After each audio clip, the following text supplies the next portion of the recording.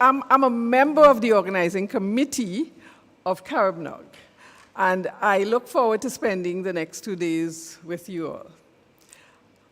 So, as is customary in Grenada, let's just start with a prayer. Can you please stand?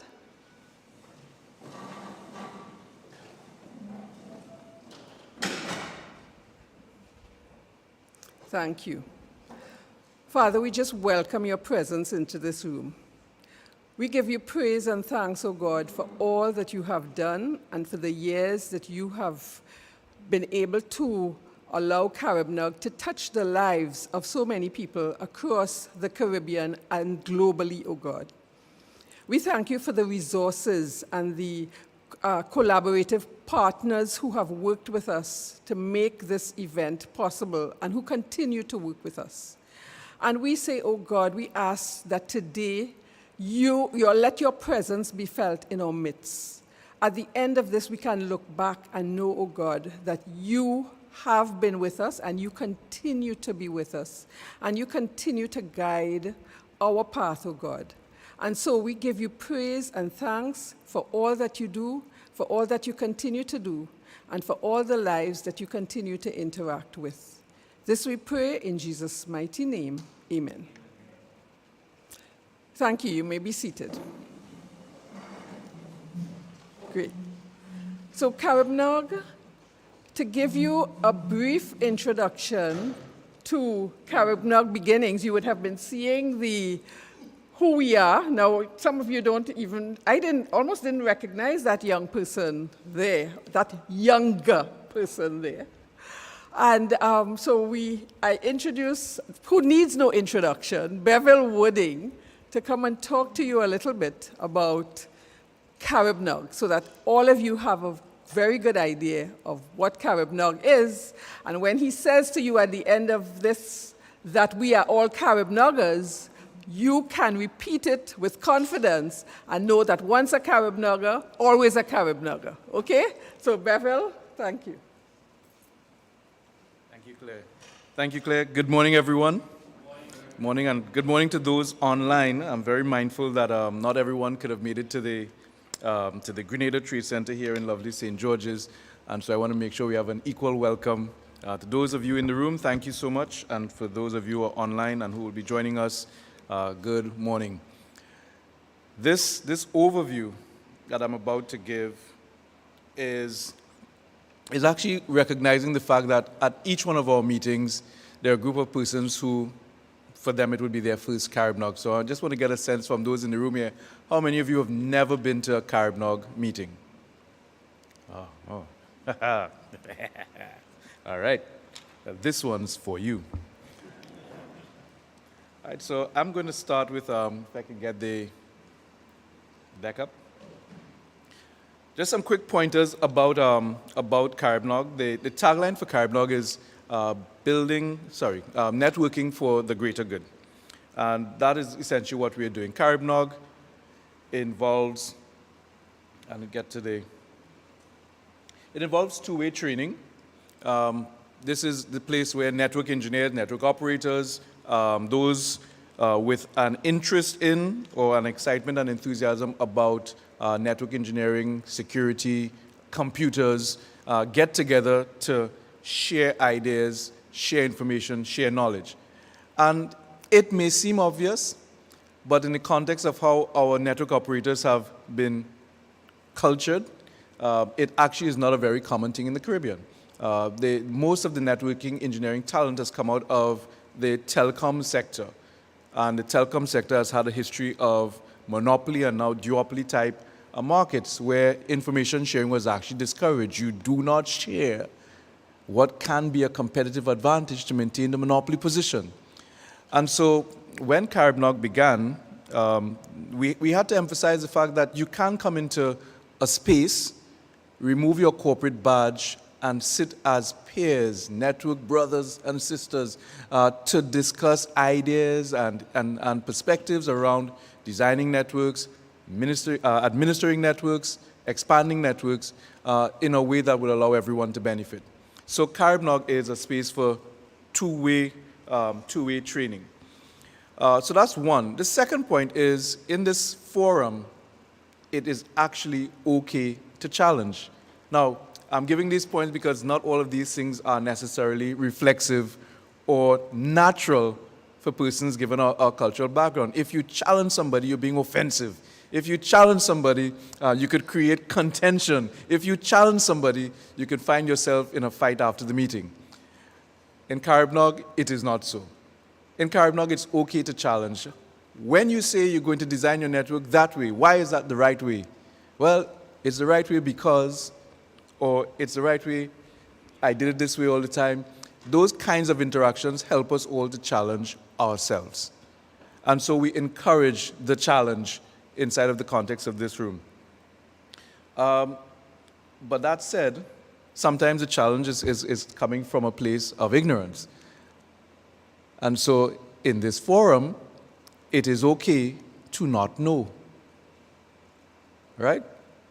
You can take these as our rules of engagement inside the CaribNOG context. It is okay to not know. And it is okay to say that you don't know. It's a no judgment zone. Nobody's going to look at you and say, well, how did you become a network administrator and you didn't know that?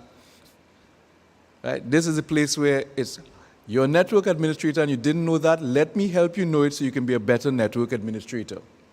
That's what the CaribNOG space is about.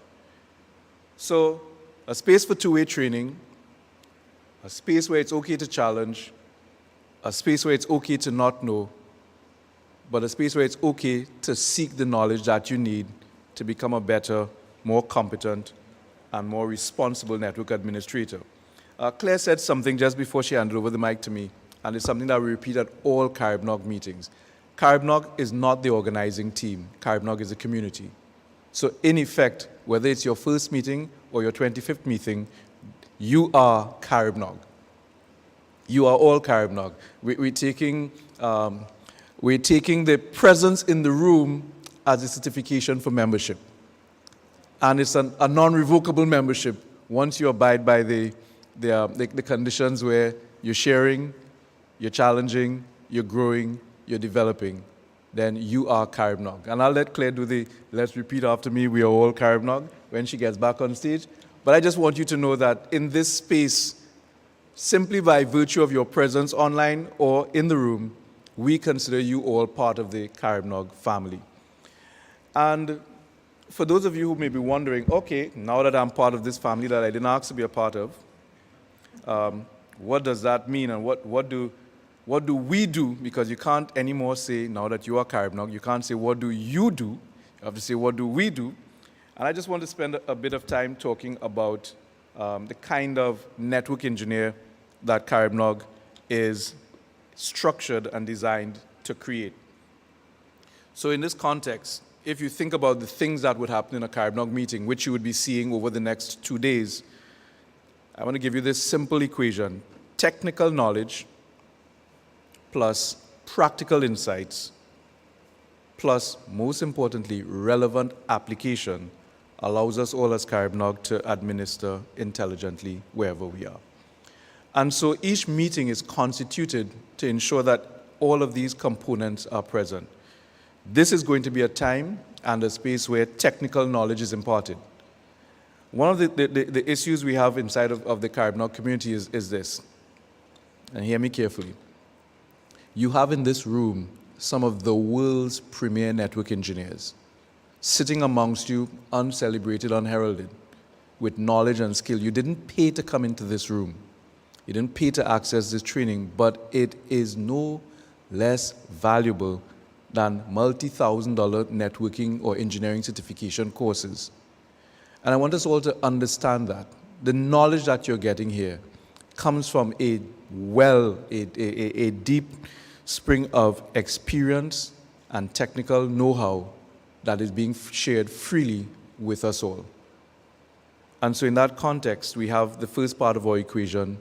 Technical knowledge will be part of the experience inside of any CaribNOG encounter. But you also have practical insights. You have people here running large global networks and small business networks sitting side by side.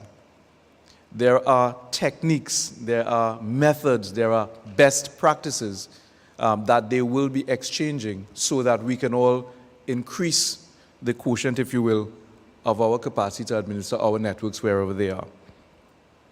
And then this issue of relevant application. One of the things with NOGs anywhere in the world is that they try to tackle the problems related to network administration where they are. So we have guys from the Latin America NOG community. We have guys from the North American NOG community here. Sometimes their issues may seem to be big country, big city, big business type issues, but always inside of it is a kernel, a seed, a layer that is applicable wherever you are, whatever network you're managing and administering. And I'm saying networks, but it's more than networks, it's network solutions. It's the applications that run on the networks. It's the tools that you use to check out and to discover whether or not you or your users are doing a good job or a safe job. And that gets us into the place where we get the sum of the equation, intelligent application. For us, all as CaribNOGers, the issue is to move from being mere administrators of networks to being producers of networking solutions, being the ones with the creativity, the ones with the questions, the ones who challenge, why are we doing this way? Is there a better way to do it? And sometimes we discuss it in these terms.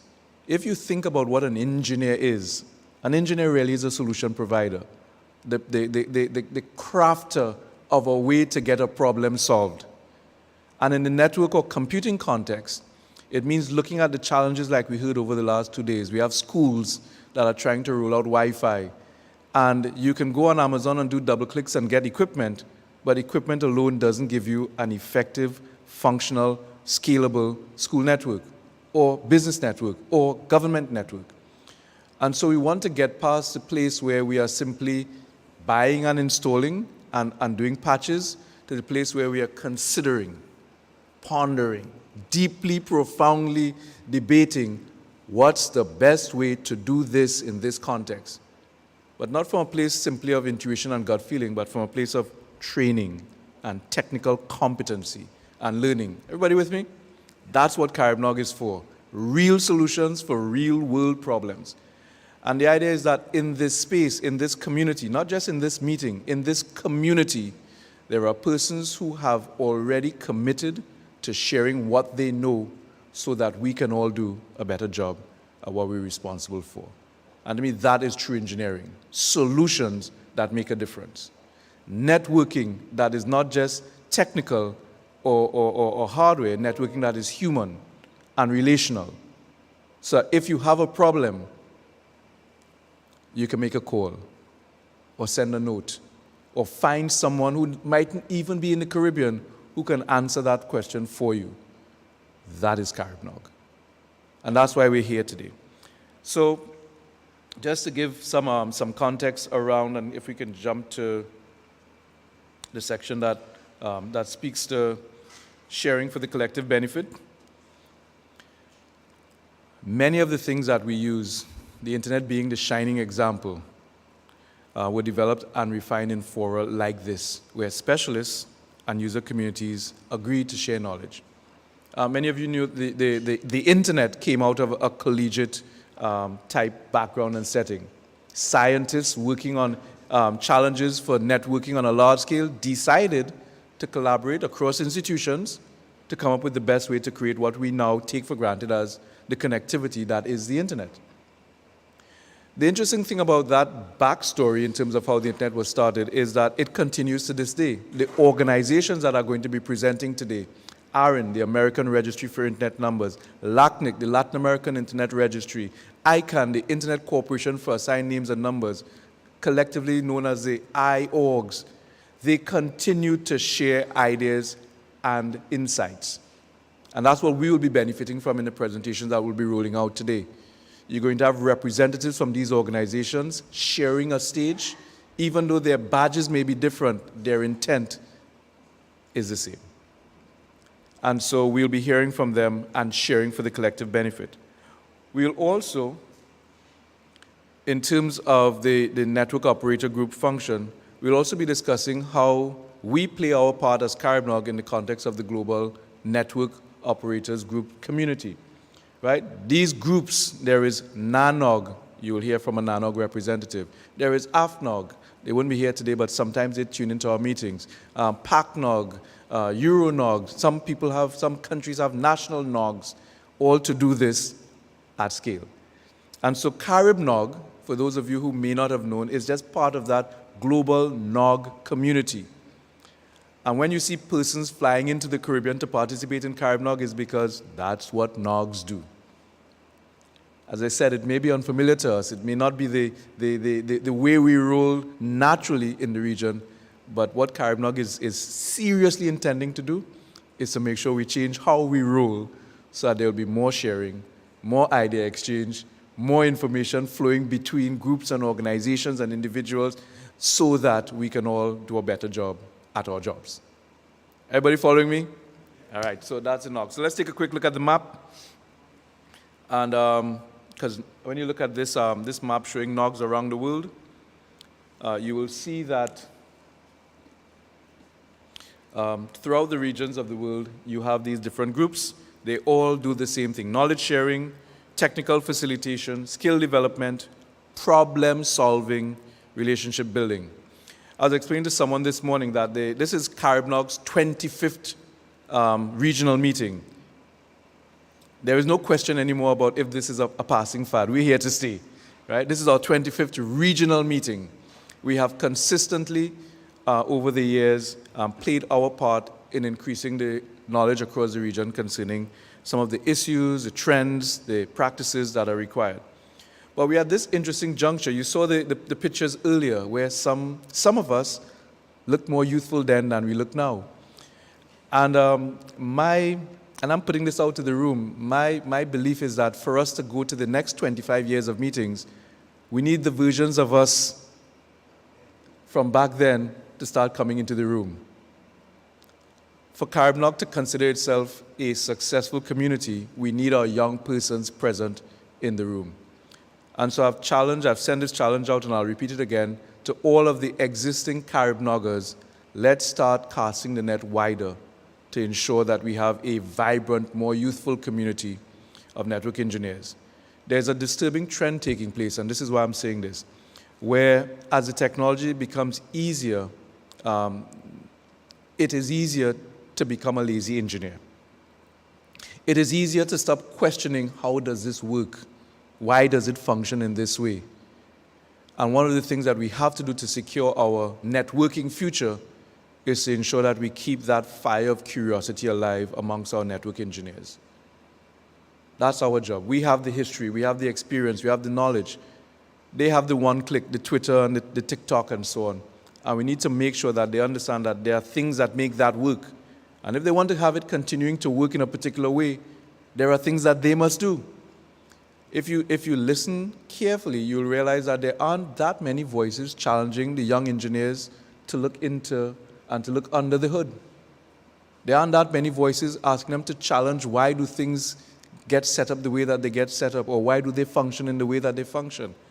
We want CaribNOG to be that voice, challenging the users to become producers, challenging the maintainers to become the designers, challenging the administrators to become those who are the leaders of our network engineering future. Everybody with me? It's a challenge that comes with the veteran status that many of us in the room now have. It's time to impart differently to our young persons. And so we want to make sure from 25 onward that we always have a body of young persons learning things that they can't get taught in school, and that, interestingly and importantly, they can't Google to find out. Right? They have to get it through relationship, through connections, through building these kinds of region-wide groupings. So that's CaribNOG.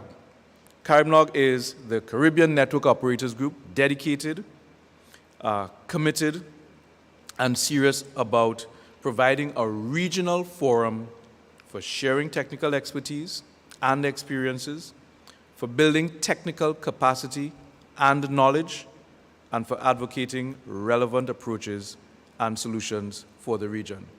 And by saying this, remember, I'm not talking about an organization. I'm talking about you.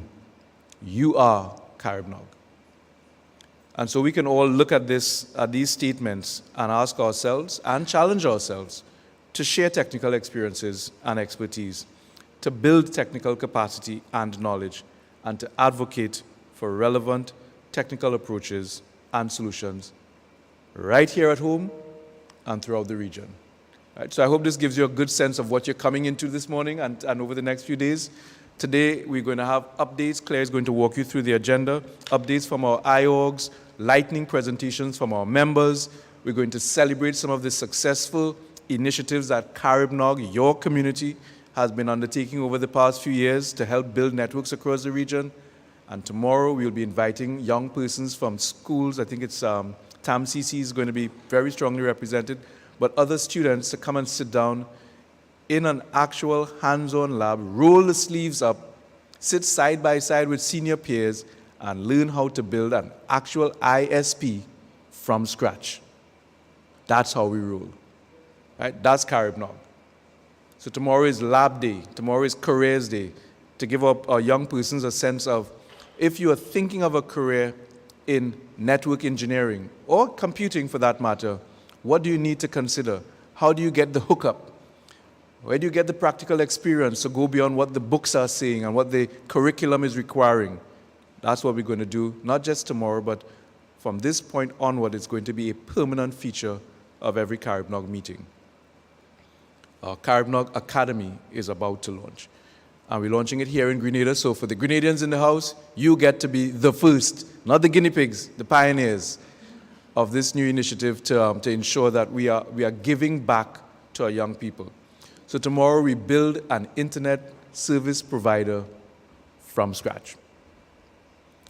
Right? Laptops, VMs, all those things will be given, instructions, you'll be expertly guided into it. Today, we get a little more insight into who is doing what, where, and why. Right? So you're going to be hearing from the different organizations.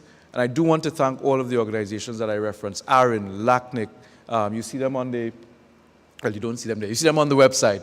ARIN, LACNIC, ICANN, ISOC, our local providers, our local supporters here, FLOW, the Grenada NTRC, the government of Grenada that has allowed these kids to come out tomorrow and get access to this training.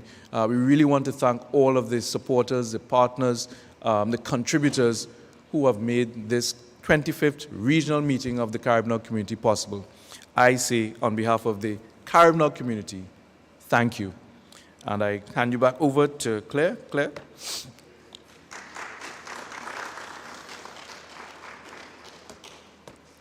Thank you so much, Bevel. Let's give him another round of applause. You know, it's very difficult to come after Bevel, eh? But just to reiterate a couple of things that he said, 25 years ago, or this is our 25th CaribNOG meeting, okay? There is, and I don't know if you saw it on the map, there is a LACNOG. And LACNOG represents Latin America and the Caribbean. But we recognized the need for speaking directly to our issues and our needs, and the need for a CaribNOG. So hence, when we say that we are CaribNOGers, we are speaking our language, we are addressing our issues, and we want to provide solutions that support what we do in the Caribbean, but also that can be used globally, as we heard from Kevin yesterday in his presentation. So now I'm going to say to you, let's say it. We are CaribNOGers. Repeat after me. I am a CaribNOGer. I am CaribNOG. Great. So before I go into the agenda, one other thing I wanted to say that Bevel spoke about, and he spoke about the practical, the technical knowledge, practical insights, and relevant application equal intelligent administration, right? That's what he said and when he welcomed you. And I want to give you, I like to tell stories. I'm not going to take a lot of time, but I want to tell you a story. You would have seen in the photos, the earlier photos, there was a picture with Bevel Wooding, Vince Cerf, and myself, right? That was at a CaribNOG meeting in Jamaica. I was working on my thesis at the time, and I ran into a problem with getting information. And I was able to send an email to Vincent, the father of the internet. He forwarded to persons at Google and asked them to provide me with support in my research.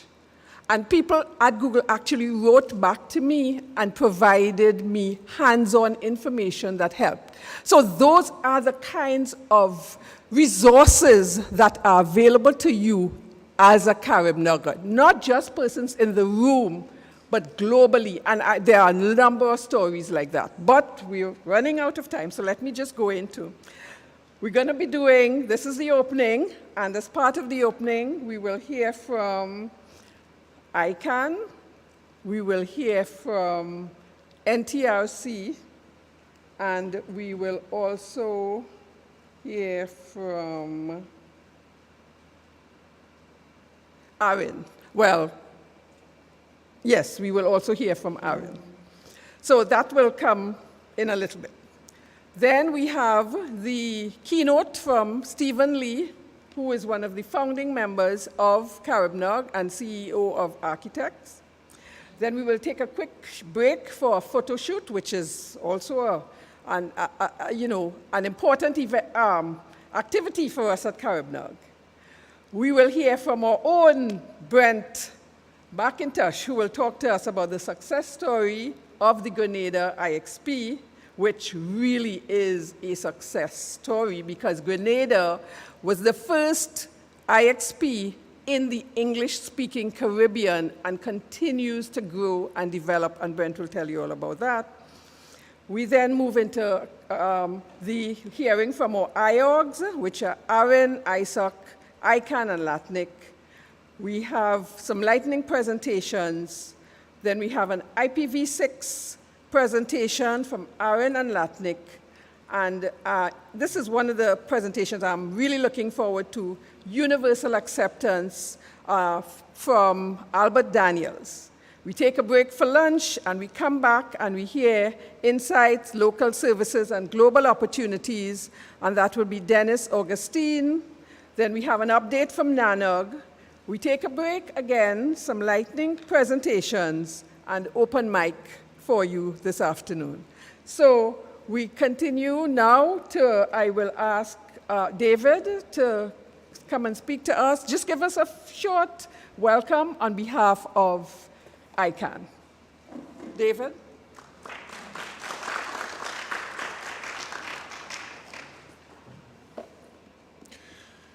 Hi, good morning, everybody. To Mr. Bevel-Wooding, to the members of the CaribNOG Organizing Committee, to the various ministers and senators who have honored us with their presence this week, to you, the delegates in the audience today, and to those of you participating online, ICANN, the Internet Corporation for Assigned Names and Numbers, is honored to welcome everyone to this joyous 25th anniversary meeting of CaribNOG. The organization I represent, ICANN, is proud to sponsor and participate in this critical initiative to strengthen Internet infrastructure in the Eastern Caribbean region. Efforts like this not only improve the technical posture of the region, but also of the world. Because to be sure, as more and more societies achieve digital transformation, achieving that is only possible with a strong, a safe, and a resilient underlying Internet infrastructure. Our conversations this week go a long way to strengthening that. We do so through knowledge sharing, like we will today. We do so through capacity building, which we'll focus on tomorrow. But most importantly, the most important reason we're here today is to talk with each other, is to build friendships, to nurture existing friendships, and to take advantage of those friendships and use those friendships as we depart here and as we go on with our everyday lives. I've been doing this for a quarter century, and if there's one thing I've learned, it's that while our technology is always evolving, the constant equation is the people behind that technology. our community is actually really, really small. And I don't think it is an exaggeration to say that this internet story, the reason the internet has been so successful over the last 30 years, the most important reason is the people and how we communicate and how we share and how we help each other. Because Bevel's right, the technology's become simple, but doing it at scale is really, really difficult. And we can't do it alone. We can only do it with each other. This has been a wonderful and highly impactful week so far. ICANN would like to congratulate CaribNOG on the success of their our first 25 meetings, and I would like to very strongly declare that ICANN is fully committed to the long-term future of CaribNOG to do our part to ensure the next 25 meetings are just as successful. Thank you.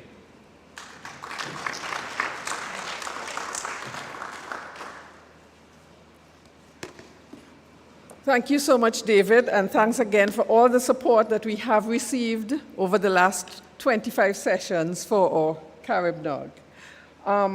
I will now ask an ARIN representative, I think that may be Nate, to welcome us. Just give us a brief welcome. Thank you.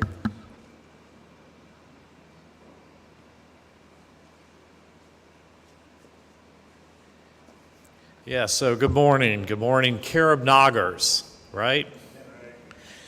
It's wonderful to be here. You know, the slideshow earlier when we first came in was representative of the partnership that many of the organizations have had with CaribNOG throughout the past 25 meetings, and it's been a wonderful partnership. Aaron, on behalf of Aaron, we feel honored to be part of the relationship, and we look forward to many more years with CaribNOG. Leveraging on some of the comments that Bevel made earlier, this is really about partnering and working together and enhancing the internet going forward and enhancing digital transformation throughout the Caribbean. And it's folks like you that can make that happen. And we hope today you learn a little bit about what we do, since many of you are new to CaribNOG. And we hope that you'll take this information and continue to evolve and develop and help with key digital transformation throughout the Caribbean. It's a joy to be here today, and I hope to meet many of you in person before the end of the day and certainly before tomorrow. Have a great session today, and thank you.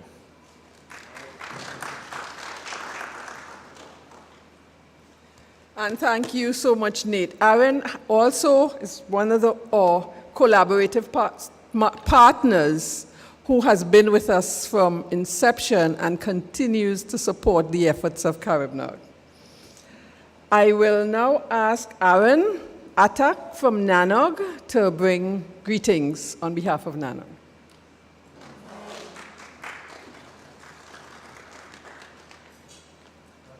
Good morning, everyone. First of all, I would like to thank CaribNOG for inviting me here. I am actually stepping into Edward's shoes, who is the executive director for NANOG today. He could not make it to Grenada. However, NANOG, of course, is focused on strengthening the network engineering community, not only in North America, but worldwide, increasing opportunities for students and up-and-comers into this industry, and further enhancing collaboration between the new and existing members of network engineering and careers in tech in general. So once again, thank you for the invite, and I'm happy to be here.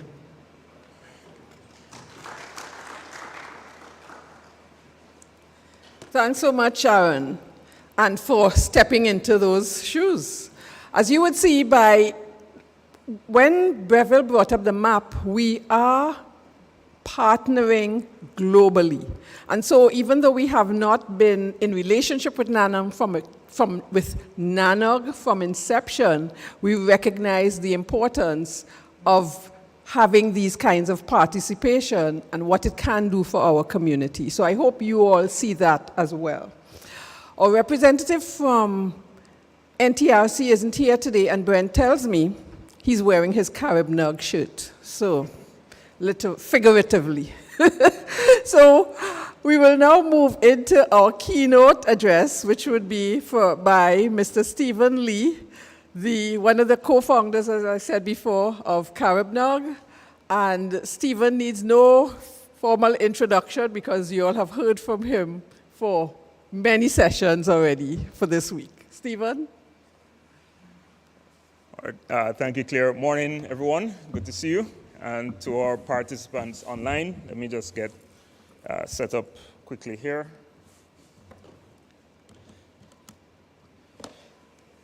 It's good to be back out in person. We had that period of time in which we had a bunch of online meetings and, back-to-back online meetings, which some of us are happy to not do anymore, right? Let me get this. Are you getting my screen? Oh, perfect. Okay.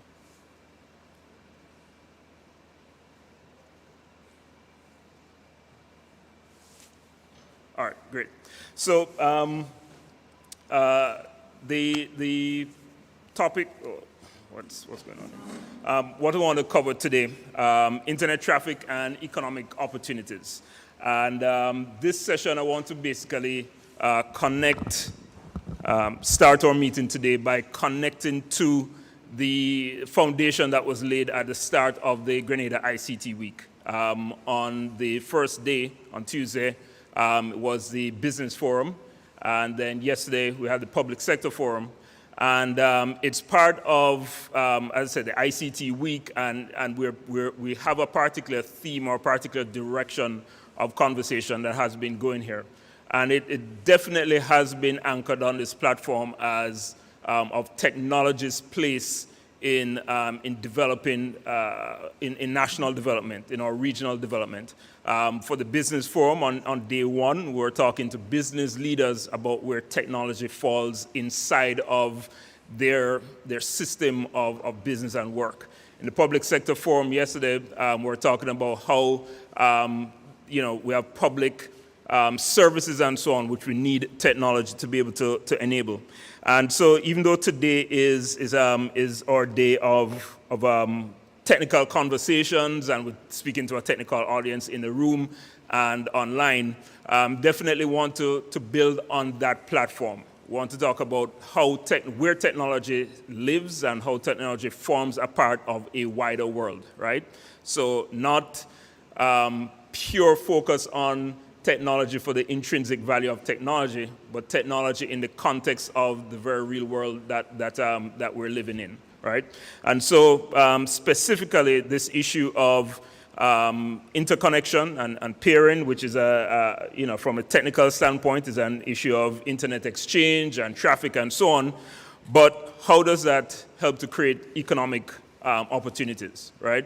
One of the statements that was made on Monday was the statement that IT serves the business, or IT is a servant of the business, or it was spun another way, that the business drives IT, not the other way around. And I want us to hold that thought and that image in our minds as we discuss this issue of economic opportunities. Because what we're literally saying is, as nations, as a region, we need to move forward.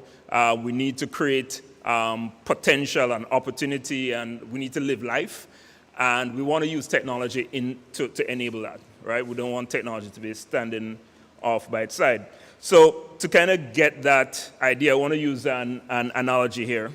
And this wonderful, high-level graphic,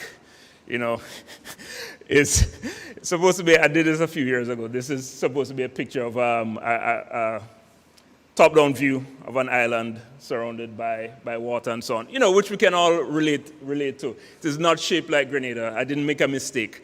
It wasn't an attempt to get a map of Grenada and so on. This is generic island.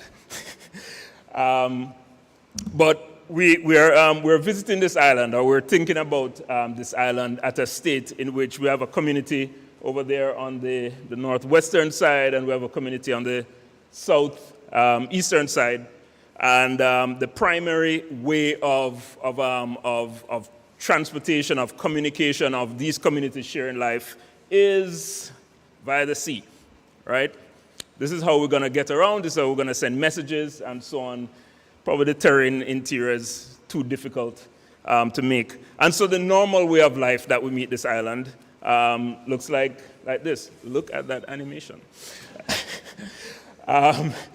We exchange messages and we move around and people interact with each other via this particular route. And that itself creates a particular way of life, right? Communication moves at a particular speed. The way relationships develop move at a particular speed. And of course, the skills and industry that this nation would invest in would be a lot of things that relate to the sea, seafaring, boat building, fishing, and so on and so forth. But here along comes disruption, comes potential development in which the government decides we're going to build a road on the interior, right? And we're going to, for this, of course, leverage technology. We're going to leverage civil engineering. We're going to leverage a new set of skills which are not immediately applicable to the seafaring community. But that doesn't really originate out of a bunch of technical people deciding. It originates out of leadership. It originates out of a point of vision of what we need to do to develop. But once that decision is made, we get some road built.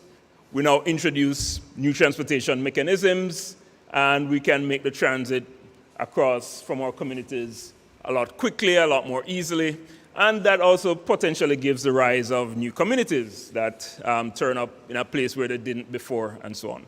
So this analogy, this story is really just trying to talk to us about how technology changes the entire landscape of the region or the place it's supposed to impact. What do we see inside of this? We see new pathways to get done whatever we need to get done, whatever it is. And what we're talking about here is just real life, not technology life, just real life. We have new pathways to get done whatever we're doing. We have the inclusion of new communities in the life of this particular nation, right? Can connect to new people. We now have some places that people can build houses and do things along the way. New technologies and areas of industry spring up because now we can add to our capability of boat building to vehicles and maintenance and different sets of engines and stuff like that. And of course, this overall creates just generally new economic opportunities have sprung up in this scenario, right? And we're therefore thinking about interconnection, networking, and peering in exactly the same way that we have this. That there's something that happens when we provide an environment in which there can be new ways to connect and new ways to use something which isn't like intrinsically about community life, but it certainly can be leveraged for community life. And that's what CaribNOG and ARIN and LATNIC and ICANN and ISOC, the CTU and all of these community organizations around the Caribbean region involved in technology, certainly the viewpoint is it's supposed to be there to facilitate human life in new ways and new opportunities, right? And so specifically, how does internet exchange and traffic apply to this? I'm going to just run really quickly through let's map that picture onto what an internet exchange point does or what internet life looks like inside of any city, any region, and so on. This is our typical way in which we know we utilize the internet. We're all customers of some ISP, and they take our traffic or give us connectivity to the rest of the world. We might have multiple ISPs in this place that we're living. And what will typically happen is that an internet exchange point will be established to allow these ISPs to talk to each other. And what this is giving the opportunity for, and we know a lot of this already from our journey inside of CaribNOG, this gives the opportunity for the traffic between the customers on the Blue IXP to be exchanged with the customers on the Green IXP without having to go online. But the economic opportunities are beyond just that lowering the cost, because one of the immediate benefits is that the cost of the exchange of traffic is immediately lowered. So that's a given. But that usually redounds to the service providers first and foremost. But it also gives some opportunities for some new things to happen. Imagine that we are able to create some new service provider in the mix who didn't exist before. Some network service provider, and we can connect them to the Blue IXP, and we can connect them to the Green IXP, and we can connect it to the ISPs, the ISPs at first, and then we can connect it to the IXP as well.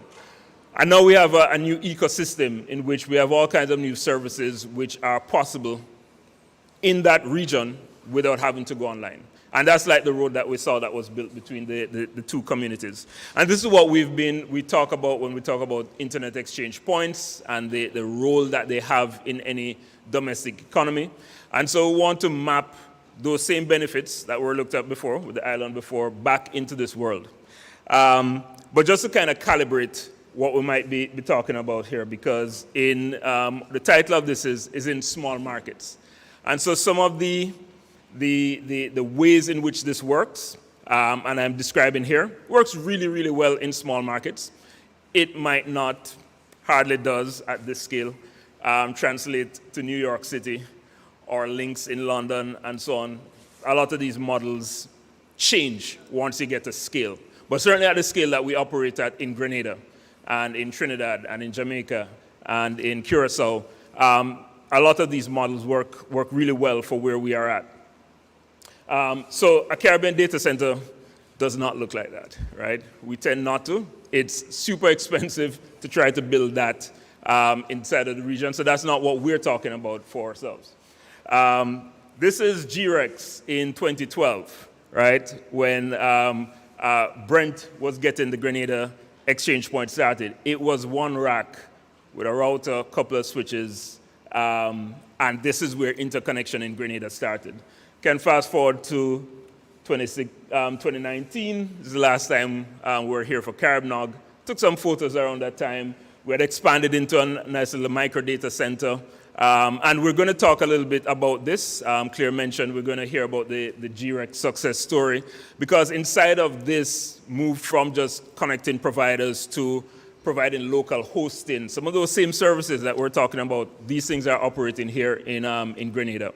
And it has changed the landscape. So when we talk about economic opportunities in our markets, we're talking about how can we leverage this to make things different inside of our communities.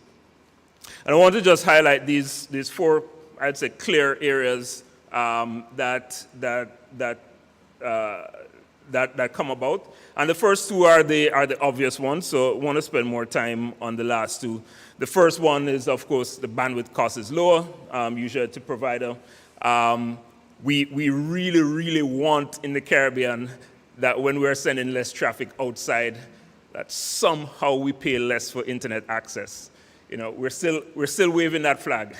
We're still trying to say, can we get this going? That's where we need our the business community and the regulators and so on, just to have different kind of conversations with our providers to see if we can realize better costs. Granted, what has been happening in the region is that we don't see lower bills, but we have been upgraded, I would have to say. Speeds go up and up and up in most of the domestic internet economies in the region, as the providers, I guess, have to pay less for some of that transit. The network performance is much better. Brent will talk a little bit somewhat about that, because once the services are local, we're hitting websites of caches and streaming movies and so on at local millisecond speeds, not we have to go to Miami and New York speeds. The third one, domestic services at local cost. I think this is one that I'm most interested in, because we have an opportunity here for whether it's running that server or running a website or designing some e-commerce transaction and so on. We have the opportunity to be paying for energy at whatever is the cost of energy in my country in local currency. The person who's going to service it and work on it is paid at the rates in the local economy. And we're basically looking to do a set of things that we would normally do in the marketplace anyway, right? People there's a marketplace domestically. We're already trading with each other. We're already exchanging goods and paying for those goods and services and so on. But once you add the digital element to it, we're basically allowing transactions to take place at a lower cost with a lot more convenience, right?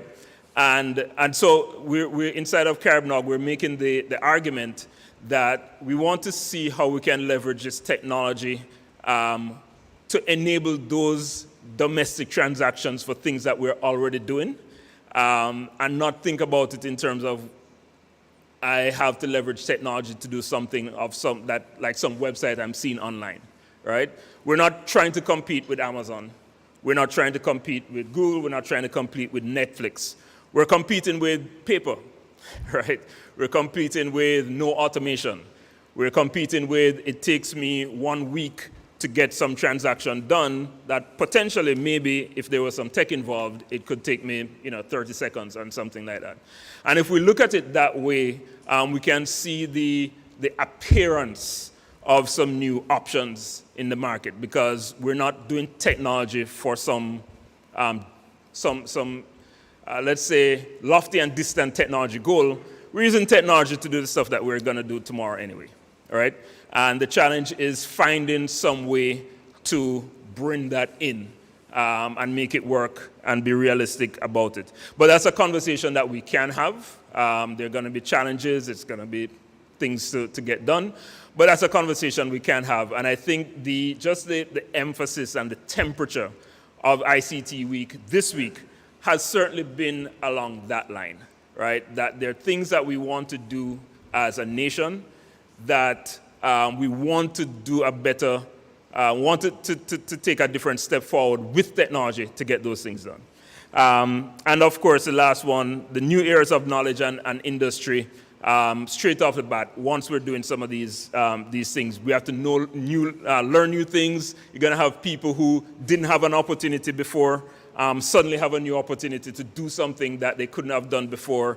There's a lot of stuff going on the cloud right now that can be imported in a domestic context once we make the decisions that we're going in that direction. So I think there are lots of opportunity just to develop new local markets and ecosystems once we make the decisions about how tech fits into a national story. Last slide before I go, I do want to kind of mention just these 4 areas of consideration that once you step out in this direction, we can't avoid. Issues of security, we now own, right? Once things are digital, there's an opportunity for identity. How do you identify your actors? How do you manage things which are in bits and not physical anymore, and so on? And we have to give consideration around these things. I'm not going to be exhaustive here, but I'm saying these are now things that we have to have conversations about and find the best way forward. Because we're talking about economic development and national development, the issue of finance and payments is inescapable. And this is one area in which the banking system in the Caribbean, we're still working towards the kind of developments that we need to see. Because in as much as I can set up some automated system, last night we were at, I can't remember what it's called. Where's that thing last night at the hotel? Street food, right.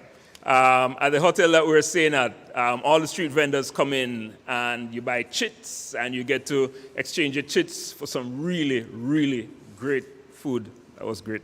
Brent was just commenting that something like this, we'd want to be able to have some kind of mobile way of basically topping up and getting your value, and then you go to your vendor and you tap NFC and so on. That makes the whole process a lot nicer than having to, take out your tickets and so on. And it's fine. You could write an app for that and so on. But at some point, money has to be exchanged, right? Right? And unless we have our e-wallets and banking systems and so on connected up with the app that's on the phone, you're still going to go to a cash register, hand over some cash, to get topped up on your phone to go and pay the vendors. And so we want to, again, adjust that era. Payments, micropayments, and the ability for commerce to work digitally is a big part of making this an economic benefit, right? Disruption, and by that I'm thinking immediately AI and what's happening right now. Right now, everyone is dealing with some new disruptive forces in the world of tech, right? And when we step into tech in 2023, we're not stepping into internet exchange points as they were when CaribNOG started in 2008 and 2010 and so on. We're starting into internet exchange points and internet traffic that is moving real fast, and new things like AI, right, and social media, which are on a different scale. And they have the potential to disrupt real life in ways that are different from before. And so we have to think about how to handle the potential areas of disruption that will come once you turn on those floodgates. And the last one is community, which I think is super important for us to actually make a good step in this direction. We have communities like CaribNOG, like the ISOC communities that exist around the region, and that's a place in which you meet people, right? And that's a place in which we learn. Just as was said just now, we learn the tools, the skills, the mechanisms by how to build those roads and set up those exchange points. It's absolutely vital that we have and we embed our younger people as well as our existing operators inside of communities that help to make the decisions to carry this forward. So I hope this sets the stage for our discussions for the rest of today and tomorrow, that we want to think about technology in a particular way, and looking forward for us to working together and making a great impact. All right, thanks everyone.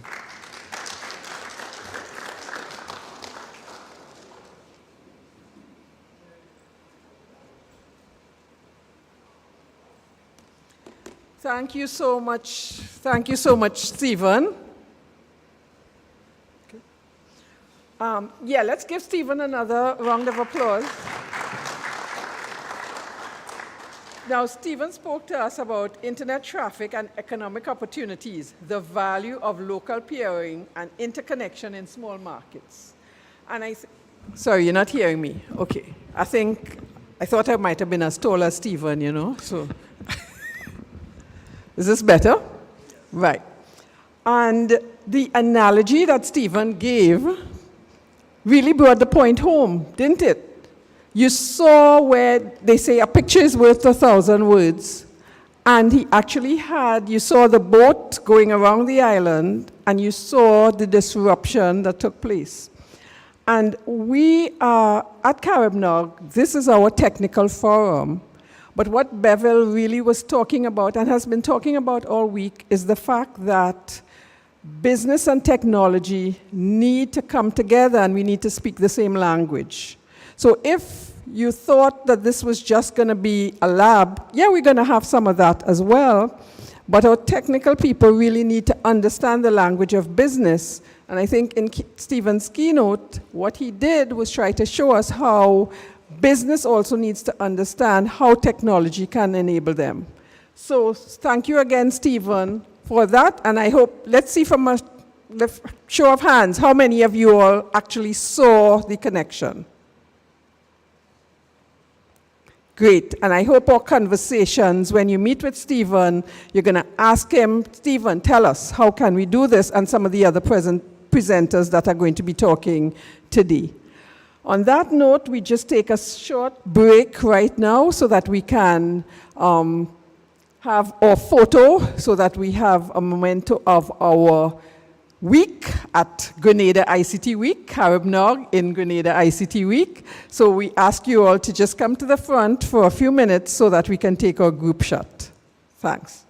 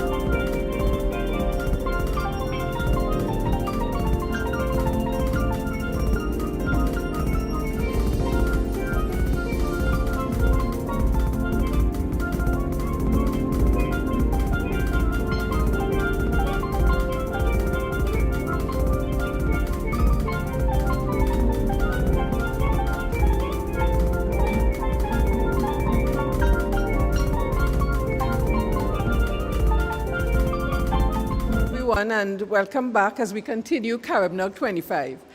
Now, just some information. CaribNOG is generally very relaxed. So you will notice that we don't really use the head table and we don't go into all the formalities. So just let your hair down and recognize that this is CaribNOG. It's different when the Prime Minister was here and that kind of thing. So just relax and let's enjoy this. So we're going to make a slight change in our agenda right now. I know, don't say, oh, I know. But this is going to be good. We're going to listen to the IOGs. We have a short update from Nate Davis from Aaron. Then we move into an update from Albert Daniels from ICANN. And then we have Shona Nosepa from ISOC. They are online, as well as Carlos Martinez from LATNIC. So that's the order. So I'm inviting Nate, and then Albert, then we will hear from Shernon and Carlos, okay? Great. Or if we just slide it to the side. Maybe. Okay. Will it work for you? It could stay here.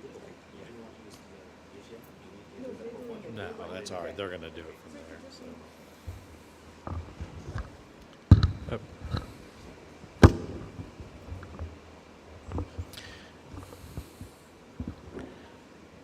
All right.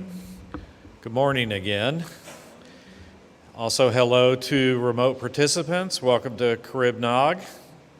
I'm Nate Davis, and I'm going to be giving an ARIN organization update. And if I can go to the second slide. Thank you. So for those that don't know, ARIN is one of the 5 regional internet registries that issues, thank you. That ARIN is one of the 5 internet regional registries that issues internet number resources. And those historically have been IPv4, and of course now they're IPv6 and autonomous system numbers. ARIN was established, incepted in 1997. We're a nonprofit. We have an organization that's member-driven by both service members as well as general members, and I'll get to that distinction in a bit. And as I mentioned, we administer IP addresses. If you want connectivity to the internet, you're going to get it from a regional internet registry, if not an upstream provider. Also, anyone interested in internet governance and numbering, you can become a part of the ARIN community, as well as LACNIC, which also serves the Caribbean. And you don't necessarily need internet number resources to do that. Anybody who's interested can become a part of a regional internet registry community. And lastly, our region is comprised of Canada, the United States, and many islands here in the Caribbean. All right, next slide.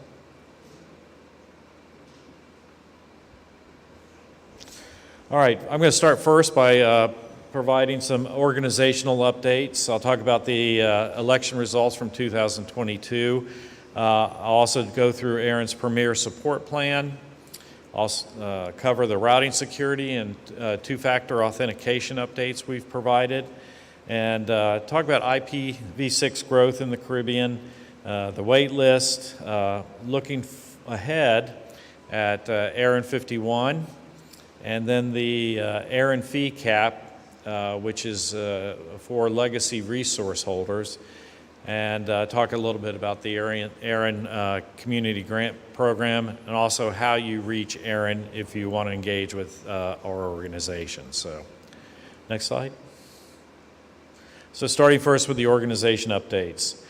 The election, we had an election that took place in October of 2022. And some of the changes that took place is one of our board members, an incumbent, Bill Sanford, was reelected and serves as board chair. Oh, perfect. All right. Rob Seastrom and Hank Kilmer were also elected as new board members. From the Advisory Council, Allison Wood and Brian Jones were re-elected. They were incumbents. Jerry George, where's Jerry? I saw him, there he is, sir. Jerry George from St. Lucia was actually elected to the Aaron's Advisory Council. Congratulations, Jerry. Yes. And, all right. And in addition to Kendrick Knowles and Gus Reeve are also newly elected members. Douglas Kamen, he's actually was appointed for a one-year term to fill Rob Seastrom's election to the Aaron board. Rob Seastrom served for many years as an Aaron advisory member and is now a member of the Aaron board, and we congratulate Rob. He's been a great provider and service to Aaron, both on the advisory board and now the, on the advisory council and now the board. And then lastly, the Number Resource Organization has a number council which provides guidance on global resource policy to ICANN. And that seat has now been filled by Nick Nugent on behalf of the Aaron region.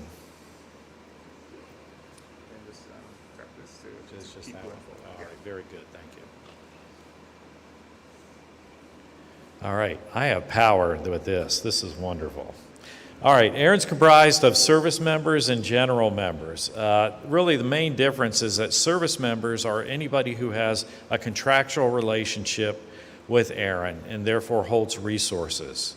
So if they have an autonomous system number, a block of IPv4 address, or a block of IPv6 address, they are a service member.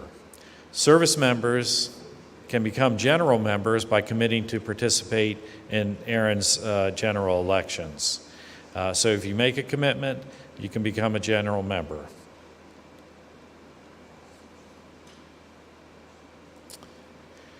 Aaron now offers a premier support plan. It's a program that allows a dedicated account manager, what we call our white glove services, in addition to prioritized ticketing. So if Aaron manages a number of tickets, help requests, if you will, to the organization. And for those premier members, those are pushed up to the top of the stack. We do turn around most tickets within a day anyway, so it's just a matter of hours or so that those are getting advanced. We also offer to those premier service plan holders a direct technical service liaison. Brad Gorman, a gentleman who works at Aaron, actually will oversee some of that. He and his team take care of those tickets. We also offer 24/7 support for any issues that the organization may encounter. On a monthly basis, I believe it is, there's a customer focus group. You actually get to sit down and talk with Aaron's CEO and President John Curran. Those folks, as premier service holders, get to dialogue with John and talk about issues and perhaps services we may provide in the future. And then lastly, some of the transfer fees. As you know, there's a IPv4 is no longer available from any of the RIRs, but it is available through the transfer market. Aaron and the other RIRs facilitate those transfers, and Aaron will waive those fees, some of those fees on advance of the Premier Support Plan holders. Looking at routing security, let me step back and talk about the services that Aaron offers. The services Aaron offers are just strictly related to those things that we provide, internet numbering resources. We don't offer applications outside of Aaron's mandate. So some of the services that we provide are routing security, and specifically we offer resource public key infrastructure, RPKI as we call it. And that's the secure routing. It's in addition to other tools that are available out there. One of the many things that we're doing going forward is to automatically re-roll RPKI objects. These objects, these are certifications on resources and what are called a resource object or authentication validation package, if you will. And so what we do is we certify those, and they expire after a certain amount of time. Well, we're re-rolling those automatically for folks, so to reduce some of the confusion that there was in the community. Also, we're also offering a new RPKI user interface. That'll provide more control and enhancements for those folks that use ARIN's RPKI service through ARIN Online to control their RPKI covered resources.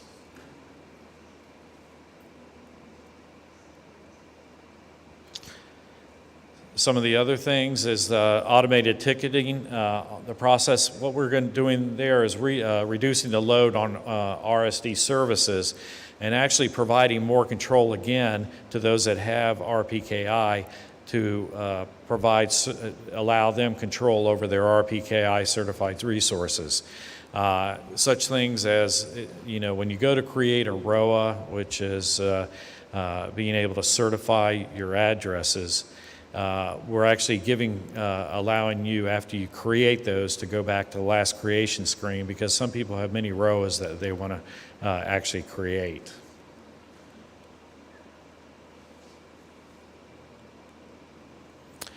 All right, with regards to two-factor authentication. So, securing services online is a big topic of today, whether it's spam, phishing, and so forth. It's important that any services that ARIN provides, that we also provide the ability to secure those. So we've implemented through our ARIN Online, which is our public portal for you to manage your internet number resources, V4, V6, and autonomous system numbers, the ability to further secure those through two-factor authentication. And that's what 2FA stands for, two-factor authentication. For a while, we had what was one of the three that ARIN employs is TOTP, and that was used for a while, and we've since added in August SMS authentication and also now FIDO2. So when we look generally at the distribution of how some of our customers are using those authentication methods, we're seeing about 50% TOTP, we're seeing the other 50% about SMS, and a small portion are using the FIDO2 passkey methodology for securing their ARIN Online accounts. IPv6. So IPv4 is no longer available. And so the protocol, we need to continue advancing on the internet, and to continue with digital transformation is going to be IPv6. ARIN has relaunched its initiative to promote IPv6, and in doing so, we're saying our new sort of slogan is "Let's grow IPv6." It'll help you to grow your business. It'll help you to grow your customer base. It's the only way you're going to grow in the future, because IPv4 is no longer available. So, that being said,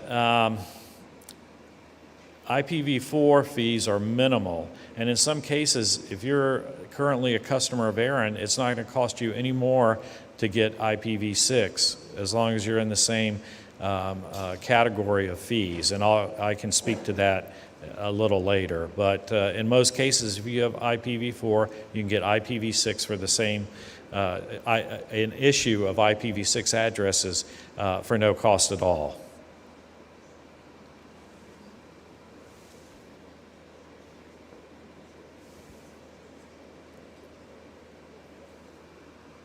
All right.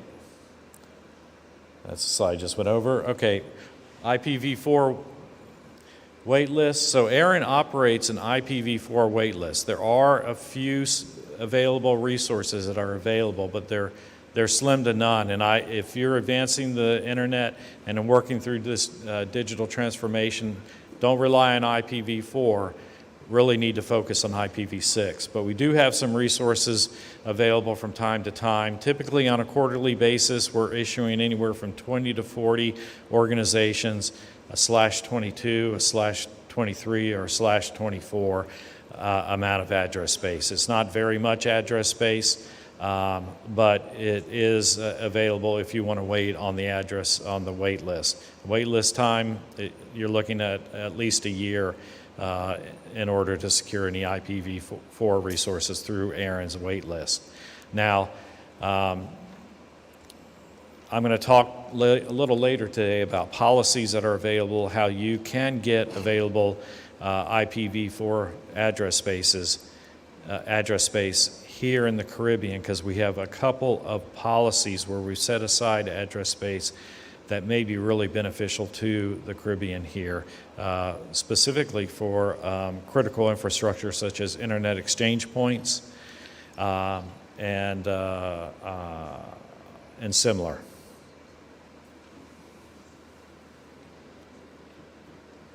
Transfer markets, as I mentioned earlier, most IPv4 address space acquisition is occurring through transfers. And what we've seen in 2019 through 2021 is an increasing number of transfers while the actual address space was fluctuating. What's interesting is in 2022, we didn't see as many transfers, but the amount of address space went up that we transferred due to two very, very large transfers that were occurring. And the amount of address that's being transferred, we denote in /16's equivalents. A /16 is about 65,536 addresses. And so that indicates the number of addresses that have been transferred during those years.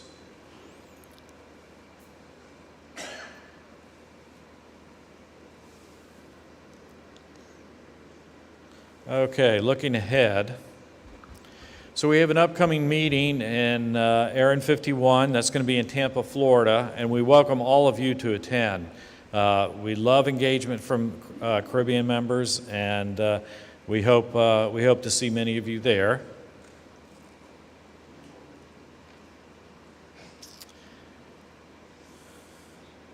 You know, yesterday Bevel mentioned to many of you it's important to be engaged and provide input, and whether it's any level of the government, participants, nonprofit, public safety, and so forth, we need that input from all members of the Aaron community to help our policies and how Aaron operates be the best that we can be to the community.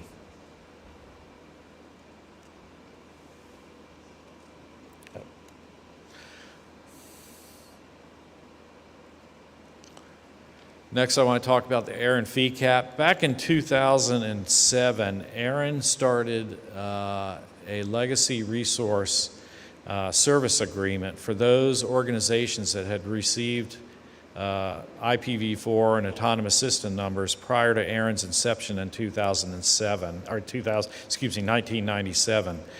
And so that program has been going on for a while. I wanted to mention that since that inception, there's been a cap on legacy fees. They only would go up $25 a year. That cap is going to end in January 2024. And thereafter, the legacy fees will be those as the same as an end user, if you will. And so I mentioned that because if there's by chance any legacy holders in the room and they're considering signing up for the Legacy Registration Services Agreement, it's an incentive to do that now before that fee waiver ends in January of 2024.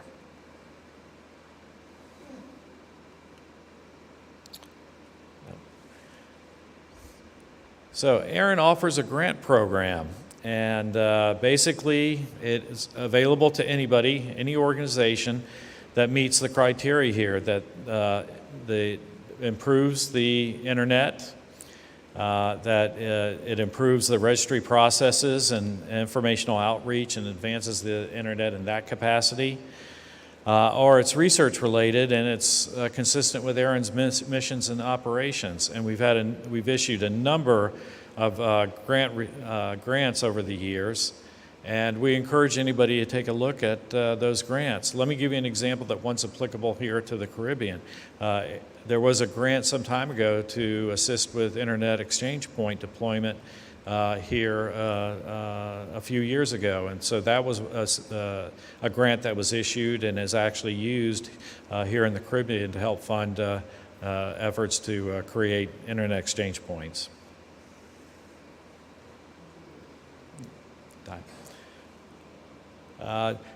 I just want to point out that Aaron's available. You can check us out at www.aaron.net for what our service hours are and also how to reach us. We stay involved with and are available through a number of social media. Social at Team Aaron is a way to reach us through social media. We also have an Aaron blog where we post updates on our activities. We have an Aaron mailing list where you can subscribe to what our policies are and policy discussion. And then we have an Aaron calendar where we capture what the Aaron events are that are forthcoming. And again, we welcome all of you to join those events, whether that be in person or virtual. And I'll take any questions.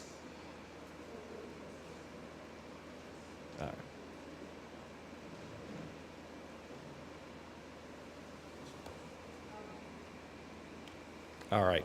Thank you.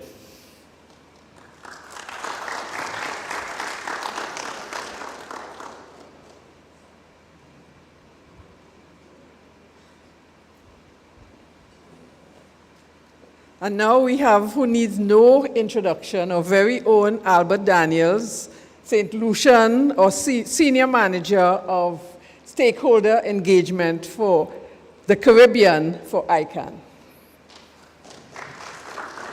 Thank you very much, Claire. Good morning, everybody. Now, usually when you give an update, it's to people who are familiar with a particular area, just telling them what are the most recent things that are going on. And while I see a few familiar faces in the audience, I also thankfully see many new faces. So I just need to understand who I'm talking to. So by a show of hands, can everyone who has been to an ICANN meeting please put up your hand? 1, 2, 3, 4, okay. So these two in the front here are ICANN staff, so they cheated. And anyone who feels that they're comfortable and familiar with the knowledge of what ICANN is doing and the topics that are being discussed, please put up your hand. 1, 2, 3.5. Okay, good. So this is exactly where I would have liked to be, where most of the people in the room don't have a really good idea of what I'm about to say next, because it gives me somebody to talk to. And there's also something for those who actually have a fair idea of what's been happening at ICANN. What I'm going to try to do is, start from the ground for a minute or two and talk a little bit about what ICANN is. But then I've selected 4 topics which are current in the ICANN community, which are sort of hot topics which are being discussed and debated right now. And then I'll give you an idea for those of you who've never really participated in an ICANN meeting of how you can actually participate in ICANN. So just quickly, the acronym ICANN stands for the Internet Corporation for Assigned Names and Numbers. And what you hear a lot when staff from ICANN speak is the term DNS. And that is short for the Domain Name System. And the Domain Name System essentially converts names, domain names, like many of those that you see back here below .gd into IP addresses.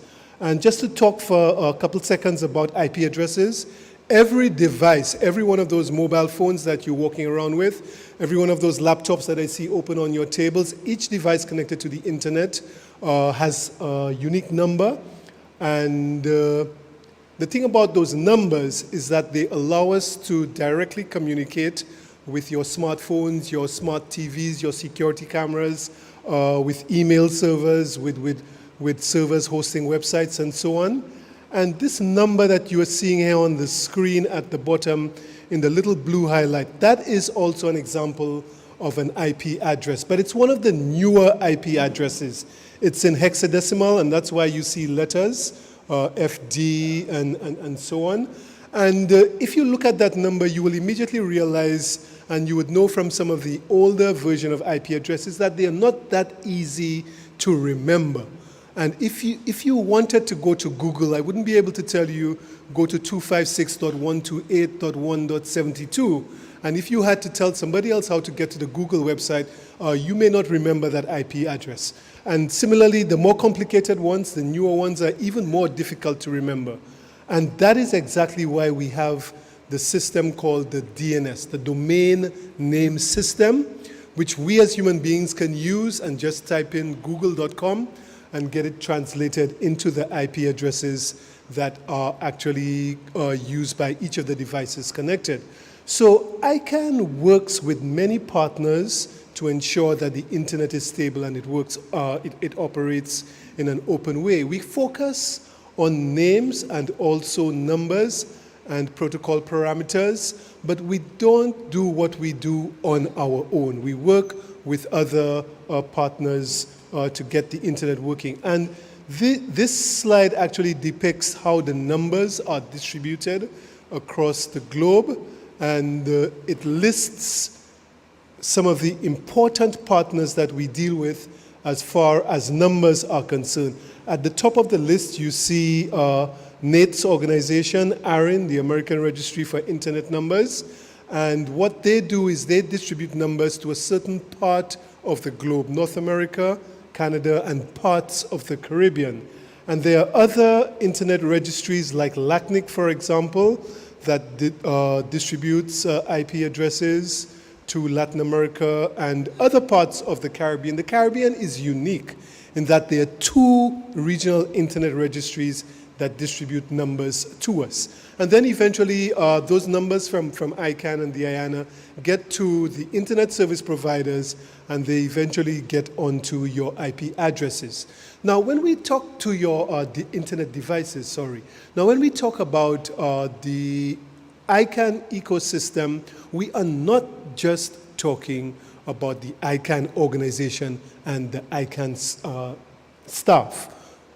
More importantly, we are really talking about you, the members of the ICANN multi-stakeholder community. So the ICANN ecosystem has 3 key parts. The most important part is actually you, representatives of the technical community, representatives of business, representatives of government, end users. I spoke with one university student who's in the audience today, representatives of academia, and so on. You are the ones who identify issues, whether they may be technical issues or governance issues or policy issues that need to be addressed, where changes can be made in terms of the type of internet that we have. You develop that policy. The ICANN organization helps you to sit at meetings and develop policy. Those policies go to the ICANN board, which is a subset of the ICANN community, because members of the ICANN board are actually drawn from the ICANN community. So I'm expecting pretty soon that people like Brent, will put in his bid to become a member of the ICANN board based on his background. And you don't need to have a technical background to operate within ICANN, to participate within ICANN. If you do have a technical background, there are spaces for you, whether it be in security or root services and so on.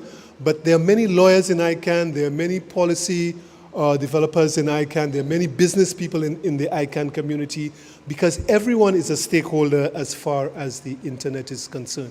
Now, one of these topics that's being discussed right now within the ICANN community is the new generic top-level domain program. And in ICANN, we try to use abbreviations to make things simpler.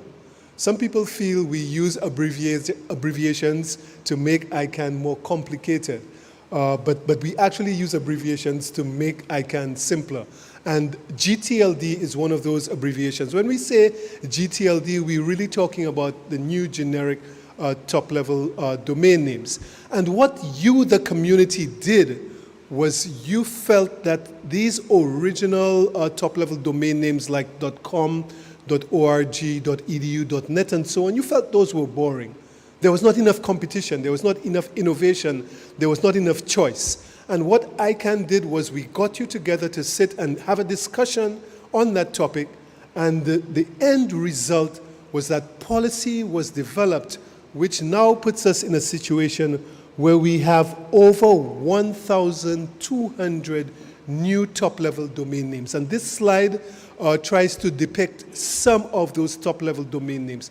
How many of you, show of hands, knew that there was .sport or .books or .online? Show of hands. How many people knew? One person. Okay, the technical folk again, those hands are going up. So if you look at this screen, what you are seeing are actually top-level domain names which are available for use right now. If you are in the design business, you can have the name of your company and it can end in a .design. And these are meant to complement the generic top-level domains, the country code, top-level domains, which represent your countries, like .gd, and you can also have names that are representatives below your country code top-level domain. But the internet is now a more interesting place with all of these top-level domain names. So the whole idea is that these top-level domain names have added innovation.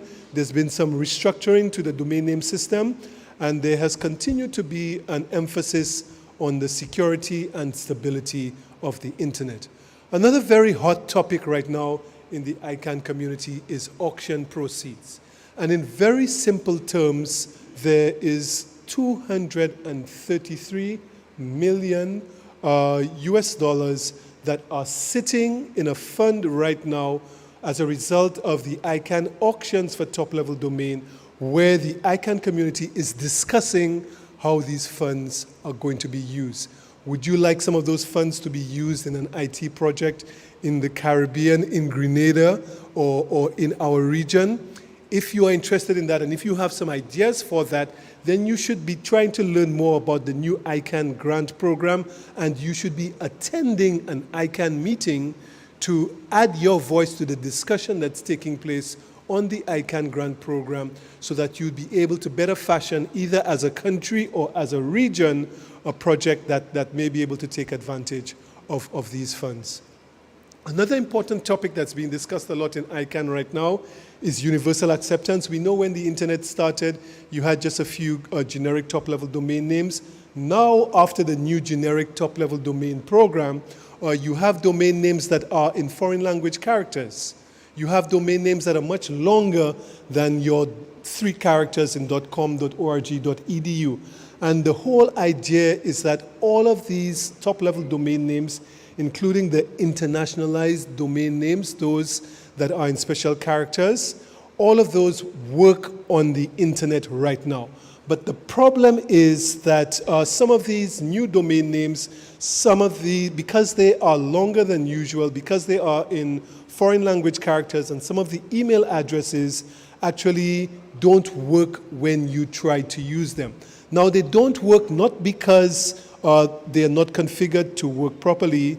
For example, soap.organic, and there's somebody in the back of the room who actually is a manufacturer of soap. She could have a soap.organic website, and that would work fine on the internet, but there are certain systems through which these top-level domain names have to go, which do not accept a lot of these new top-level domain names or top-level or email addresses. So there's some work that has to be done with persons like yourselves, developers and so on, to ensure that we have access to the uses of those top-level domain names and internationalized domain names, so that our business people can get access to some of these markets that are actually available as a result of having these new top-level domain names and the new internationalized domain names. We are also very interested in security, and the ICANN community now has access to something called DNSSEC, which essentially makes transactions more safer on the internet. And we'll be talking a little bit more about that later on. And then finally, Claire has been giving me the evil eye. This is the last slide. You can participate in discussions on these topics. And if you want to go into more detail on some of the topics that I've glossed over, you can see me afterwards. But this slide tells you when the next ICANN meetings are being held. And down at the bottom, it gives the application dates for our fellowship program and our next-gen program for university students. So ICANN actually covers the cost of your airfare and your accommodation to attend meetings, because we want as broad as possible participation. And if you are interested in applying for the fellowship program, you have until the 31st of March to send that application in. I can help you with completing that application.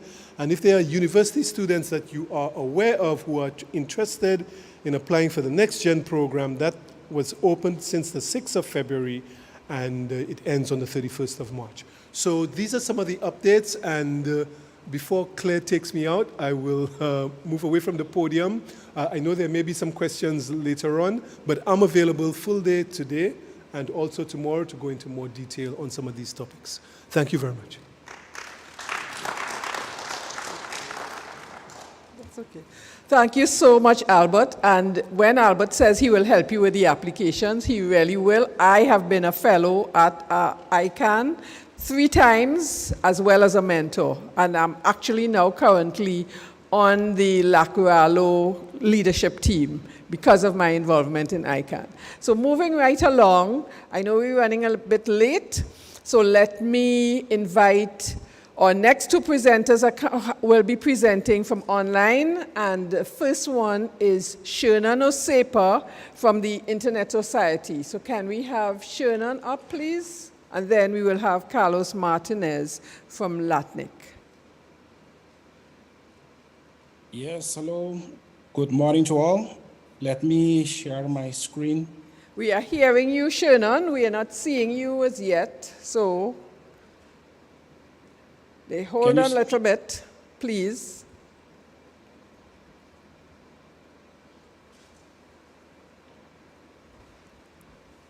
Can you see me now? No, not yet. I don't think it's on your end. It might be here. I'm getting a signal from the technical team, and they're telling me to hold on. Okay, So, that's fine. I also did share a presentation. We're seeing your PowerPoint sharing, so you could take it from there. It will be good to see your face, but from now, let's just go ahead, Shernan. Yes, okay, hello, good morning to all. It's a pleasure and honor. Although, I've hoped to be there in person, but it was not possible this time. So, hi to all in Grenada, and especially to my friend Brent McIntosh. I've hoped to visit your farm, but okay, we will do that next time. Okay, my name is Shernan Osepa. I'm the Director for Caribbean Affairs and Development at Internet Society. And I would like to share with you a bit what we are doing at Internet Society. So what is Internet Society and what is our focus for this year? So Claire, can you see my slide now or still not? Yes? Yes, Shernan, we're seeing your slide. Yes, continue. Yes, okay. Good. Yes, okay. I think it's very important. First of all, Internet Society is a global not-for-profit organization which was formed in 1992 by key internet pioneers. And we are focusing on 3 areas. We are focusing on standard development, so internet-related standard developments. So all these IPv4, IPv6, autonomous system numbers, all these were developed by what we call the Internet Engineering Task Force, of which our organization, Internet Society, is the organizational home. The second area that we're focusing a lot on is policy development, all kinds of internet-related, let's say, policy. And the third area is capacity building and education. So most of the times we are talking about the internet, but I think it's very important and relevant if we can take a look and focus on how big is the internet. And I have found a picture on the internet, and I think and I would like to share that with you. If we take, for example, one iPad, just a small one with a capacity of 16 gigabytes, and we stack them, let's say 339, yes, I'm trying to get my things, yes, okay, here, yes. If we stack, let's say, 65,000 billion of fully loaded iPads, it will take us all the way to 339 miles. So normally an airplane flies around, let's say 6 miles. That's around, let's say 32 feet. And they can go all the way to 43,000 feet. It depends what kind of airplane. But normally commercial airplanes flies around that altitude. But just imagine 339 miles. Normally an airplane flies around 6 miles. Just imagine 339 miles. So if you have all these iPads stacked, 75,000 billion of fully loaded iPads, it will give you that height. So that is basically the data that is stored or that was stored around 2016 over the internet. So we will talk about 1.1, 1.2 zettabyte of data. 1 zettabyte is 10 to the power of 21, of those of you who like maths. So that's a 1 with 21 zeros. So that's a lot of information. So the internet is very big. A lot of information is over the internet. But there is also a challenge with this. Because not only, let's say, the good guys or good girls are using the internet, but we also have the bad guys, bad girls. They too are using the internet. So this is a big business for them as well. They know there is a lot of information over the internet, so they too would like to get access to that. So that is why what we have been doing at Internet Society is to organize ourselves in such a way that we are not only promoting for more people to get connected to the internet, but also to get connected to the internet in a secure way. In 2016, we had approximately 1.1 zettabytes of data stored over the internet. And it is expected by 2025 that number will increase all the way to 163 zettabytes. So as I did mention, this year and also next year, we are going to focus on a few projects, and that I would like to share with you. So these projects are twofold. The first group is focusing on what we call internet growth projects. So in order to get more people connected to the internet, presently, globally, we have approximately 50% of the globe is connected to the internet, and the other half is not connected to the internet. So we have 4 projects that are focusing on how can we get more people connected to the internet. One of them is what we call connecting the unconnected. Previously, we have been calling this community networks, and we do have a few examples in the Caribbean, where we are working with communities, let's say, mostly like underserved and rural areas to get them connected to the internet. We are also focusing on what we call sustainable peering infrastructure. For example, all these IXPs that we are promoting, this is part of this program. We all are also focusing on what we call measuring the internet. And this is very important, especially for policymakers. Most of the times, or a lot of times, they don't have data to support what regarding certain policies that they would like to develop. So that is why we are gathering, measuring the internet in such a way that we get enough data that policymakers and others can take sound decisions regarding the internet. There is also one project that we are focusing on that is enabling sustainable technical communities. And basically, NOGs can be seen as part of this group. Mostly when we're dealing with very specific topics in a given country, NOGs can help us to address those challenges. So that is why we are focusing on NOGs as well. On the other hand, we have so-called stronger internet projects. So these are the ones that should ensure for us to have a much more secure internet, an internet where people are willing to use. Just imagine what would happen if the whole financial businesses decide not to use the internet. Then we have a big problem, because approximately 90% of the global economy is being conducted over the internet. So people should have trust in the internet, and that is why we are focusing on these 4 areas as well. The first one is what we call protecting the internet from fragmentation. The internet is what it is based on the fact that we are working in a multi-stakeholder model whereby government, private sector, academia, all of them are giving their contribution. But we are also seeing some threats from certain, let's say, countries or direction from certain areas where they are more like promoting, they would like to see another internet. And this may have some challenges. So that is why we are focusing on to keep the internet that we're having right now, not just for the sake of keeping the internet, but we have seen how it did contribute to the global economy and social development. The other one is what we call securing global routing.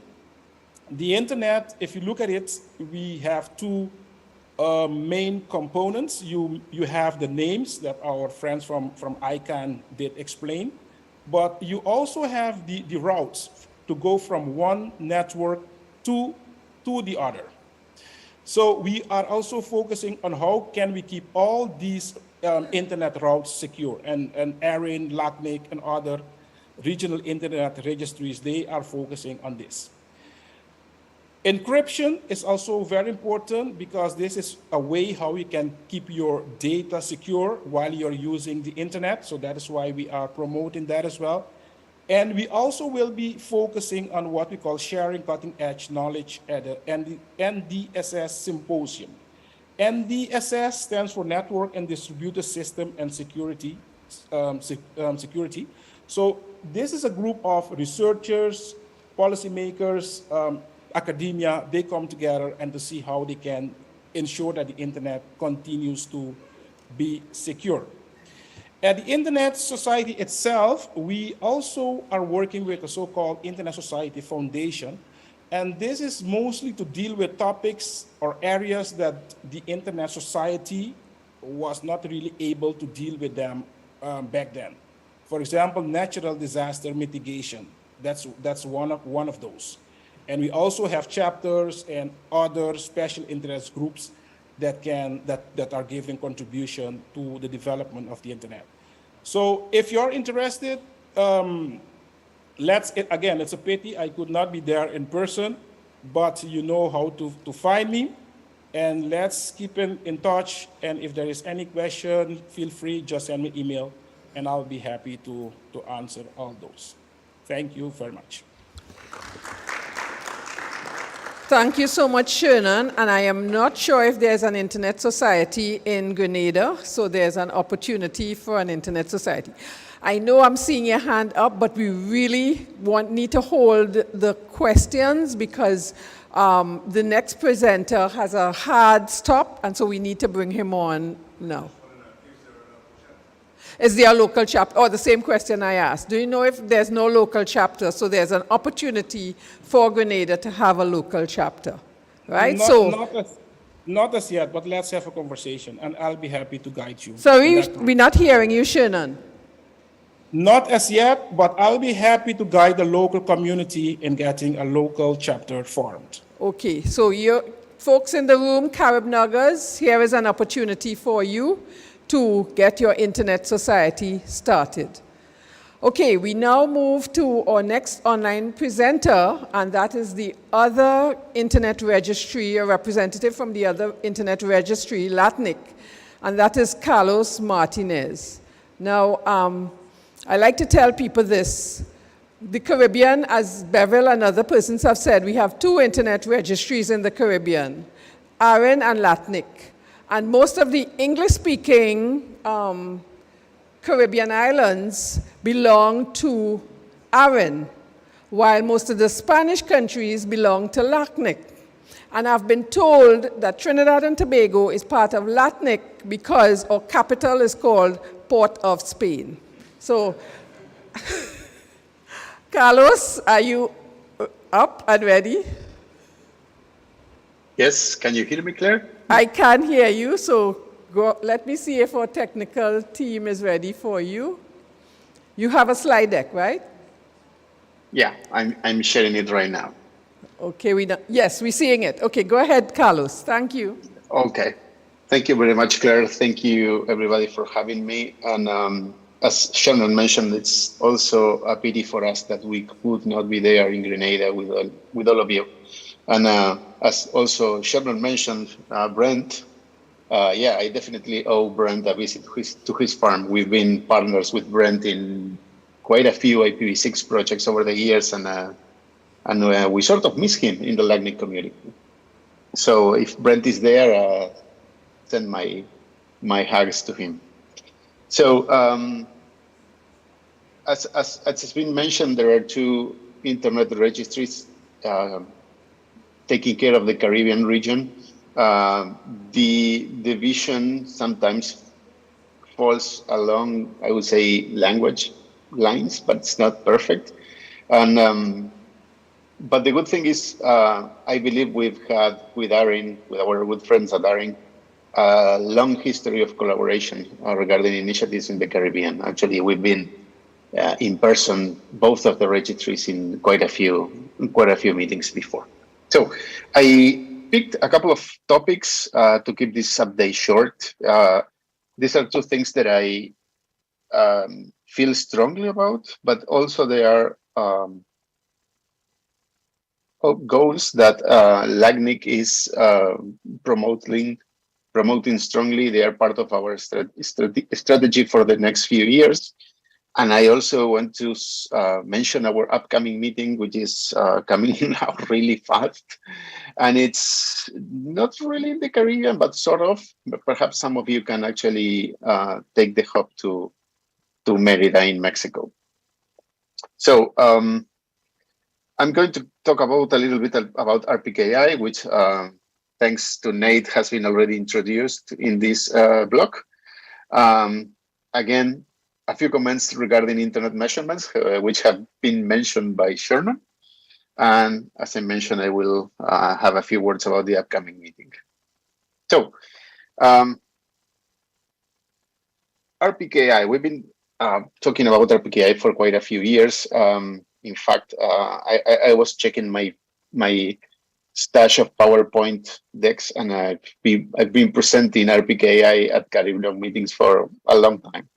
So the good thing is that this RPKI is really happening. In the past, I would say 3-4 years, growth has been really strong. I mean, growth as measured from our perspective at the RIR, as how many of our members show interest and create objects within the CA has been growing like more than 50% per year.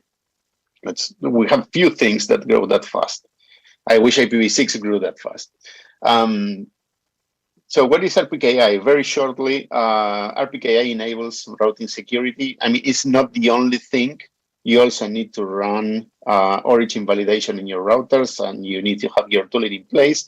But RPKI is sort of the foundation stone for routing security, with a little bit of help from other tools like internet routing registries. But these days, if you're talking about routing security, it's impossible not to talk about RPKI. The basic idea is very simple. You have a detailed diagram there that thanks to our friends from IPNIC, they did this really nice design. But the thing is, you have number prefixes, IPv4 or IPv6, it doesn't matter.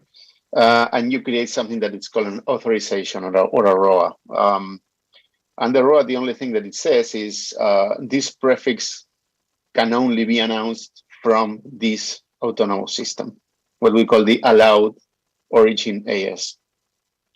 Then once you do that, then this is the operation that you do on with the RIR, creating your authorizations. Then you have to go to your routers and implement filtering using origin validation. I mean, origin validation is something that every operator should do, not only the owners of certain prefixes, but as in many things in the internet, there is this sort of externalities where we sometimes have to do things for the benefit of others, and others have to do things for the benefit of us.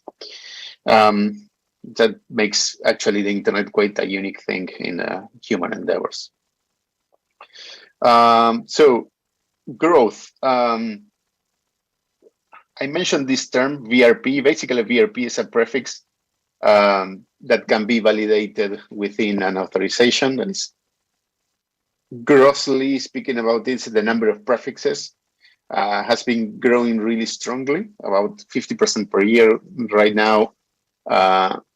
Coverage in the region is close to 50%. That means that 50% of the prefixes that are being announced by members of the LACNIC region are covered by a raw authorization, which is a really nice thing. And on the other hand, while it's not something that we can monitor, or, I mean, we can ask people to implement routing validation in the routers, but we cannot actually, we have no way of actually forcing them, and it would make no sense to do so.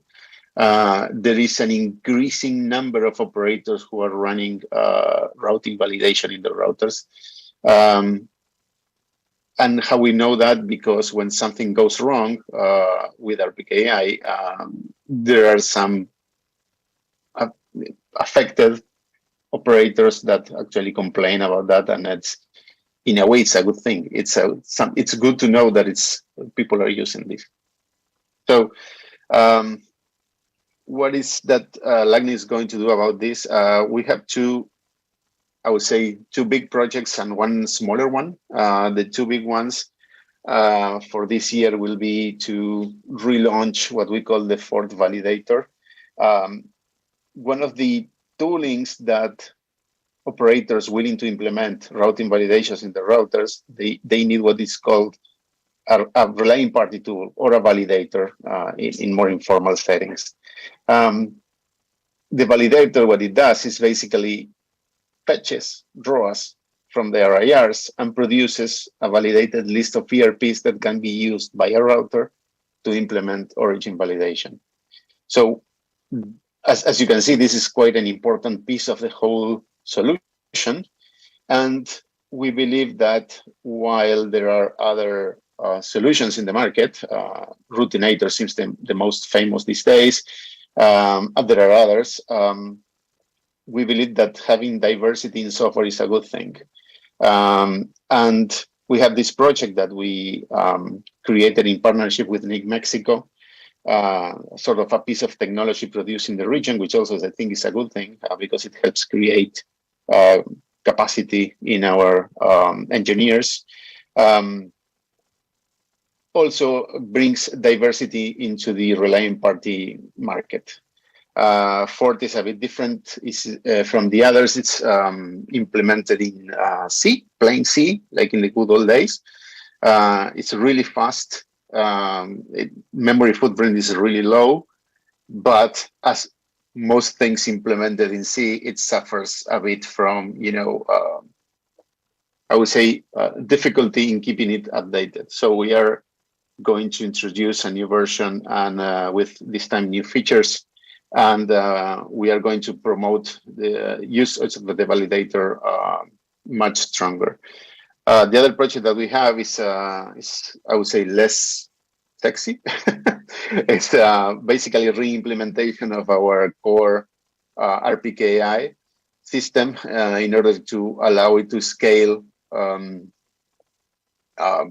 for many years in the future. Right now, the code base that we have has been scaling quite reasonably for the use we have now, but we have some concerns about its ability to scale at a 50% per year rate. So we'll keep you updated on that also, although it should be transparent for members. So again, now moving on to internet measurements, I'm really happy that Shannon mentioned them, because we also feel quite strongly that measuring the internet is something that we need to do in order to improve it. It's very hard to improve things that you cannot measure. So LACNIC has been promoting different internet measurements initiatives. We've been partnering mostly and for a long time already with RIPE Atlas, but we also work with MLab, and we've been working also with the Internet Society in the Manners initiatives. So what is RIPE Atlas? RIPE Atlas is a project created by our friends and close partners at the RIPE NCC, the RIR for Europe and the Middle East. And it started as a distributed network of small measurement probes. I mean, really distributed and physical probes. I put a picture of a version 4 probe up there on the right of the image. This is not the latest version. The latest version is version 5, which is slightly different. And the probe actually is able to run a small number of different network operations, mostly pings and trace routes. And when it does that, it uploads the results to a central Atlas server. The probe doesn't capture traffic. It's not the goal, and it basically useless. The probe doesn't have any computer power to do something like that. That it would make no sense. What Atlas is trying to measure is to measure paths, delay path, packet loss, try to infer routing characteristics of the network. That is why it's focusing on ping and trace routes. Willing participants install these probes in their networks. The probes upload the results, and then anyone on the internet can see some products of these measurements. Like if you check the website at atlas.ripe.net, you can see quite interesting things like the delays towards the DNS root servers from different regions and from different countries or different autonomous systems. Now, in order for these measurements to be significant, having a good number of probes in a given country or region is really important. And this is where I have my call for action. There is some Atlas coverage in the Caribbean, but most of the probes are either off or have actually never connected. And in many countries, there are only 1 or 2. This map is public. You can check it out on the Atlas website. And I cannot stress enough how important having good measurements is. So I would invite everybody to deploy more Atlas probes. We can help you with that. The newer versions of the Atlas probes can also be like a virtual machine or can run on a Raspberry Pi. Or if you're willing to install actual hardware, you can order probes for free from Ripe itself.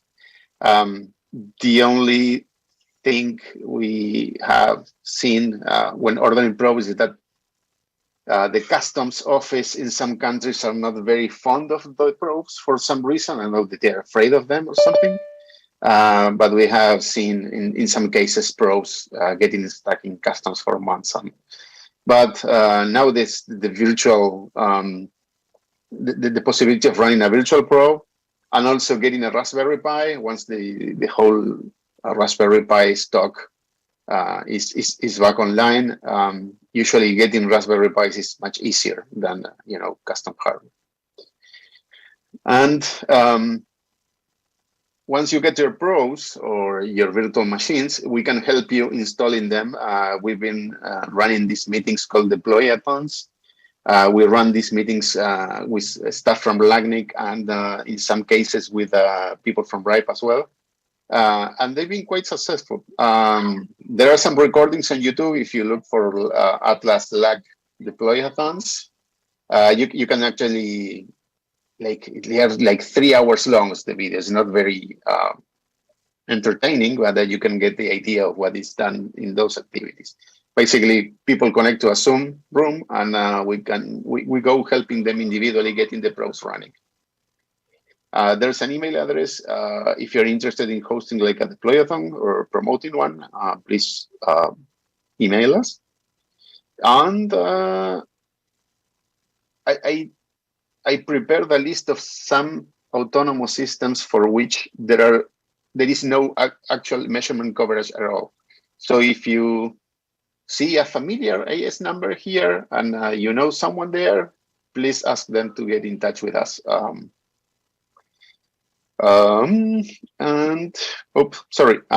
finally, upcoming meeting, LACNIC 39 will run from May the 8th to May 12th. It will be in person and hybrid, and there will be full remote participation if you cannot be there. Merida, they say it's quite hot, but very, very nice, but a very, very nice city. Registration is open. I'm not familiar. I think you can get there in 2 hops from most of the islands in the Caribbean if you can go through Miami. It would be really great to have some of you there. So with that, I'm available for any questions that you may have. And again, I'd love to be there in Grenada, which is one of the islands that I'm yet still to visit.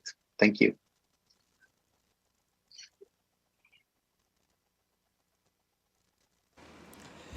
Thank you, Carlos. I know you all have burning questions, but we really need to press forward with the meeting at this time. You see how rich the CaribNOG meetings can be. So Carlos, thanks again. Thanks to all the IOGs, all the representatives from the IOGs for being either here in person or hybrid and sharing so much information with us. Bye-bye. Thank you. No, Bevel says not to leave. Oh, okay. I'm saying. Yeah, I think we should just get a few questions in, get the Okay, panelists sure. on screen and the others who would have presented to come up to the front. I know. Yeah. Just in case there are any questions, we'll make it quick. We'll give it 5-10 minutes max. If I can invite Nate and Albert up on screen, and if we can get the 2 virtual presenters on screen, you can just get some quick questions in.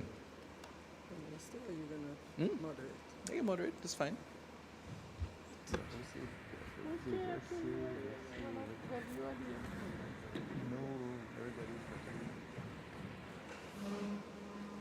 All right, questions? Who's going to go first? Yes. And there are microphones on the left and right. You can just head to the aisles. One simple request, give your name and your organization, if any, and then you can ask away. All right, good morning. Thank you to all of our presenters. My name is Nathan Maturin. I'm with the Antillian Group, possibly one of the best insurance companies in the island. Please keep that in mind. Anyway, my question is for Mr. Daniels concerning the auctions of internet addresses. Is there anything that can be done to normalize or standardize those rates? So for example, if I want to get a particular address, that I don't have to bid $10,000 for it?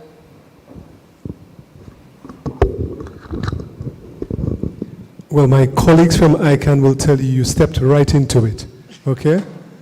Attend the ICANN meeting, either in person or remotely, and let your concern and your voice be heard. One of the reasons why there was a very low level of Caribbean participation in the last round of the generic top-level domain names is that we were not at the meetings when decisions were being taken on the pricing of the program and how you can participate in the program. And as a result of other participants saying what they felt, it was priced too high for most of our businesses in the Caribbean. Even your very good insurance company, but I'm using your words. So the whole idea is that this is an example of why you need to be participating, not only in ICANN, we need to be participating at ARIN meetings, if what is being discussed there applies to us. We need to be participating in LACNIC meetings, if what is being discussed there, relates to us, and similarly, of course, ICANN meetings as well. So you are the ones who decided that you wanted this thing to be priced so high that you couldn't participate. It's not my fault. I was just staff. I was there organizing the meeting, making sure the air conditioning was working, making sure there was food, making sure there was good notes and so on. But you, who are the member of the multi-stakeholder community, are the ones who decide what happens. And if we don't participate, then you'll get an internet that is not to your liking. Go ahead. Yes, Steve Spence, CaribNOG. I have 2 questions actually. One to Nate. about IPv6 adoption in the Caribbean. I'm residing in Trinidad, and I don't see much action happening inside there in terms of IPv6 promotion and adoption, and how can residential and commercial users adopt and start using IPv6 addresses. Well, thank you for the question. So actually, I have another presentation that's going to cover some of that. Yeah. And I'm going to provide some IPv6 statistics, and I'm also going to share with the audience here how and what they need to do to acquire IPv6 for this region. So I hope that answers some of your questions. I have a second question, actually. Carlos, I've been trying to get my Atlas probe replaced. Support hasn't really responded to me very well. So, send me a probe or, we can talk. I don't know, can you hear me? Yes, my probe died in Trinidad. I reside in Trinidad. And I've been trying to get a probe, but it seems to be quite complicated to get a probe to, stick into my network. If you can hear me, Steven, I would recommend you go through the virtual route. Install a virtual probe. Yeah. Oh, okay. I think I did. I wanted to put a Raspberry Pi one, and I think the conversation got complicated after a while, and I didn't continue it any further. The Raspberry Pi is actually, in my opinion, the best solution.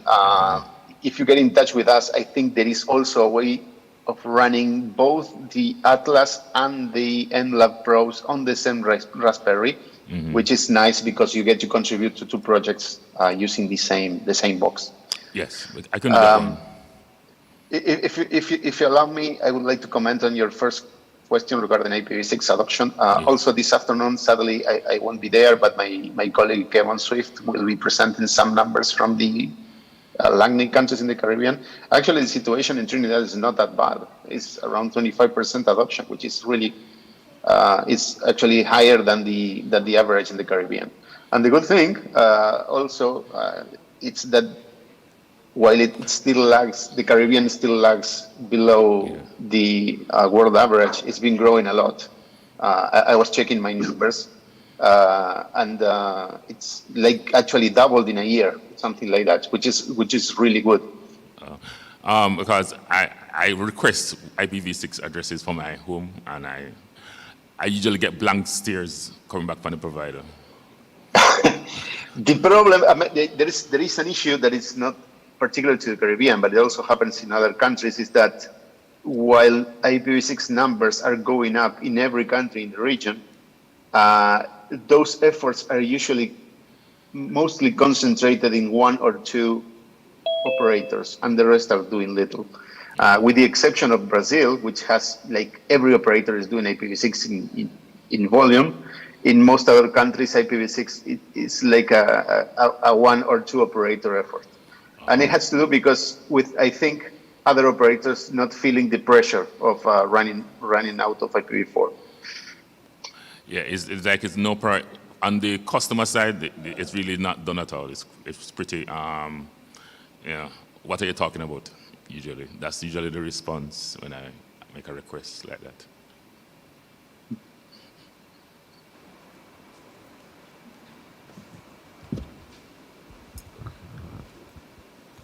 Thank you so much, everyone. Thank you to the presenters this morning, Nate Davis from ARIN, Albert Daniels from ICANN, Carlos Shannon Osepa from ISOC, and Carlos Martinez from LATNIC.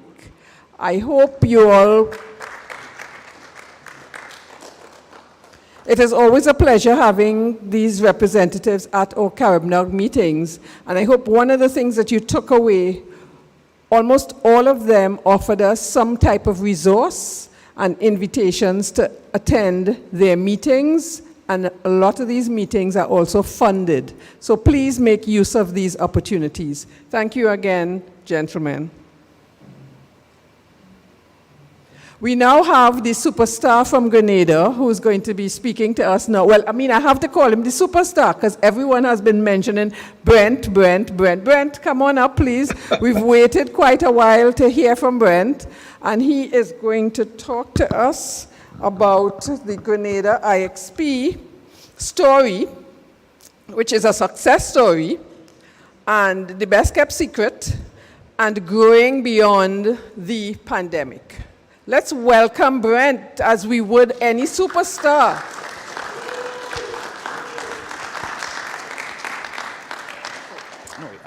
And his wife is in the audience with him today, and I hope she recognizes how much, you know, sometimes we don't know these things at home, and when you come out, you hear all the good things that your spouse has been doing. Thank you very much, Claire. Good morning again, everyone.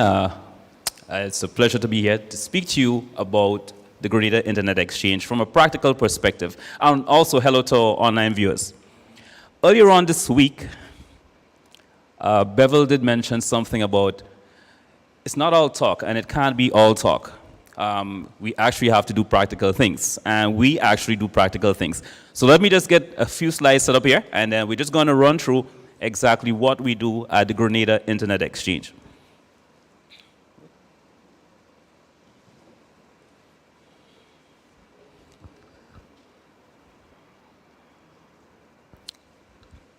Perfect, thanks.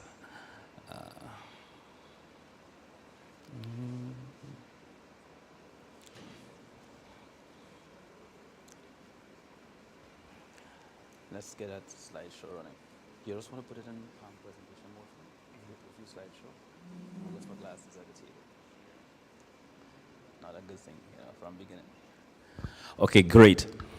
So Stephen had showed some pictures of what the Internet Exchange looked like in 2019. That was like, you know, let's say 3 years ago. At that point, yeah, it was great, but now it has expanded. It's an internet, and we call it an internet infrastructure that supports connectivity. And what kind of connectivity? And I just want to say that if you paid attention to the presenters before, they would have given so many technical insights of things I'm going to speak about that I don't have to explain. Because I love to go on LinkedIn and post about IPv6 and internet exchanges, and I get feedback. Hey, Brent, by the way, that article you wrote, boy, that was super. But what really is an IXP? I don't know. And that information the presenters gave you this morning will sort of lead up to what we're talking about. So the Grenada Internet Exchange is our part, our little portion of the internet. And what it facilitates is connectivity from service providers, enterprises, global CDNs, local CDNs, and whoever wants to connect. But there are some prerequisite rules. This is just to give you an idea on the Grenada Internet Exchange called GREX, currently located at the NTRC specific building for this. And they also did a specific micro data center to support local hosting. And we have 15 pairs. 15 pairs. And that's a lot of people connecting at the Grenada Exchange. Who are those pairs? Well, I can tell you some. I can't tell you all. I got permission to say some. But this is public knowledge, and I'm happy to share with you the link that will show you who's connected. Obviously, we have the internet service providers. We have global CDNs. We have local CDNs. And we also have what we call critical infrastructure. And I'm going to explain a little bit about that today. What happens if our service providers actually, their connections to the internet, their transit connection fails. Okay? So this is sort of a quick glimpse in a generic format of what an internet exchange looks like. We have what we call a switch fabric, and on this switch fabric, providers can connect physically. So let's say provider A, well, of course, Flow is a sponsor, so yeah, Flow would connect here. Another ISP would connect, you know, on this fabric. And what they do, once they form that physical connection, then they can form a logical pairing session between themselves. In other words, hey, I now have a local path where I can send my traffic to you. So I will exchange all my routes to you locally using a wonderful protocol called BGP. Now, what is the benefit of that? Stephen would have spoken about all those benefits. So quickly, how has this been used locally? Well, Grex became popular, and because of the relationships we had with many organizations, we decided that, hey, maybe we can host DNS root servers. And we did. We have eRoot and dRoot DNS servers in Grenada. We also have some of the best DNS resolvers in the world. Cloudflare's 1.1.1 and Quad 9 9.9.9. So for example, if your wife says to you, hey, I had a wonderful experience on www.getnewshoes.shoes. And that's because that resolution is being done locally, all right? So now you have improved performance, as Steve mentioned. What did that translate to for our business community in Grenada? I'm not sure I'm seeing any representatives here, but one of the local banks decided that they are going to connect to this internet exchange. And they now have the benefit of using all the critical services that exist on this exchange. But it also gave them the opportunity for resilience. 2 weeks ago, they had a DNS resolution issue on one of their transit providers.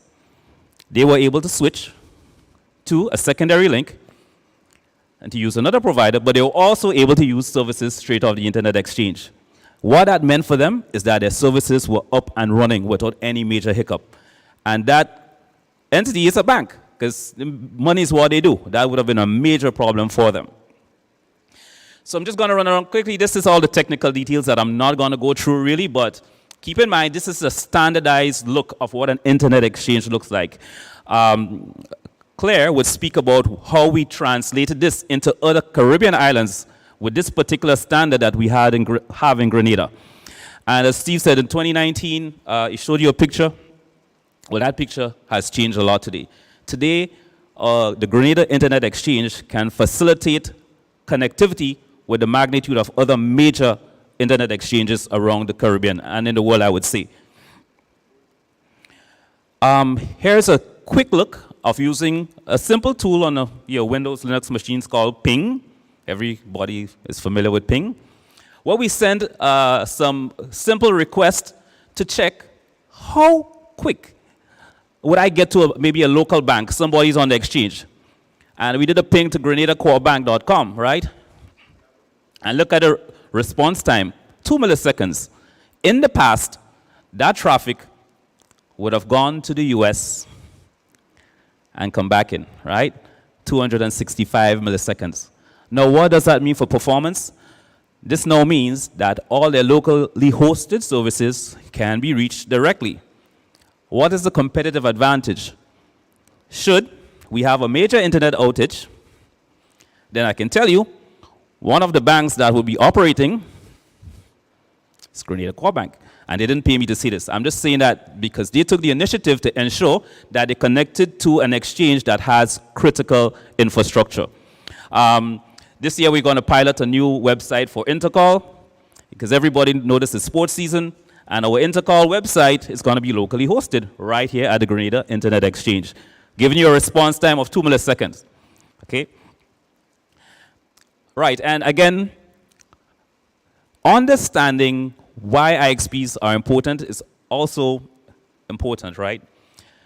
We have two of the world's most important CDNs to us, which is Akamai and Cloudflare. And it so happened that services of a particular bank is hosted by Cloudflare. Cloudflare sits on our internet exchange.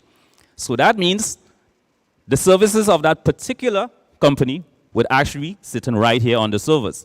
Again, looking at a web interface for a particular client, you can see that little C where I have my arrow is saying that www.grenadacorebank.com is actually cached locally. So in other words, every time I try to hit Core Bank's website, I hit it locally.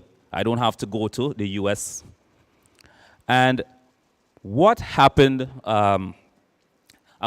Questions I get asked, well, Brent, what do we have to do to get on an internet exchange? And Bevel would have mentioned that day one in ICT week. You need a few things. Of course, you need to set up a discussion with the GREX team, get your MOU signed, but you need resources. You need two critical internet resources. An autonomous system number, normally called an ASN, and of course your IP resources. These give you what you call provider independence. Provider independence. Should one of your ISPs today decide to pack up shop, I'm in debt up to my teeth and I can no longer survive, I have to close my business. Oops, all your services hosted with that ISP would render your business useless. Having those resources gives you the ability to connect on any exchange and also connect to whoever you want to. So your services will always remain up and running. And I know Nate likes to hear that, right? Apply for your IP resources. So you need these to actually connect and pair over an internet exchange. All right, so I'm just going to give you a little highlight of, pre-COVID. Before COVID, the exchange was exchanging about maybe in total 1.3 gigs at peak of traffic.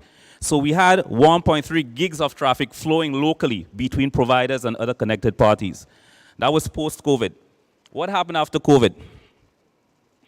After COVID, that traffic literally tripled because businesses realized that, hey, I need to be able to facilitate my, workers working remotely. So they got into, using different SaaS services on the internet. And locally, cash traffic increased. And that was key. That was very, very important.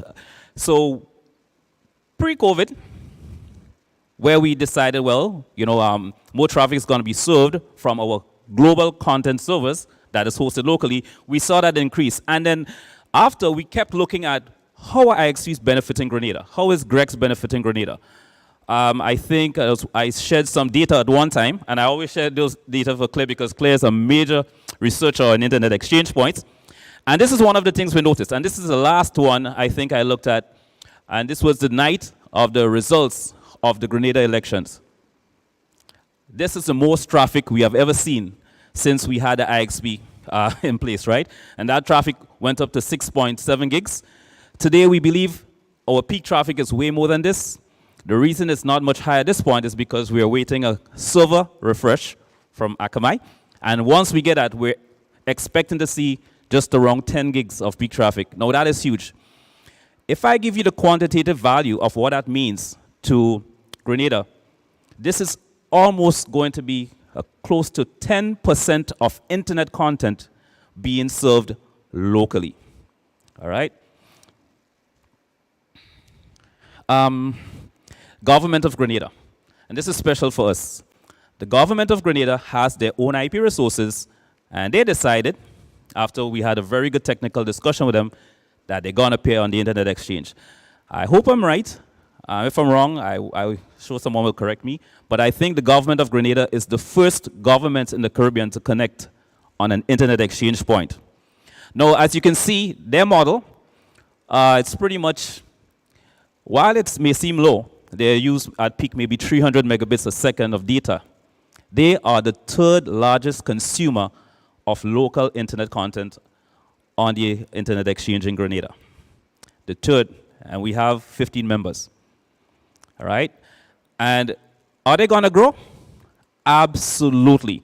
We're suspecting that the government is probably going to be the second largest user of data on the internet exchange within the next 2 to 3 years. Why? Because they're going to invest more in, of course, our digital economy. And we have another well-kept secret. We have a national data center. Who knew that? Good stuff. So we are going to extend our internet exchange fabric to the national data center, meaning we can have more servers for people who are doing lots of special projects like Coding Academy. We're going to have, and NTRC does a really great job of facilitating, people who want to produce local content. So we're going to have more services being offered locally, which will be served through the local internet exchange in Grenada called GREX.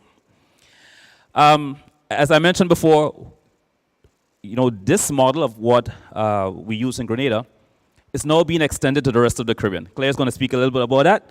I'm just going to show you here that last match in Suriname, and this is a case in Suriname, and thanks to the Internet Society as well, CaribNOG, we teamed up to work with Suriname on their exchange, and this is what's happening for them as well, right?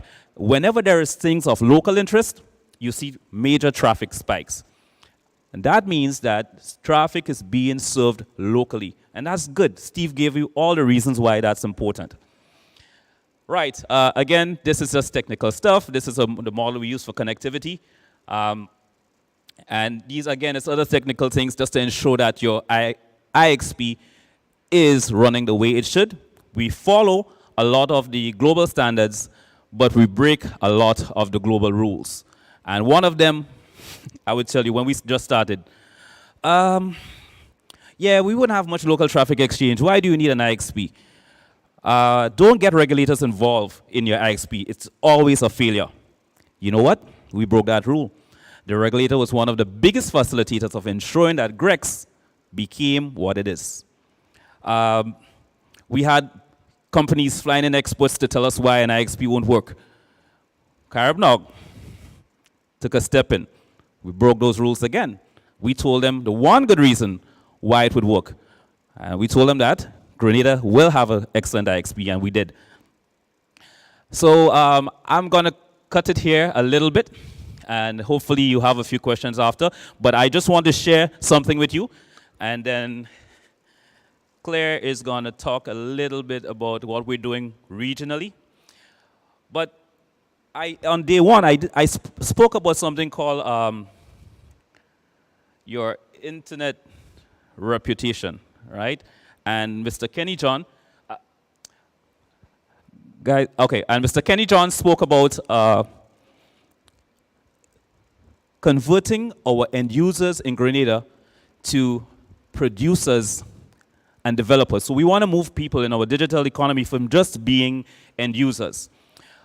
We want to ensure people are, producers and innovators. Now, this screen here is analytics pulled from Cloudflare.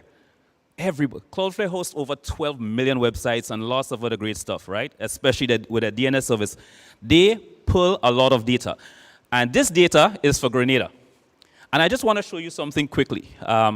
If you look here, of course, you see for Grenada, and this is for all our different service providers, right?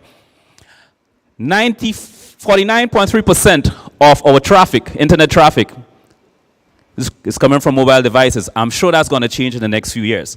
But what I really want to highlight is where we're at this stage. And this is where we're at, right? We're still end users. Look at our top 10 domains. Well, I kind of crossed my fingers when I actually pulled this up this morning. But look at our top domains. Google, Instagram, TikTok, WhatsApp. Yeah, so we're still end users. We're consuming, right? We need to start being innovative. We want to see gogrenada.com. We want to see more local stuff, and that's where the local hosting comes in place. And that's one of the things we're really driving at.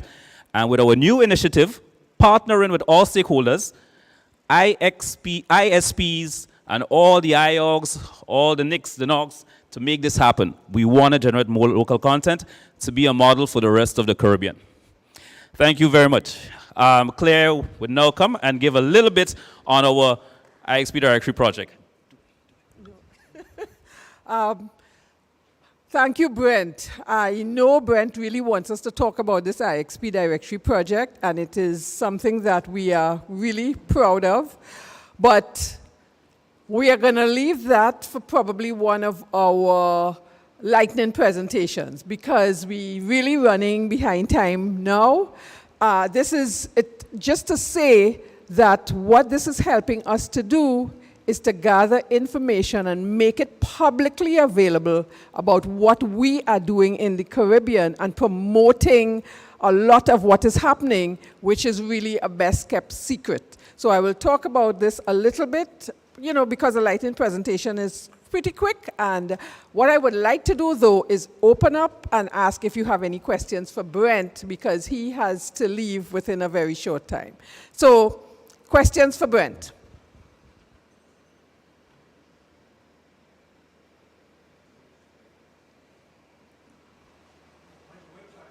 Come, there's a mic, please. This is really for our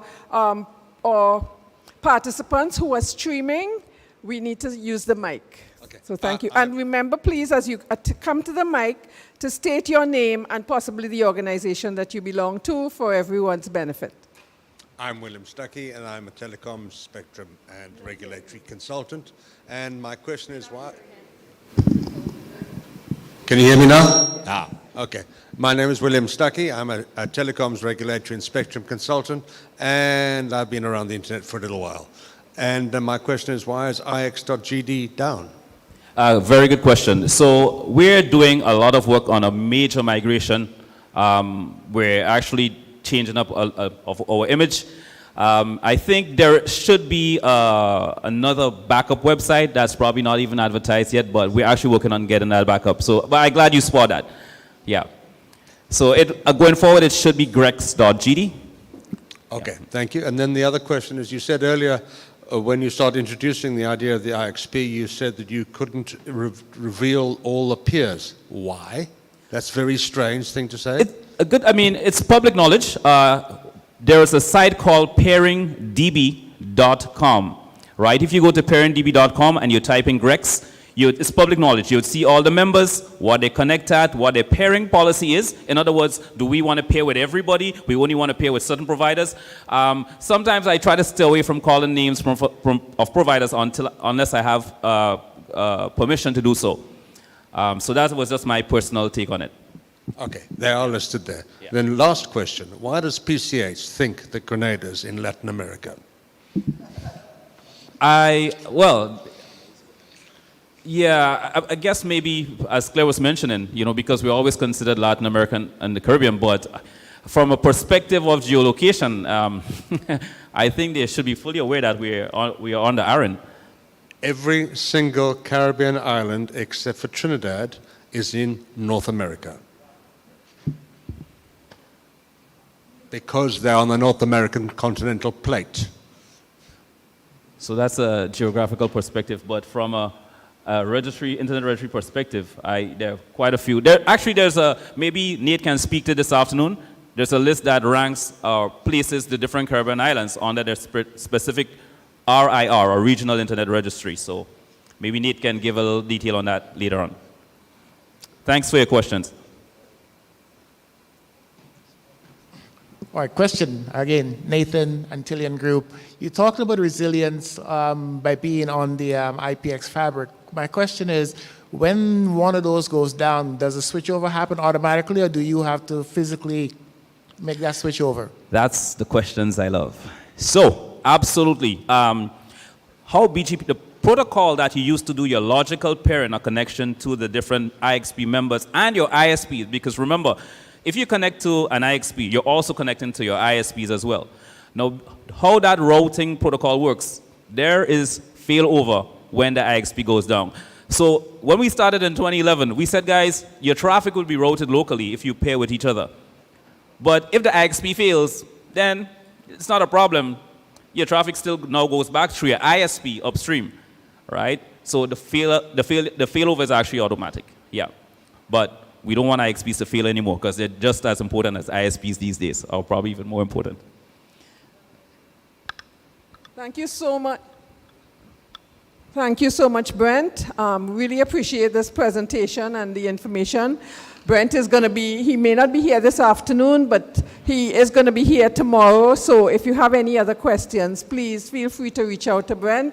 He's very, very open and available to share information on how you can join the Grenada IXP and some of the benefits that are available for small businesses on the Grenada IXP as well. So thanks. Let's give Brent a round of applause. Now we are pretty close to lunch, but we still have 2 presentations that we need to get done. And I now call on Nate Davis again from ARIN, who's going to be sharing this time with Kevin Swift of LATNIC. And they are going to be talking about this IPv6, the State of Caribbean Deployments, Rankings, and Requirements for Accelerated Adoption. So, Nate? All right, thank you. Yeah, I'll use the, oh, there it is, okay. All right, thank you.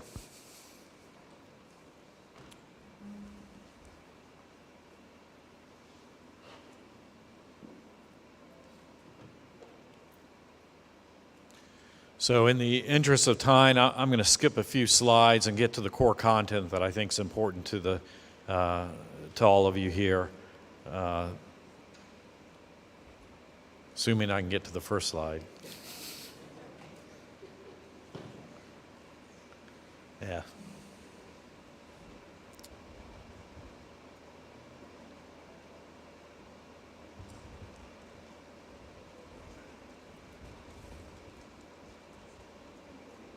I don't sing and I don't dance, so don't even ask. Well, I take that back. I do sing, but it's god awful. Terrible, terrible.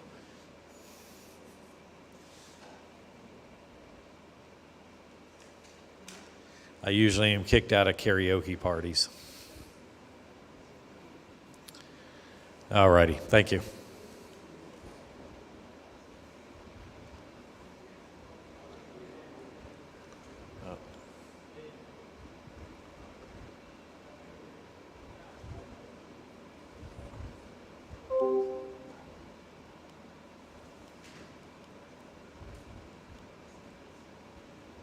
All right, so what I wanted to jump to is this data. What ARIN did is we've collected data based on the organizations that have relationships with ARIN directly. We call those, they're ARIN customers essentially, okay? And for those customers that are based on each island, we took a look at those that had IPv6 address space, okay? And in addition to that, we took a look at, given the fact that they have IP address space, how much traffic is actually being transited over that IPv6 address space. And there are a few anomalies, if you will, and I'll point those out. But these are the Caribbean islands that are ARIN customers. And so let me step through some of these examples. So we note the organizations within those islands that are ARIN customers. Then we talk about the number of those customers that have IPv6 address space, the percentage of those customers that have the IPv6 address space, and then how much traffic is actually being transited. And then lastly, the number of ISPs that we're seeing on each of the islands, all right? So let me step through a few examples to make sure that's clear.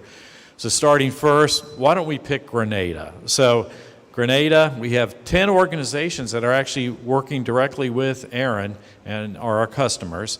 7 of those have IPv6 address space. So it's 70% of the customers that are here in Grenada that are ARIN customers that actually have the address space, the IPv6 address space.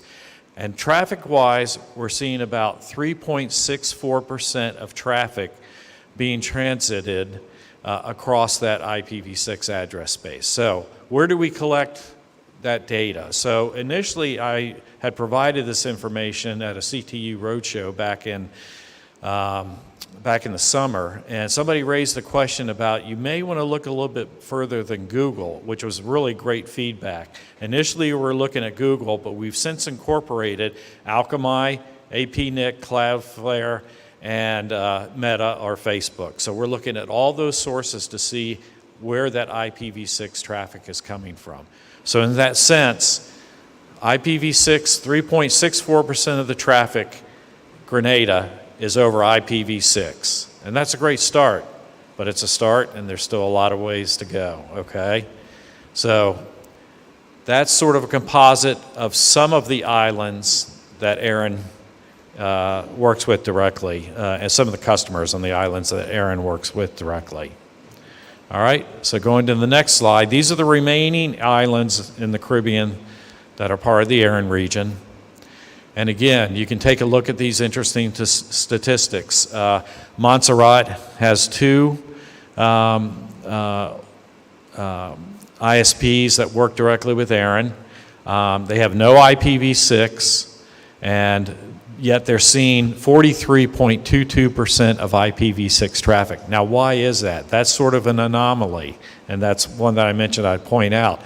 Well, it turns out Montserrat is a British overseas territory, and they actually get address space from RIPE, and they are transiting through RIPE their address space over V6, okay? So that's why we look at these statistics globally, but you have to take a deep dive down into understanding the anomalies. Who else do we want to look at? St. Lucia, we have folks from St. Lucia here. There's 6 organizations that are part of the Aaron region. 3 of those have IPv6, so it's 50% of the organizations that have IPv6, and they're seeing a little about 10.63% traffic. And these statistics are current as of February of this year. So we took these statistics recently.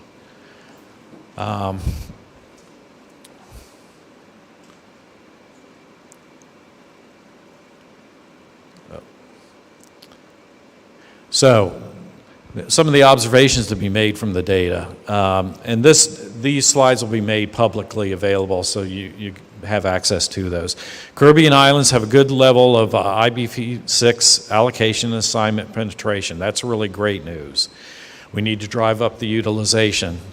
It does not necessarily mean, it doesn't have to be 100% of the organizations to actually be considered successful. And what I mean by that is some organizations will initially get an ISP, and for business reasons they may have another business organization within that organization, a business unit that comes back separately to Aaron and gets V6. All right, so in their case it would be 50% of the organizations would have V6, but that doesn't mean it's not a successful saturation there with a V6. So, but each organization, each island, and the organizations within those islands have to take a look at that thoroughly. IPv6 and IXP deployments, as you've heard from Brent and also heard from Stephen, IXP deployments are very important, and they remain essential for this digital transformation that we need to have take place.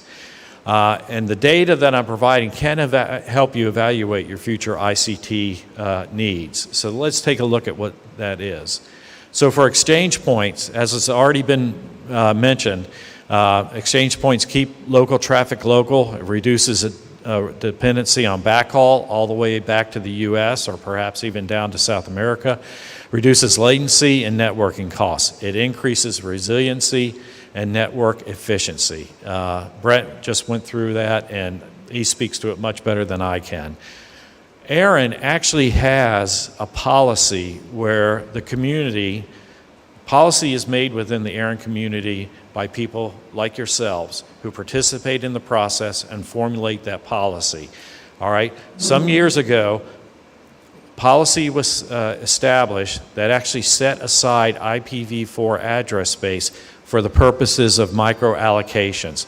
Those micro-allocations include putting up IXPs, okay? So the islands, the organizations on those islands are welcome to apply for IPv4 address space in order to set up those IXPs. And of course you can set them up with IPv6 as well, but I did want to point out that IPv4 is available to set up those IXPs. Your deployment resource, Aaron just issues the number of resources. To actually make this happen, to make the digital transformation happen, you got to engage people like Bevel and certainly Brent, who does an amazing job here in the Caribbean with helping with that, okay? With regards to V6, the deployment of V6 has got to continue. Okay, it is the future of the internet. And earlier I spoke, you know, and it may have been confusing, where you need to focus on V6, V4 is out. Well, now you're telling me V4 is around? Well, here's why. So for example, in a similar manner, ARIN has an IPv6, has a policy for transformation to V6, okay? So let me speak a little bit about V6 for a second here, step back. So 40% of the global traffic is over IPv6. 40% of the traffic globally. So what that means is that deployment is already well underway throughout the world. If you want your customers, if you want access to the entire internet, it's got to be right now while transition is underway, both over V4 and V6. IPv6 is no longer an option. The future is in IPv6. Unfortunately, they're not backward compatible. So some of the considerations, and William, or who was it? Jerry might have mentioned the questions earlier. So some of the considerations you need to make to do this transition from V4 to V6 is consider your organization type and the services that you're offering. Evaluate your peer and vendor relationships. Plan on serving content via IPv6 as soon as possible in addition to V4, because again, you want your customers to reach you both over V4 and V6, because both of those protocols are currently available, all right? Determine your timeline and investment levels, and adopt incentives. We have some governments within the ARIN region that have said your procurement practices need to encourage and mandate that any equipment procured from this point forward has to be IPv6 compatible. And there may be things like that that can be done here. Support and promote awareness and education with regards to IPv6. Require IPv6, as I mentioned, compatibility in your procurement procedures, and you have to take a look at everything, a 360-degree view of what is needed to do this IPv6 implementation and deployment. It's your people, it's your equipment, it's your practices, it's your business operations. Everything needs to be looked at when considering this. And lastly, determine your IT staff training and your organization's training as well overall. So in a similar fashion that I mentioned earlier, IPv6 space may be available at no cost to you, provided you're an ARIN customer and your needs for IPv6 don't exceed a similar general category as your IPv4. ARIN also similarly has a policy of policy 4.1. It's dedicated IPv4 block for V6 deployment. And what that means is that V4 address space is available for transitional technology to get you to the implementation of V6 so that you're talking both protocols and you're seeing all customers on the internet. ARIN offers John Worley, who does these presentations at CaribNOG as well. He's actually really good at IPv6 architecture planning. He's available to you guys if you need him. And then similarly, Brett again is doing a tremendous job with V6 deployment here in the Caribbean, and he's our resource. Of course, we don't do that, but we recommend somebody as strong as him to help with that, all right? Staying involved, let's see, it was Albert mentioned earlier that it's important to be involved in the ICANN community, and you should be involved in the LACNIC community if you're in that region.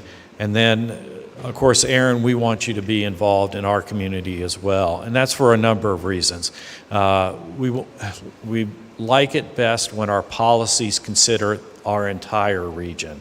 Not just the United States, not just Canada, not just a few islands, but the entire region, okay? And we have a public policy mailing list that you can subscribe to. You don't have to have resources, but you can see the discussions that take place with regards to policy. We also have an ARIN announce so that you can keep apprised of the ARIN events and news that's happening. You can attend an ARIN meeting virtually or in person. We welcome you to the meeting that we're having in Tampa in April. That's ARIN 51. We have another fall meeting similar to what Albert mentioned earlier with ICANN. We offer a fellowship. Fellowships right now are closed for the ARIN 51 meeting in April, but they will be open later this year for applying for attendance at the fall meeting. And then we have a number of instructional videos and webinars, and welcome anybody to participate in those. And then lastly, consider a role with the ARIN AC, ARIN board, and be a part of the ARIN community. We've actually had some of the fellows turn out to become advisory board members and also board members. We have board members today who originally had started as fellows, and we welcome all that participation. ARIN is a multi-stakeholder, bottoms-up community. We do what the community tells us to do, and that community is you, including NOG participants here today. Thank you. Thanks, Nate. And Nate is sharing a presentation, as I said previously, with Kevin Swift of LATNIC, and Kevon is online at the moment, and he will be joining us to tell us the perspective, LATNIC's perspective on the same IPv6 trends. And Hi, can you hear me? yes, I can. We're not seeing you as yet, though. Let me hear from the technical team. And just to remind you that right after this, we still have one more short presentation from Albert Daniels. So here's Kevon without further ado. Go ahead, Kevon. We're seeing you and we're seeing your slides. Okay, great. And Thank hearing you. Very much, Claire, and thanks to the whole CaribNOG team. I do regret not being there in Grenada. I think the last time I was there was probably about 2018. I did have a wonderful time at that CaribNOG meeting. I am going to share, as Claire said, some of the LATNIC observations IPv6 deployment in the Caribbean, and I'm going to also try to answer some of the questions and concerns I've been hearing about earlier. So firstly, my colleague Carlos sends his apologies. He was supposed to have done this, but he had to go off to another engagement. And when we talk about IPv6 deployment, what we really want to look at is the number of internet users that actually have access to IPv6 content. So we talk about IPv6 capability, which would be the sum of the transitional technologies, everything that allows for you to run traffic via IPv6. So a lot of transitional mechanisms are contemplated when we look at the IPv6 capable rate. And Nate had mentioned a couple of the resources that are used in ARIN to measure IPv6 deployment. Similarly, at LATNIC, we have been aggregating tools, including tools available by Google in terms of Google Hits, Akamai, and some others.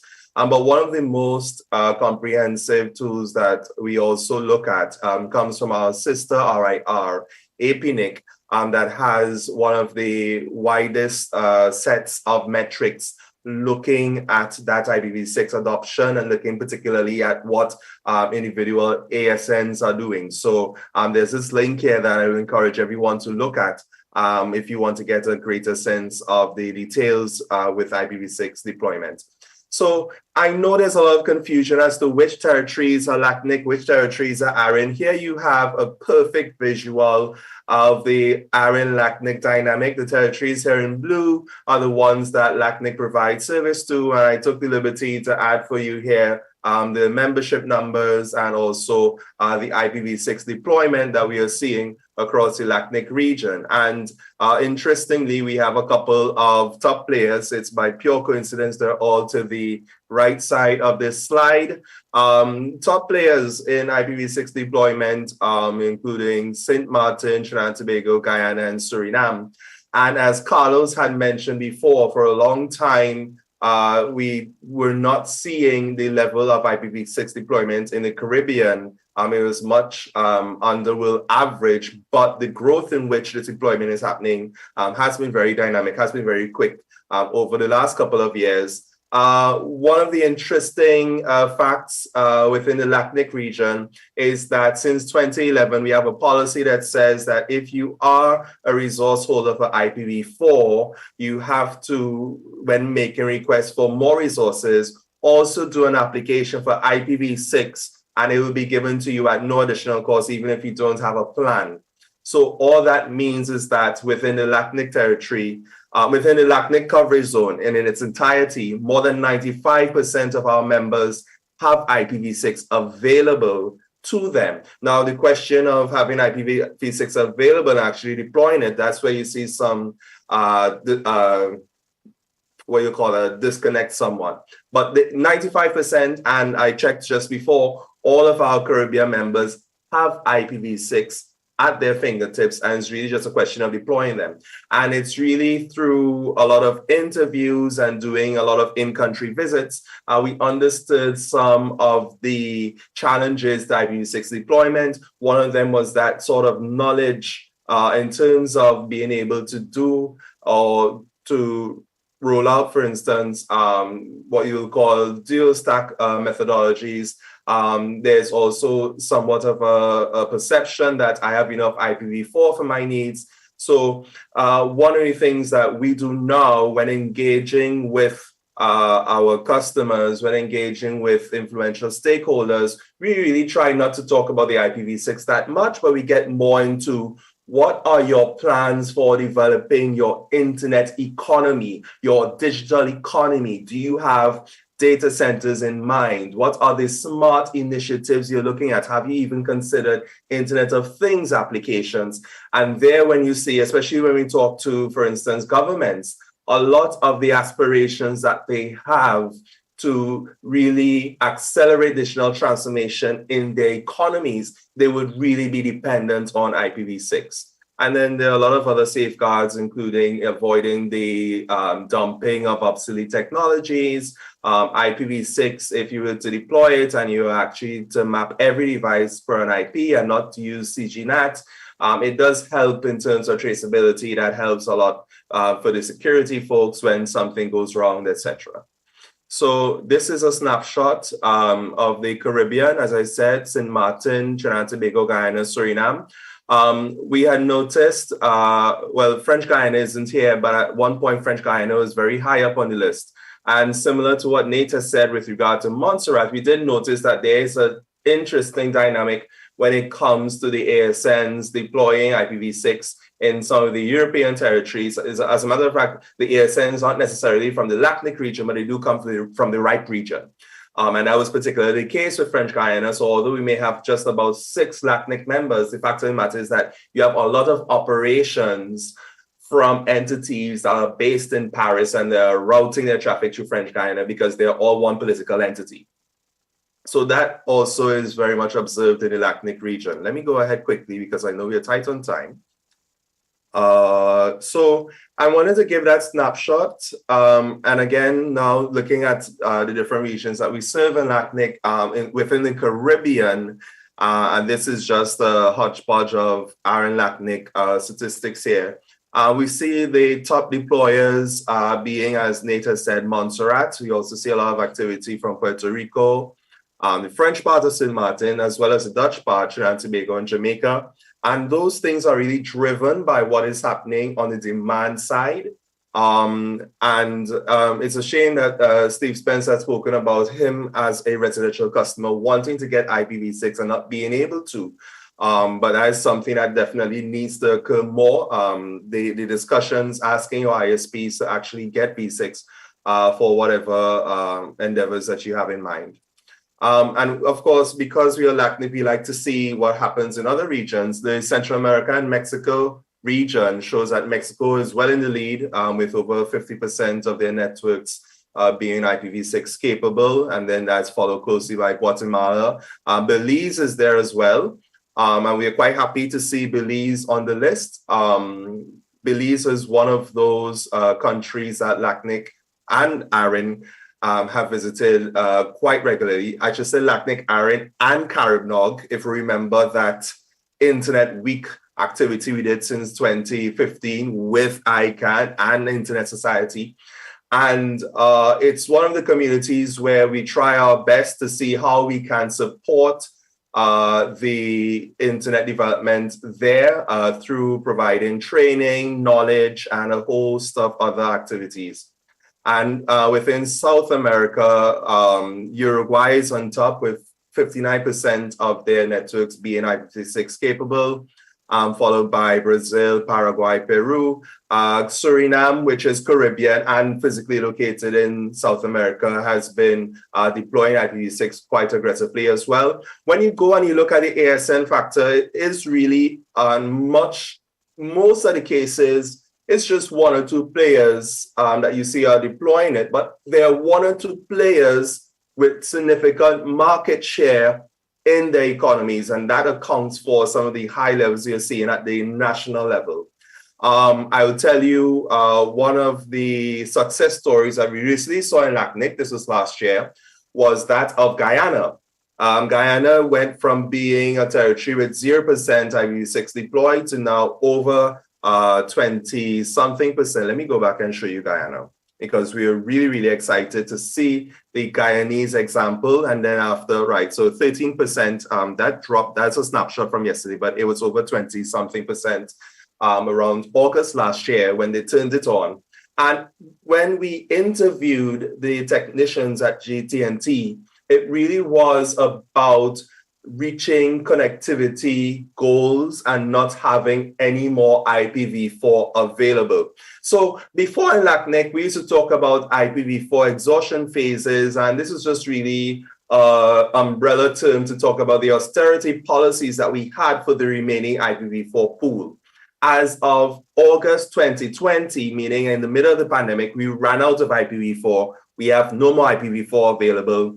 IPv4 is available through returned resources. So when the resources are returned, they have to be quarantined. And that's really a small amount in the LACNIC region because we didn't have a lot of IPv4 to begin with.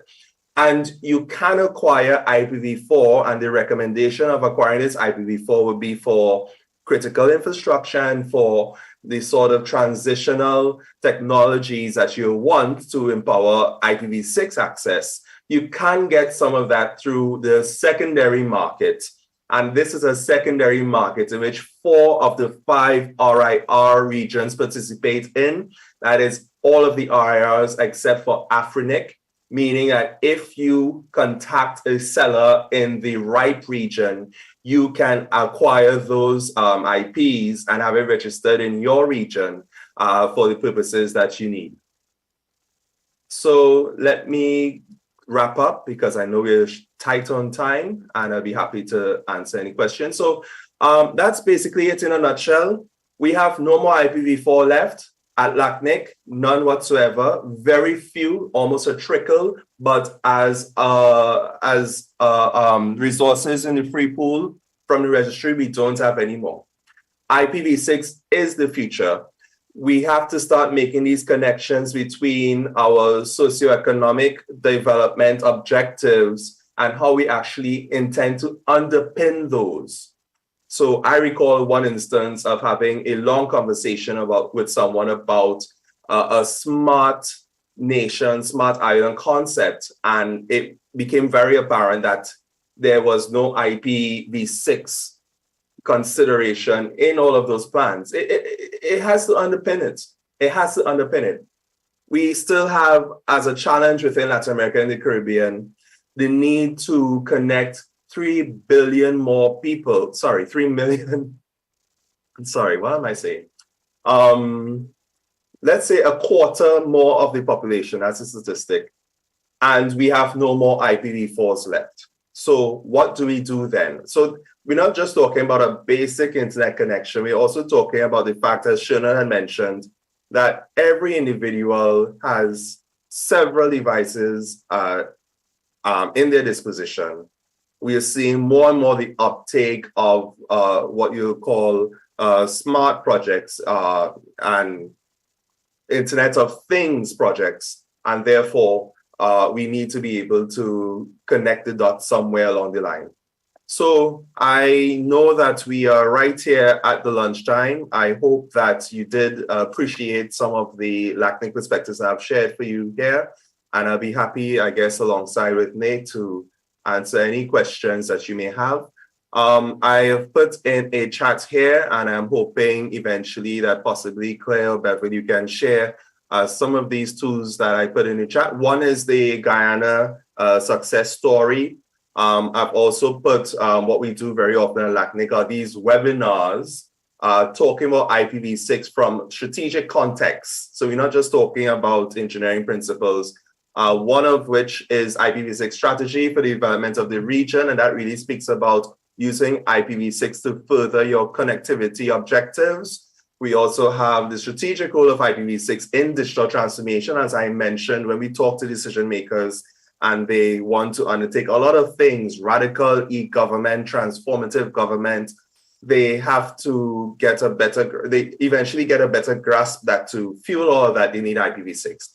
We have a free IPv6 course available on what we call our LACNIC campus, and this is a MOOC, which is a massive open online course. It runs about 2 times a year. It's absolutely free of charge. It doesn't matter where in the world you are. And you can sign up for that to understand the basics of IPv6. And at the upcoming LACNIC meeting that Carlos mentioned, we'll have a lot of workshops, a lot of opportunities to speak with the experts in the field to see how we can overcome some of the common obstacles that we meet when it comes to IPv6 deployment. As I said before, the main challenge that we have noticed is that transition, the issue of transition technologies, because all of the members in the LACNIC region do have IPv6 at their fingertips. So I'll stick up in there and look forward to any questions you may have. Thank you so much, Kevin. Again, that's Kevin Swift from LACNIC. We also had Nate Davis from ARIN. Again, because we're running so short on time, I just want to say thanks to both of them for sharing so much information, because as we know, we now have data for decision making.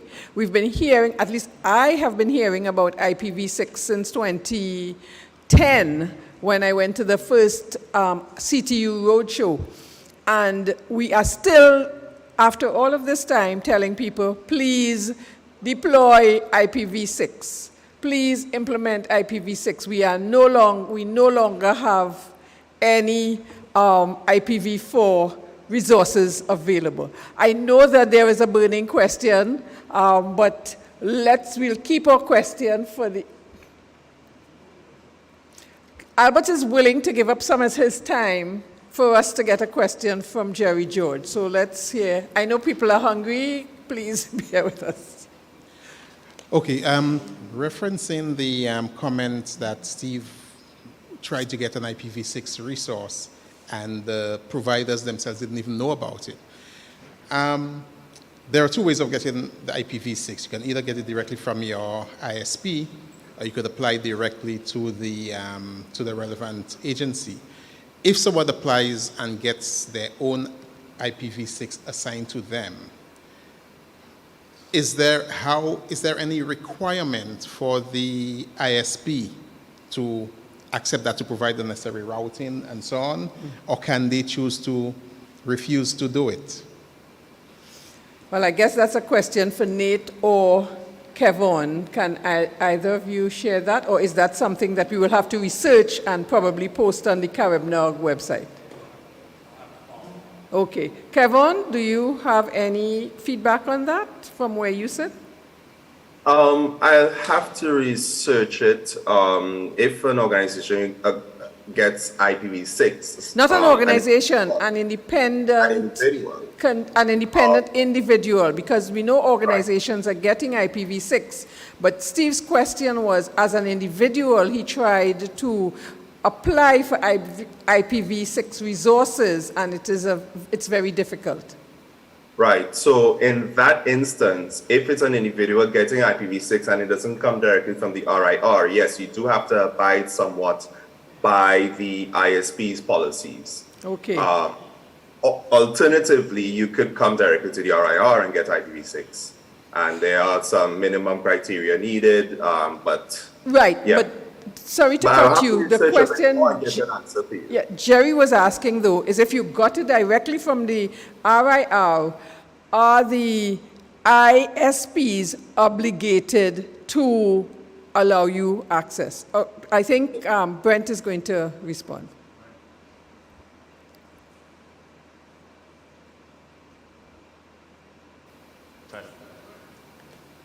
It's on Brent.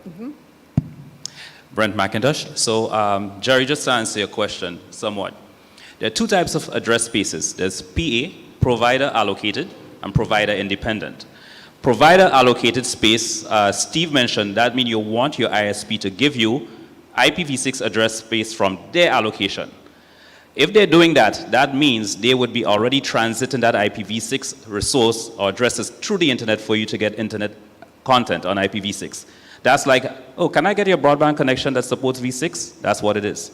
Or can I get your internet connection that supports V6? They can give you a globally routable provider allocated. Now, if you said, well, I'm going to go to Aaron, and I want to get provider independent address space, you have to also apply for an autonomous system number, which now gives you the ability to set up a new contract with that provider to advertise your provider independent address space through that ISP, and you have your own access to your internet content with the IP addresses that you own.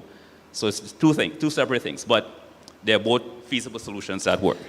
And Brent, Right. as you, don't leave, as you always say, it's good for you to apply for your own ASN number for a number of reasons, Yep. security being one.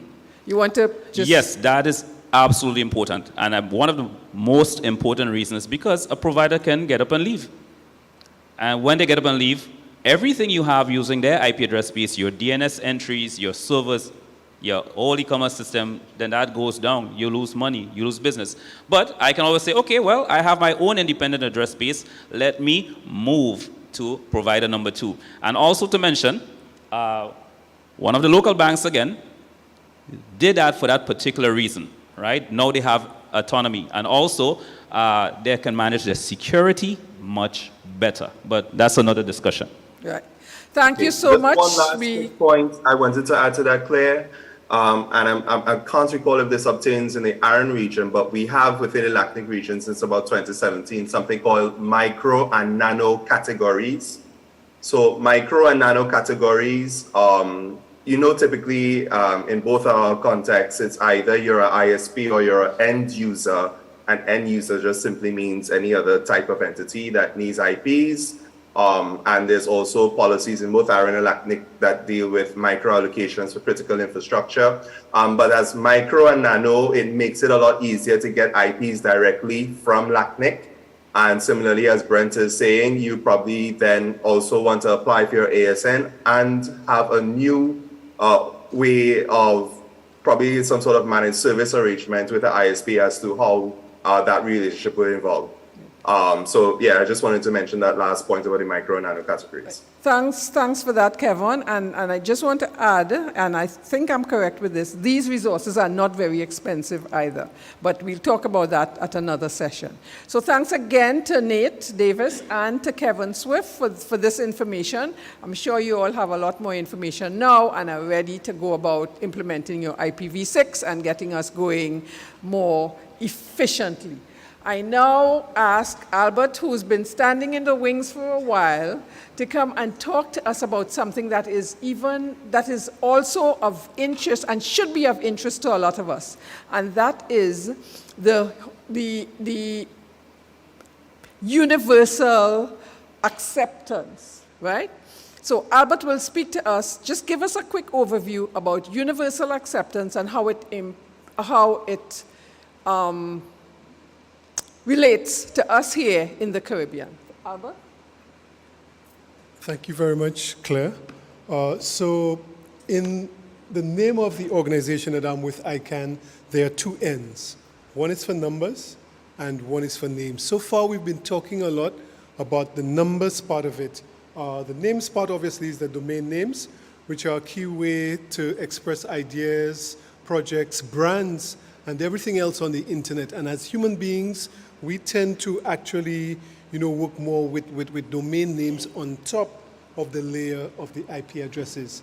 Now, just again, show of hands. How many of you are familiar with the universal acceptance issue? 1, 2, and this is NANOG and ICANN. Anybody else familiar with what universal acceptance is all about? No. Okay. So during this presentation, quickly, we're going to take a look at the concept of language and domain names on the internet and how universal acceptance ensures that people have freedom and choice to express themselves online. What do you think is the language which is used the most on the internet? I heard English. What else? Chinese, Spanish. Okay, so that's the top 3 right there. Many persons may think that English is the top language in use on the internet, but as you can see from this slide, the top language is actually Mandarin, second language Spanish, and English, brings in, I would say, distant or maybe close third. And you see that there are also other languages there that are very important in terms of usage on the internet. So what this immediately brings to our mind is that it's not only English-speaking people that are going to be our potential markets for the services and products that our businesses are trying to promote over the internet. And the whole idea is that everyone, should be accessible as a market. Now, this slide gives an indication of where things are growing and where the highest density of internet users is, and you see that region, India and so on. And you also see 1 or 2 regions where there are not many users right now. So as we said, domain names are a key way to express our ideas, projects, brands, and everything else on the web. And we do this by using domain names as well as email addresses. And this is the structure of a domain name and also the structure of an email address. You have your protocol, subdomain level label, and your generic and country code top-level domain name. Same thing with email addresses. We have the label and then the generic top-level domain at the end. And you see something interesting in the email address example. Now, traditionally, domain names were ending in 3 characters, the letters A to Z and 0 to 9. And we had certain legacy top-level domain names, in this case maybe .exp as an example. And what has happened with the expansion of top-level domain names is now there's no longer a need to abbreviate with a .exp. We can have the full word, .example. And similarly, with email address, we can also have that expansion with email addresses ending, for example, in .ICANN, and also using what we refer to as internationalized domain names. So internationalized domain names are simply domain names in foreign language characters, in this case, Mandarin. And so there's been this evolution. And when we look across the globe, we see that there's several country code top-level domain names that have actually been internationalized. And this slide shows you many of the examples of those. Now, what is this issue of universal acceptance? The issue is basically that since we have all of these new top-level domain names, longer than just the 3 characters, instead of just .exp, we have .example, and also instead of just having the letters A to Z and the numbers 0 to 9, we also have foreign language characters, Mandarin characters, Russian characters, Chinese characters, and so on. The issue is that all of these should be accepted and they should all work on the internet.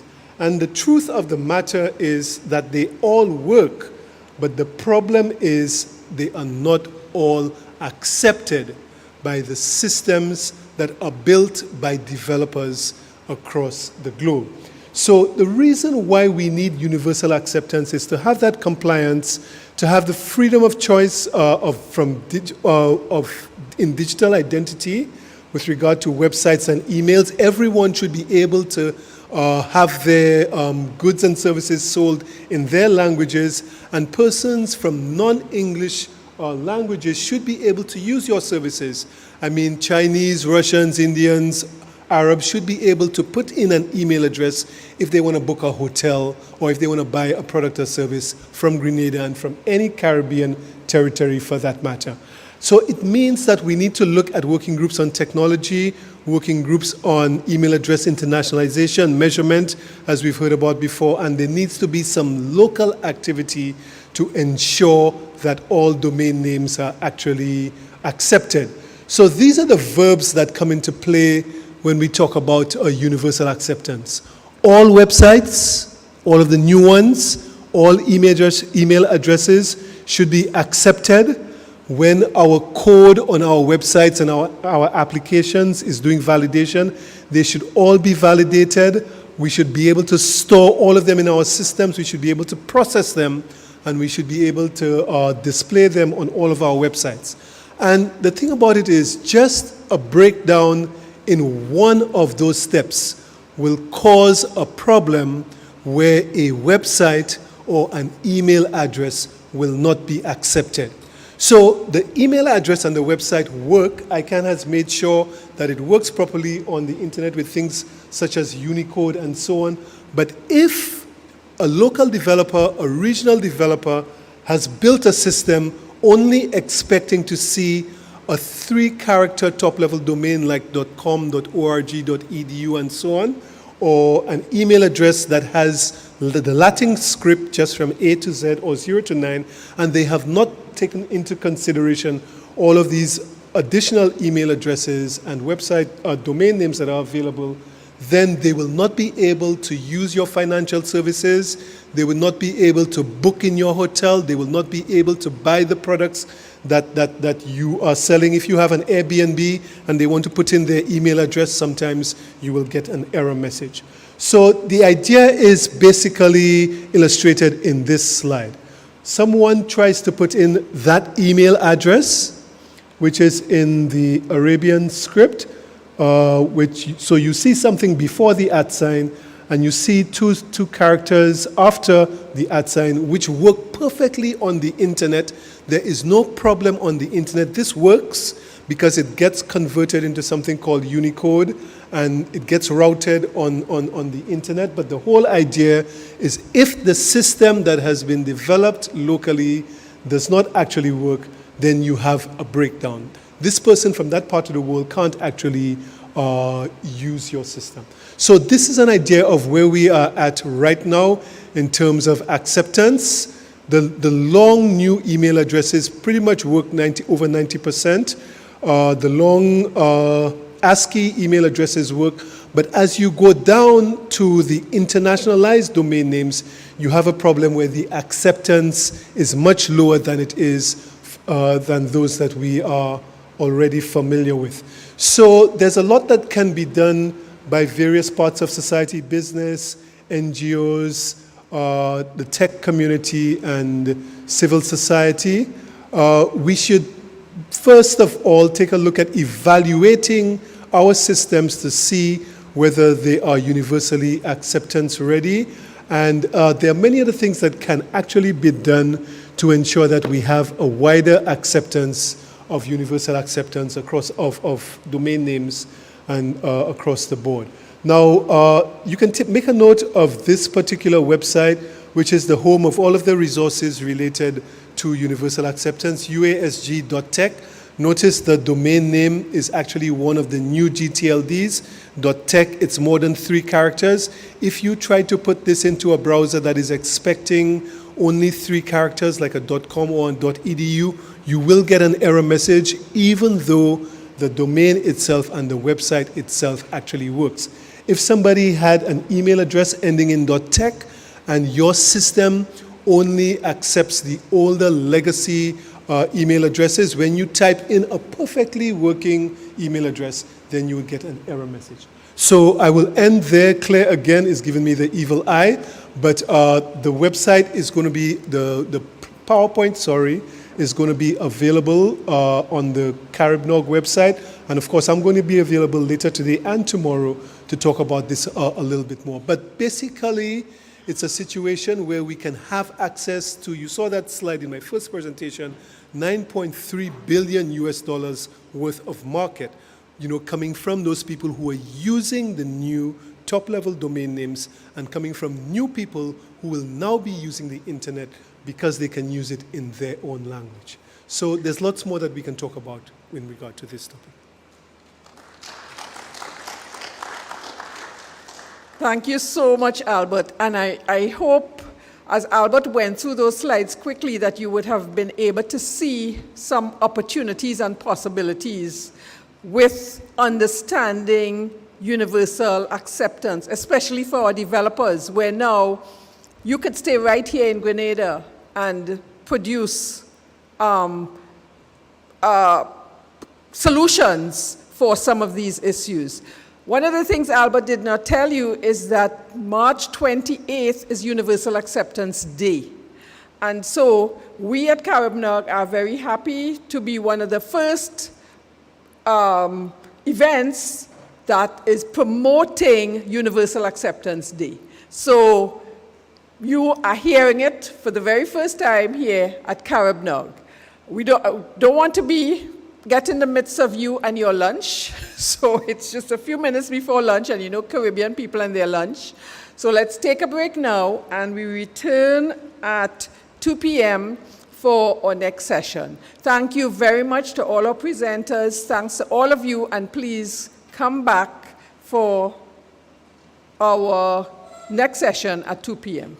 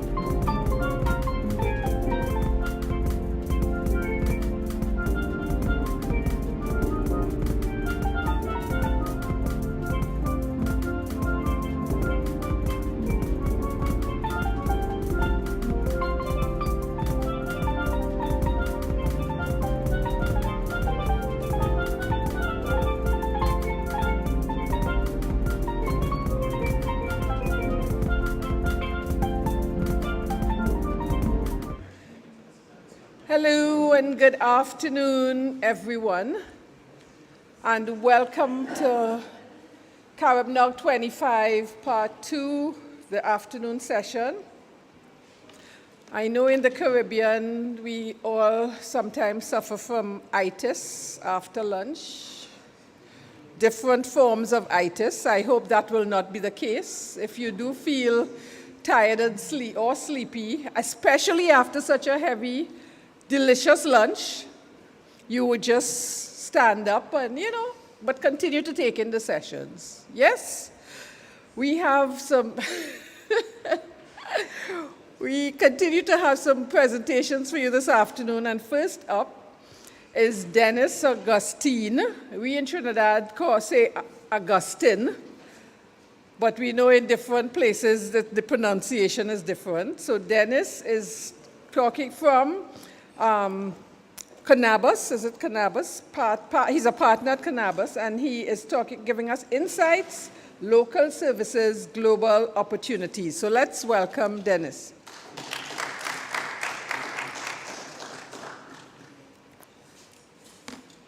Well, if you are suffering from the itis, I hope to do my part to wake you up a little bit with something, as my Monty Python friends will resonate with, something completely different. I want to first start by expressing my gratitude to you for welcoming me as a stranger. You might be wondering, who is this guy? Doesn't sound like us. Sometimes he doesn't dress like us either, but who is this guy? And I want to thank you for, I've been welcomed so warmly by all of you. To all of you in the room, by all of you in absentia. I'm hoping that Minister Andrews and Prime Minister Mitchell and other ministers of government and leaders throughout this region will also see this, and you'll spread it with your networks as well. I'll express my gratitude to my ride or die love, Galina Chernyshova, who's also taught me the meaning of partnership. Sometimes she supports me always in what I do, and sometimes she calls BS when she needs to, and that's what you do with partners. I want to shout out my partners at Conobos, who are probably watching, but also very busy while I'm out here stirring up some opportunities for all of us, I hope. And I want to thank you, because being here just makes me so light.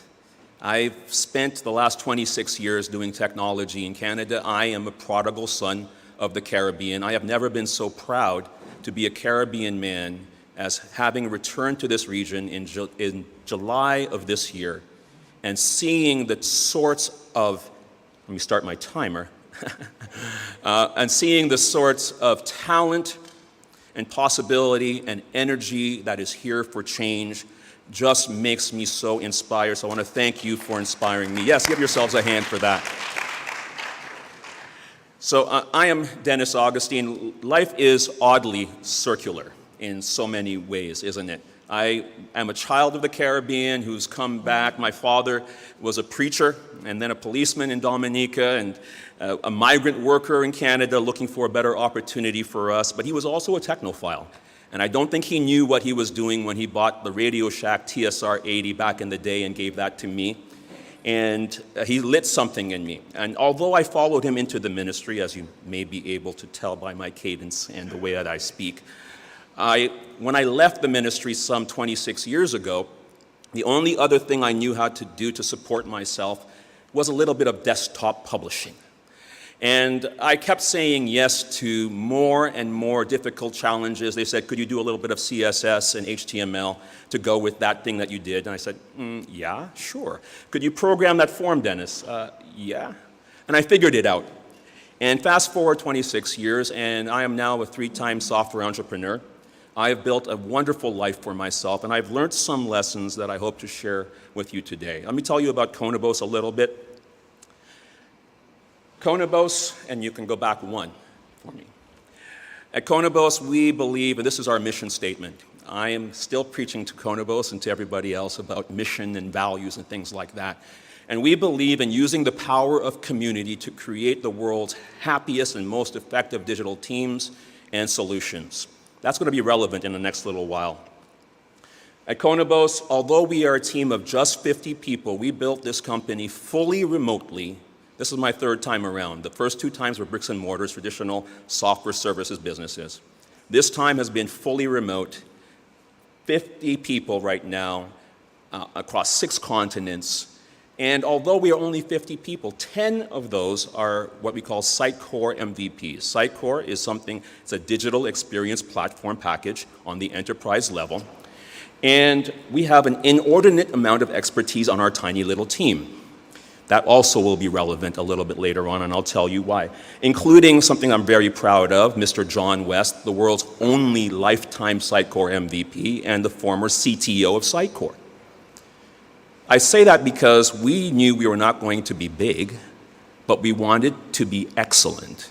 And that is relevant, and you should pay attention and footnote that. I'm currently the only Sitecore MVP in the Caribbean, since I moved to Barbados in July. And if I have my way, I shall not be the last.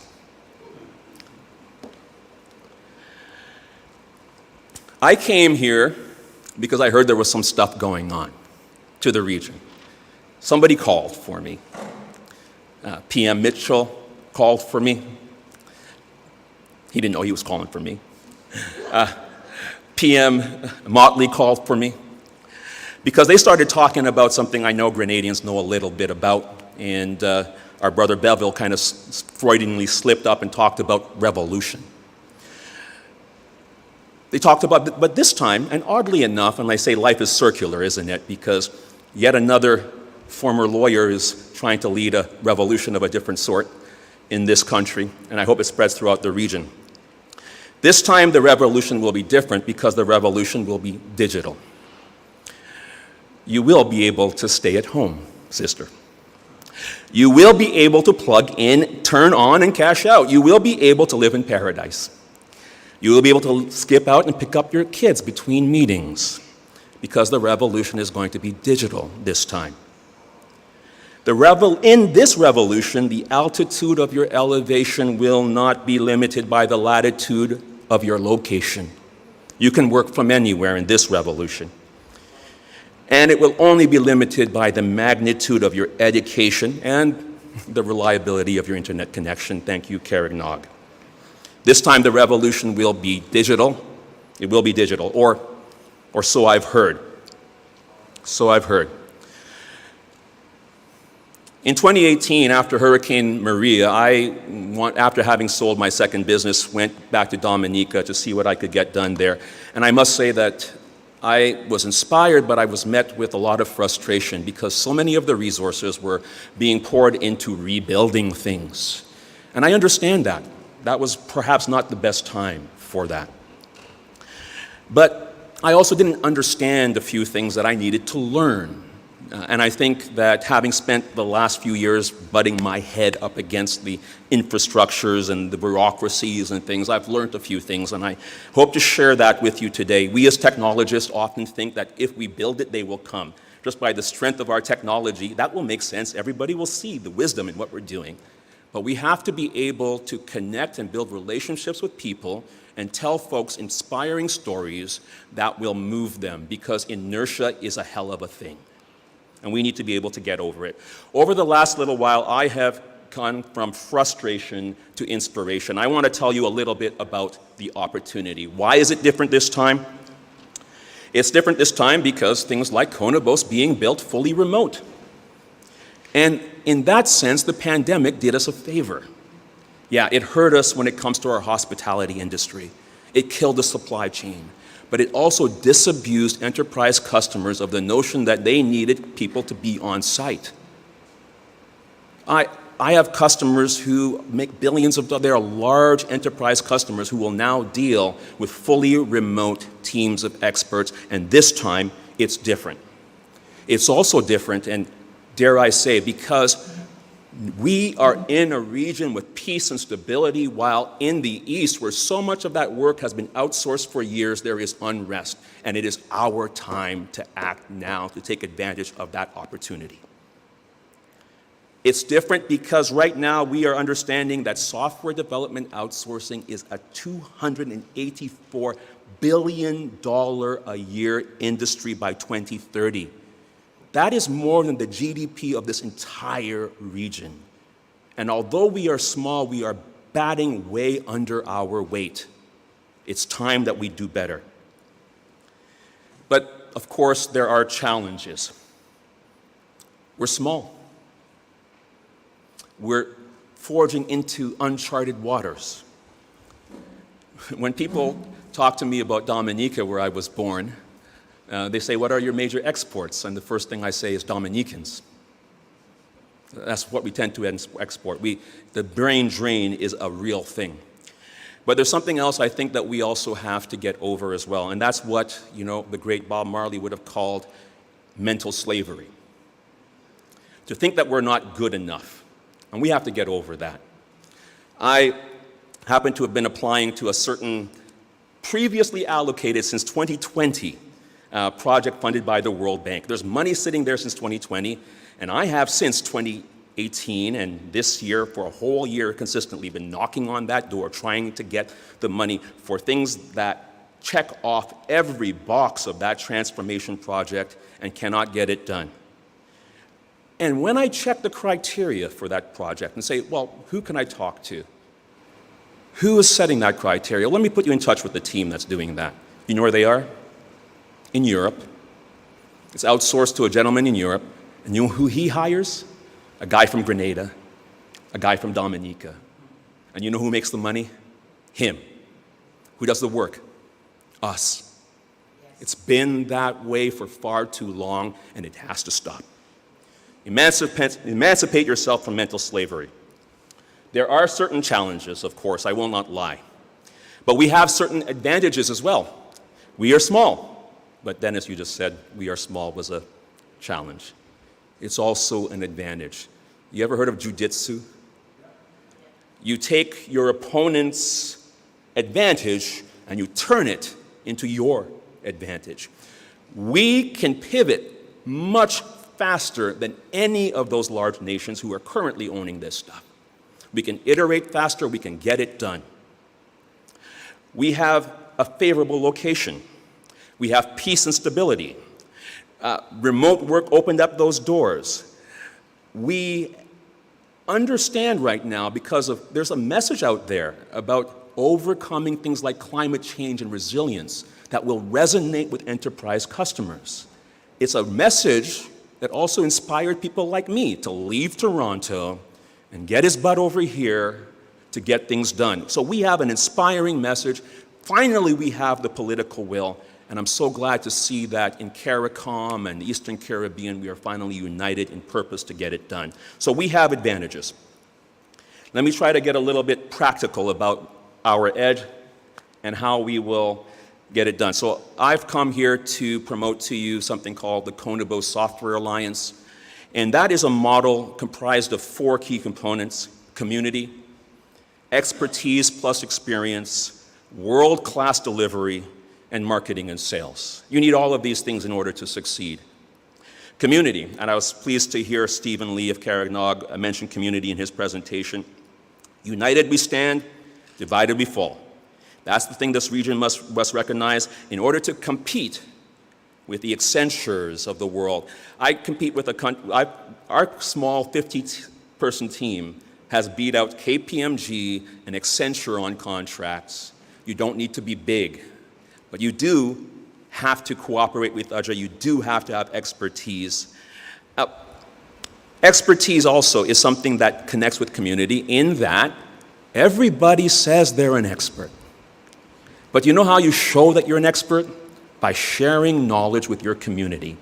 And then your expertise is unassailable. I don't have to prove the expertise of the team at Conobos. When it comes to Sitecore, you go and Google Conobos, and you'll know who we are. That's the kind of attitude we have to have here in the Caribbean as well. Another part of community is one of the components of the alliance is that we're going to be building a database of the skills that we have here. There's no such thing actually currently available. And that is a public good, a public resource. When we have projects that we are currently exporting those projects to India and Eastern Europe, exporting tens of millions of dollars worth of jobs and learning over there. Build up a database. We're going to build a database of people like you, of technologists, of project managers, of strategists, and get that together so that when we get those projects, whether be they private sector or public sector, that we know we can leverage the resources that we already have here to get those things done. Expertise plus what? Experience. One of the things that I really get a lot of pleasure from was seeing some of the young people who came out of school, straight out of college and university into my organization and said, you know, hey, I'm a software developer. I'm like, you know, that's really cute, son. You have a degree, but you're not a software developer quite yet. Because it's experience that makes you somebody who really can get the job done. So one of the core components of our alliance model is also to connect people, not just with the training and certification. And I'm so pleased to see Chad and his team, who's also been doing some work in that area for certifications and building a standard for that in this region, but to take them and put them into working paid internships so that they can truly develop the expertise and knowledge that they have, to mentor them into becoming what they can be. Like I said, I have a team of about 50. I know how to do that.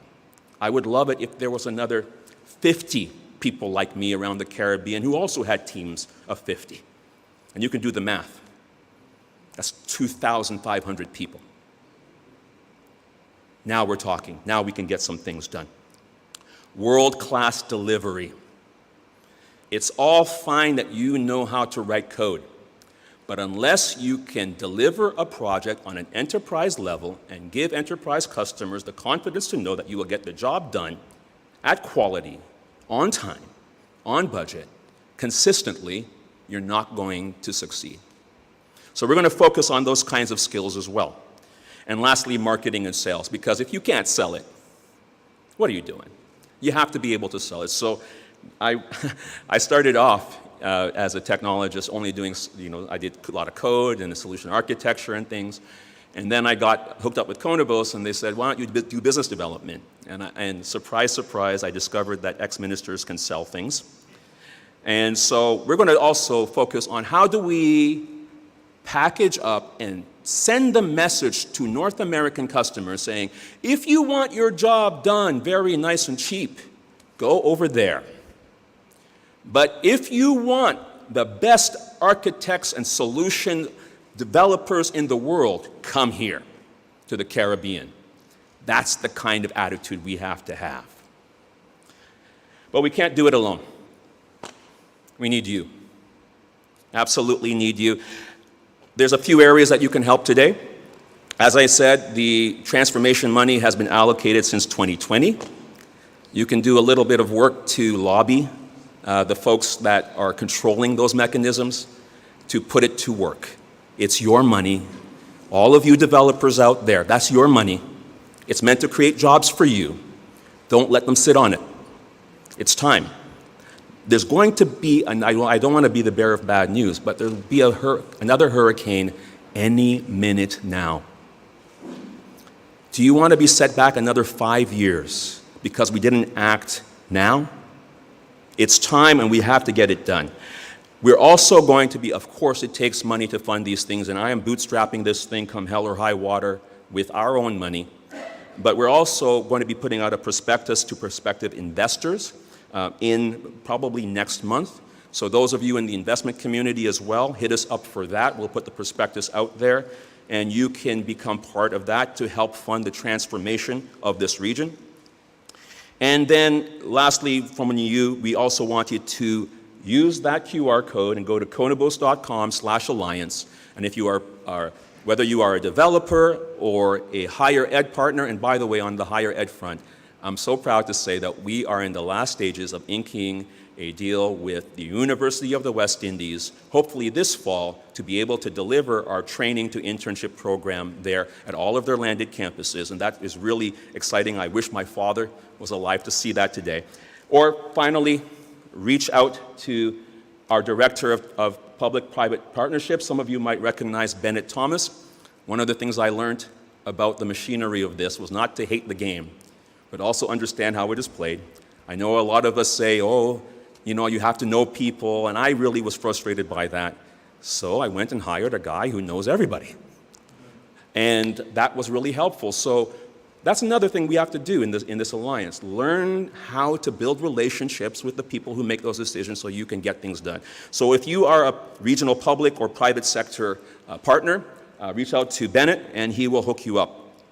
In closing, I will say, you know, I've really enjoyed my time here in Grenada. My wife and I, we were sitting watching the sunset at the beach. We're going to do that again almost every night. And as I'm watching the sunset, and I'm 53, going to be 54 in March, and I've been thinking about the next 5 years for my business, and I realize it's the sunset of my career.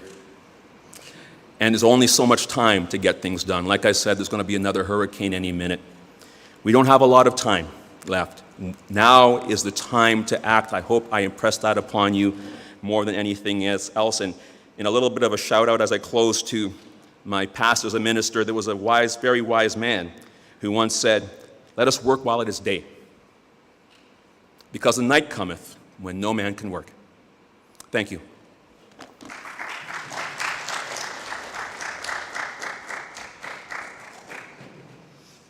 Thank you so much, Dennis. Don't go very far. I want to thank Dennis for such an inspiring presentation, and he's really helping us to kind of bring our time back down, because I know Dennis had to shorten his presentation a bit. But he did not tell us, though, in all the, he told us everything about himself. He's from Canada. He didn't tell us he was a motivational speaker, did he? Since he was one of the ones who was here this morning when we declared that we were CaribNOGers, we hope that this will not be his last CaribNOG session. Right? So, questions for Dennis?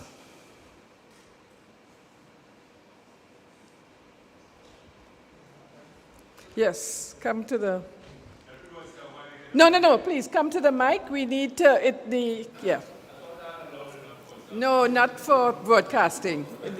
Remember, we have folks online as well. We'll take 2 questions, so one here. Please, the other person, just line up quickly so that... Good afternoon. My name is Rolf Hoshtialik. I represent a company called Concepts Communications. Wow. You are an inspiring, obviously, leader, motivational speaker. Every word you said, I mean, humbly, I've been saying this for all my life here in the Caribbean, and I keep wondering why we can't value the power of what we have. I came here with my son, MIT. He's in IT now, and this is the next generation, and I'm pushing him with some verve. But part of it is I'm stepping out there, and the other part is 30 years of pure frustration. I know what we have. I know there are others here that know what we have. Grenada, Trinidad, Dominica, you name it. How can we ride what you are saying here? And it's a big question, and you've probably answered it in your speech, but how can we collectively ride this wave and acknowledge what we already have here? The World Bank, UNDP, all of these places say our migratory rate is 13%. Of that 13%, half of them are the cream of the crop. We ship out the best of the best to North America, to Europe, etc. How can we, first of all, stop that shipment of the best? Secondly, how can we turn it around? And third, how can we then tell the world, guys, this is where the action is for the next 50 years? Thank you. Well, thank you so much for the question. Really reversing that script. I mean, I'm evidence that we can totally reverse the brain drain. This is a wonderful place to live.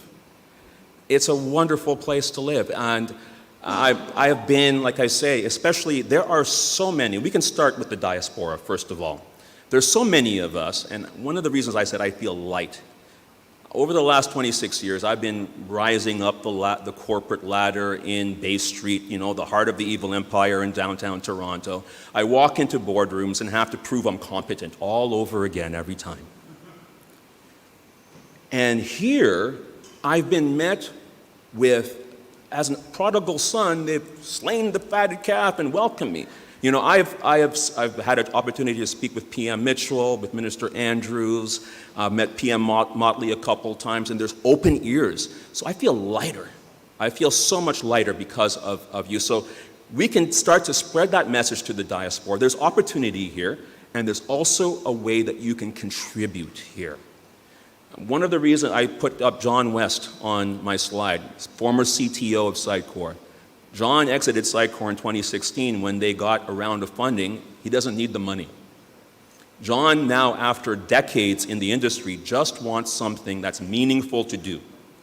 And there's a lot of people in the world who want to do something meaningful with their careers and expertise, and so we can send that message to attract them here. I'm thankful that Minister Andrews is both the Minister for Economic Development and also Tourism. Hey, put those two things together. Let's start telling people to come here and work. My brother Chad over here is going to ask a question later. I saw him get up. We were talking at lunch about developing things like compounds for technologists to come and work in paradise. That's a wonderful, and that goes so good with your investment, citizenship by investment programs and so forth. So there's a lot of different things that we can do. But I think for the first part, what is the key? It is community. It is community, community, community. Unity is a hell of an inspiring thing. When people start to see, I believe, and I have been frustrated, but one thing I have to impress on people is to just never give up, because pessimism, first of all, nobody follows a pessimist, and optimism is a lot better of an option. If you have the option between pessimism and optimism, choose optimism every time, find a way. There's a job to be done, yes. Is there a great opportunity? Yes. Can we find a way to do it? Perhaps. If we work together, can we do it? Definitely. So it's all about us collaborating, and it's about community at the end of the day. And that's a key component of this alliance model. It's to bring together all of these software producers from around the region so that we have a voice to lobby. We'll be hard to ignore when there's thousands of us. You gave a minister a mic and no timer, so yes. All right, let me just close it for now. Thank you so much again, Dennis. I really appreciate it. Let's give Dennis a round of applause. Now we move on. We've met Aaron already for the day, so he's going to come and give an update for NANOG, and he has also agreed to reduce his presentation by a little bit so that we can kind of finish a little bit early this afternoon. So thanks, Aaron.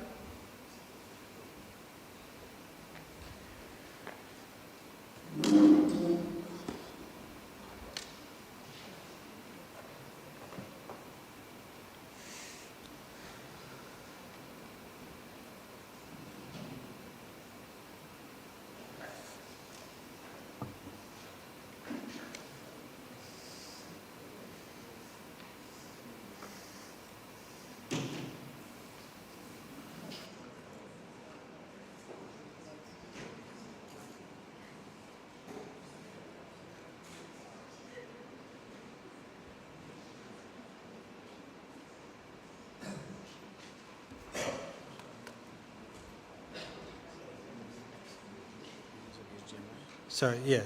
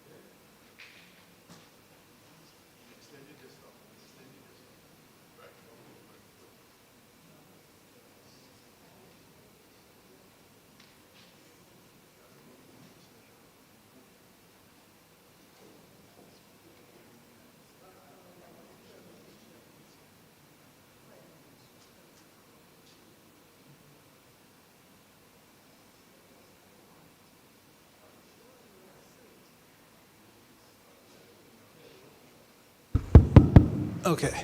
All right. Thanks for bearing with us there for some quick technical difficulties. But hello again. My name is Aaron Atach. I'm here representing NANOG. I currently serve on the program committee for NANOG, which I'll talk about in a bit here. It's a volunteer position that is elected every February. Additionally, they have subcommittees, or the program committee has subcommittees within it. I am additionally co-chair of the hackathon committee for NANOG, along with serving on the outreach committee for NANOG. So just by a quick show of hands in this room, who knows about NANOG and what NANOG is? Okay, and then who has actually been to a NANOG meeting? Okay, all right, so thanks for that quick poll.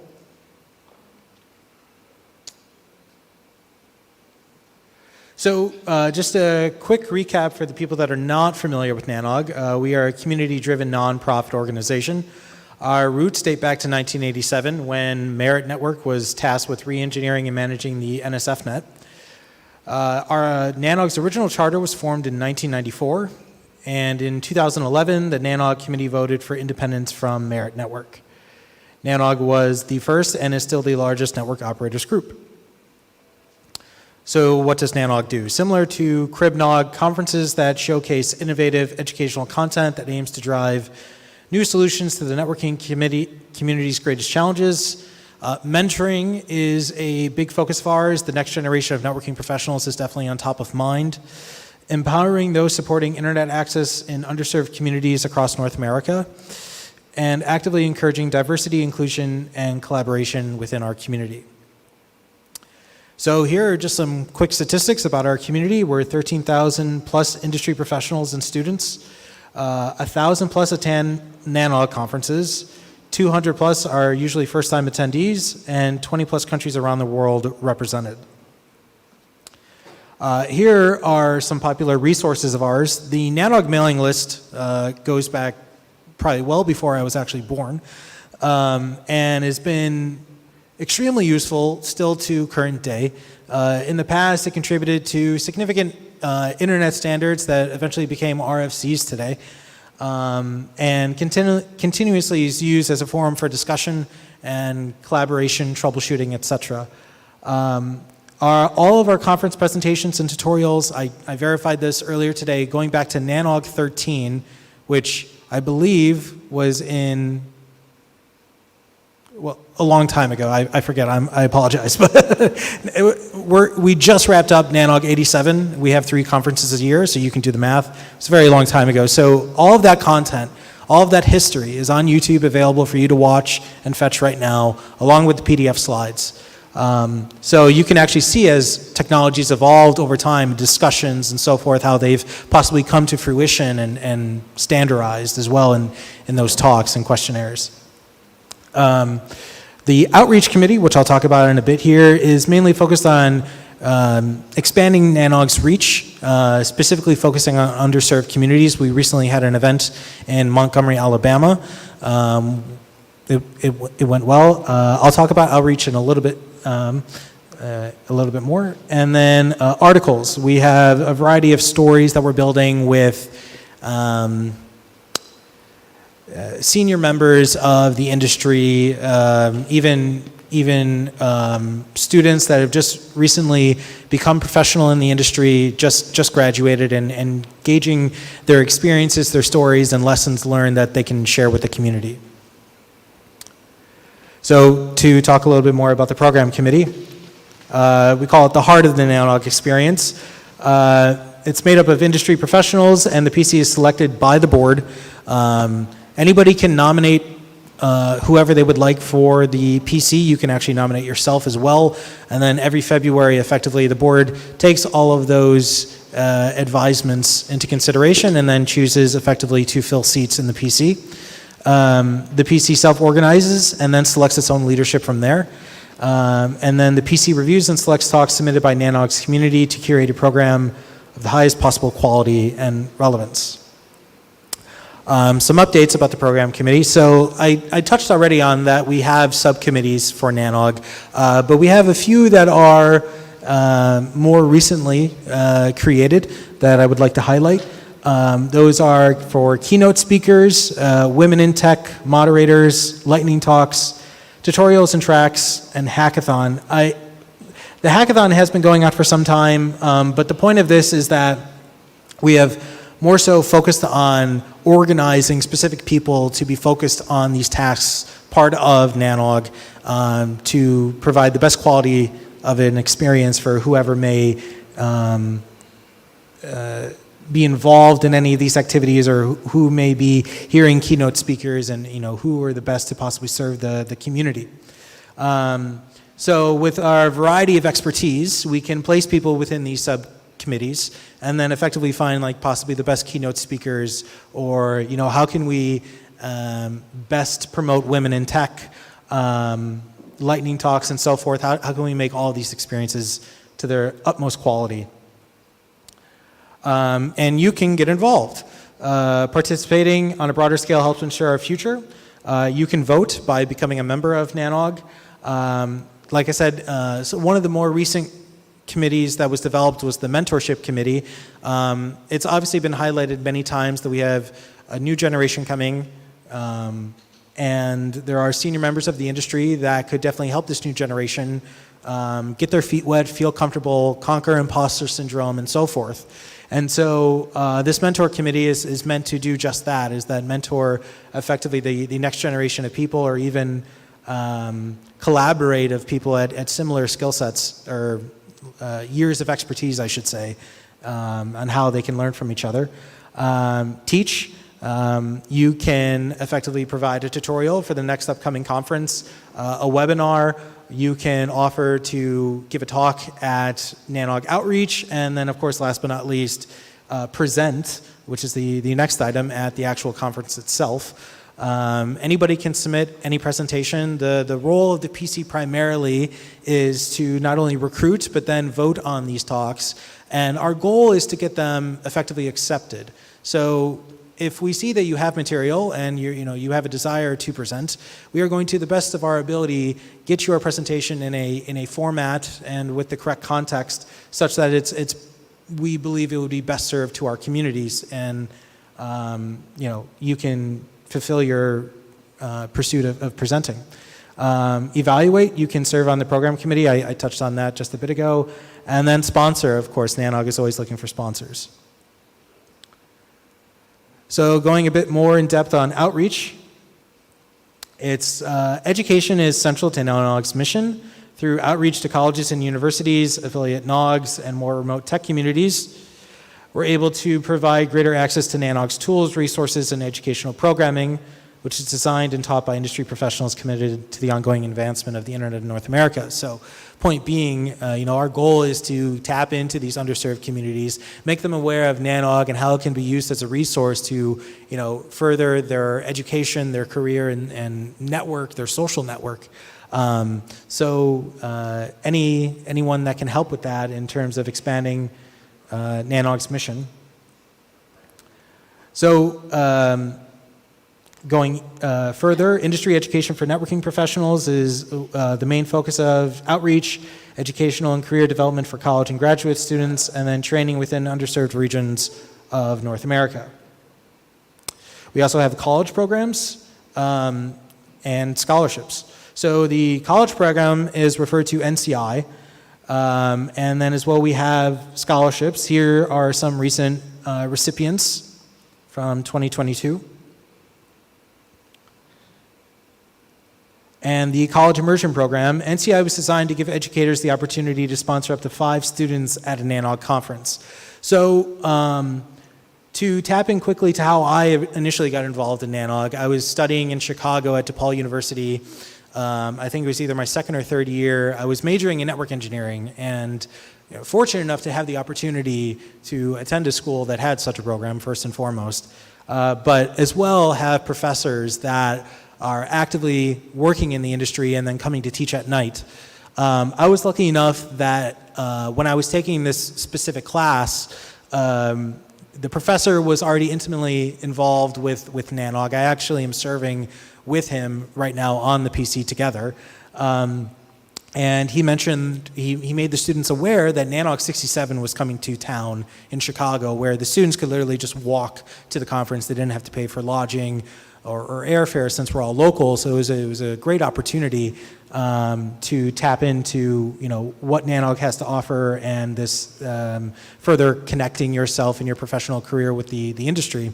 So from there, I myself actually went ahead. At the time, you needed professor sponsorship, and I couldn't get it at the time, but I went to the very next NANOG, NANOG 68, and that was in Dallas, Texas. When I attended that, I had a goal. My goal was to find a summer internship. Not only was it a requirement of my degree, but I knew fairly well that it was a major checkbox that I wanted to accomplish as soon as possible in terms of starting my professional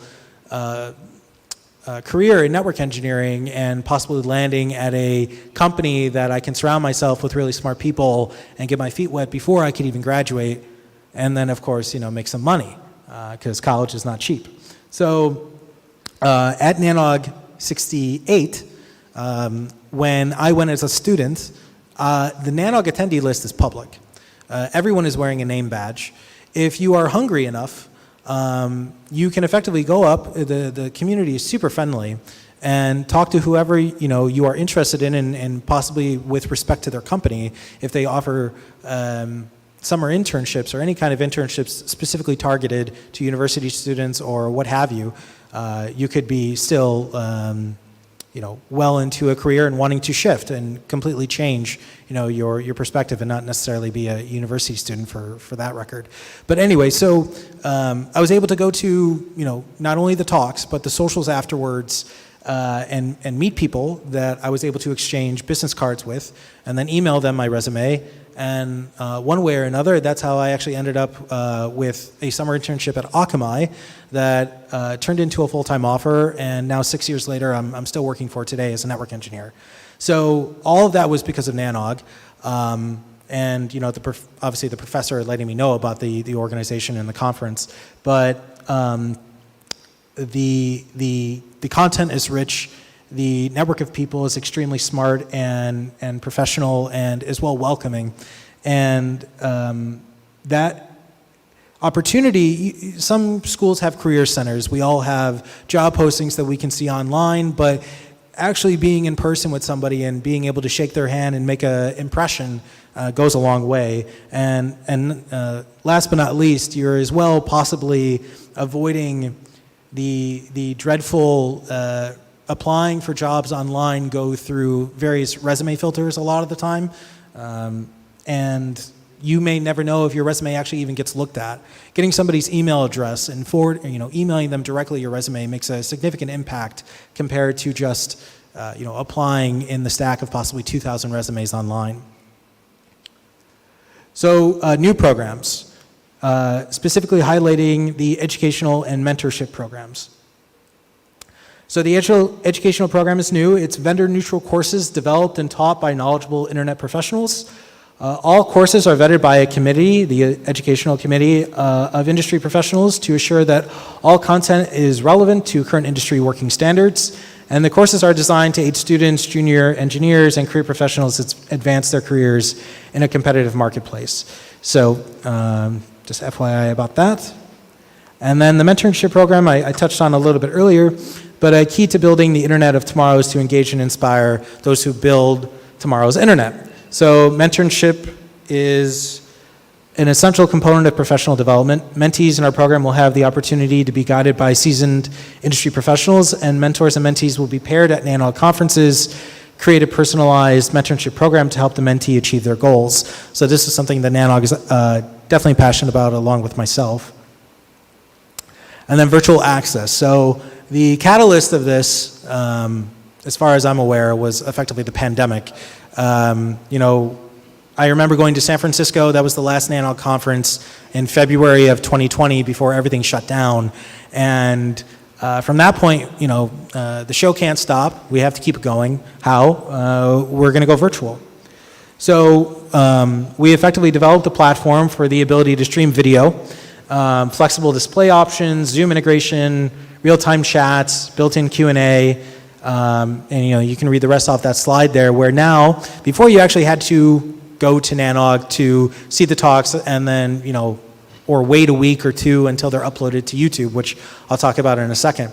But now you're able to actually engage with the presenters and ask questions in real time as they are presenting if you cannot attend in person, which is a significant shift for NANOG and an extreme benefit for the community, especially still in these times of COVID is still out there, and sometimes, especially due to economy status, budgets are frozen, you can't necessarily attend in person, but you still want to be engaged. Now we have that offering. And as well, we have a community forum. So for the legacy of NANOG, it's always been about the mailing list. But within the last few years, we've developed an online forum, community forum, that has a variety of affinity groups that you can join. Besides the mailing list, you can as well view in a different format rather than just plain text email. You can actually view it in this forum format. But we now have affinity groups that you can join in a forum. So topics include network automation, women in tech, LGBTQ+, walking, and whiskey connoisseurs. So the community is deep in their variety of passions, and it's not all just about work. You have to have some play. So we now have these affinity groups. And then, of course, the YouTube channel that I've been speaking about. To this day, I am going and looking at talks that happened 10 years ago, whether if it's for a reminder or to see how something evolved now 10 years later. It's just such rich content that is really just priceless. So I'm very fortunate that we actually have that material archived and uploaded to YouTube. For the most part, like I said as well, anytime a NANOG conference happens, usually within a week or two, all of those talks are uploaded onto YouTube where, even if you miss the remote sessions, you'll still be able to view that content. And likewise, the presenters usually always include their email addresses on slides where if you want to have any further discussions with them, you can go forward from there. And, even reach somebody and say like, hey, I saw you give this talk 10 years ago and I had a question about it. So thank you. Any questions?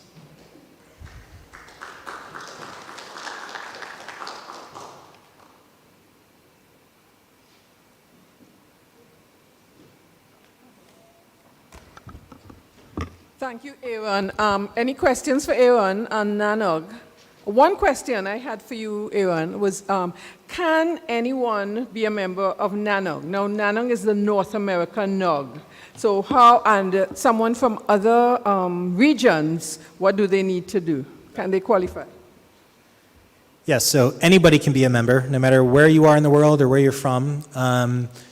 It does come with a cost. The point is not only to shave possibly, pricing off, not possibly, it does shave pricing off of registration costs, for future conferences, but as well you're able to have additional abilities to vote on elections, which is the main other purpose of becoming a member. So you can actually influence the direction of NANOG's future by becoming a member. So keep that in mind. And just to reiterate, while we are the North American Network Operators Group, our reach is meant to be global, and as well we are welcoming of all. So.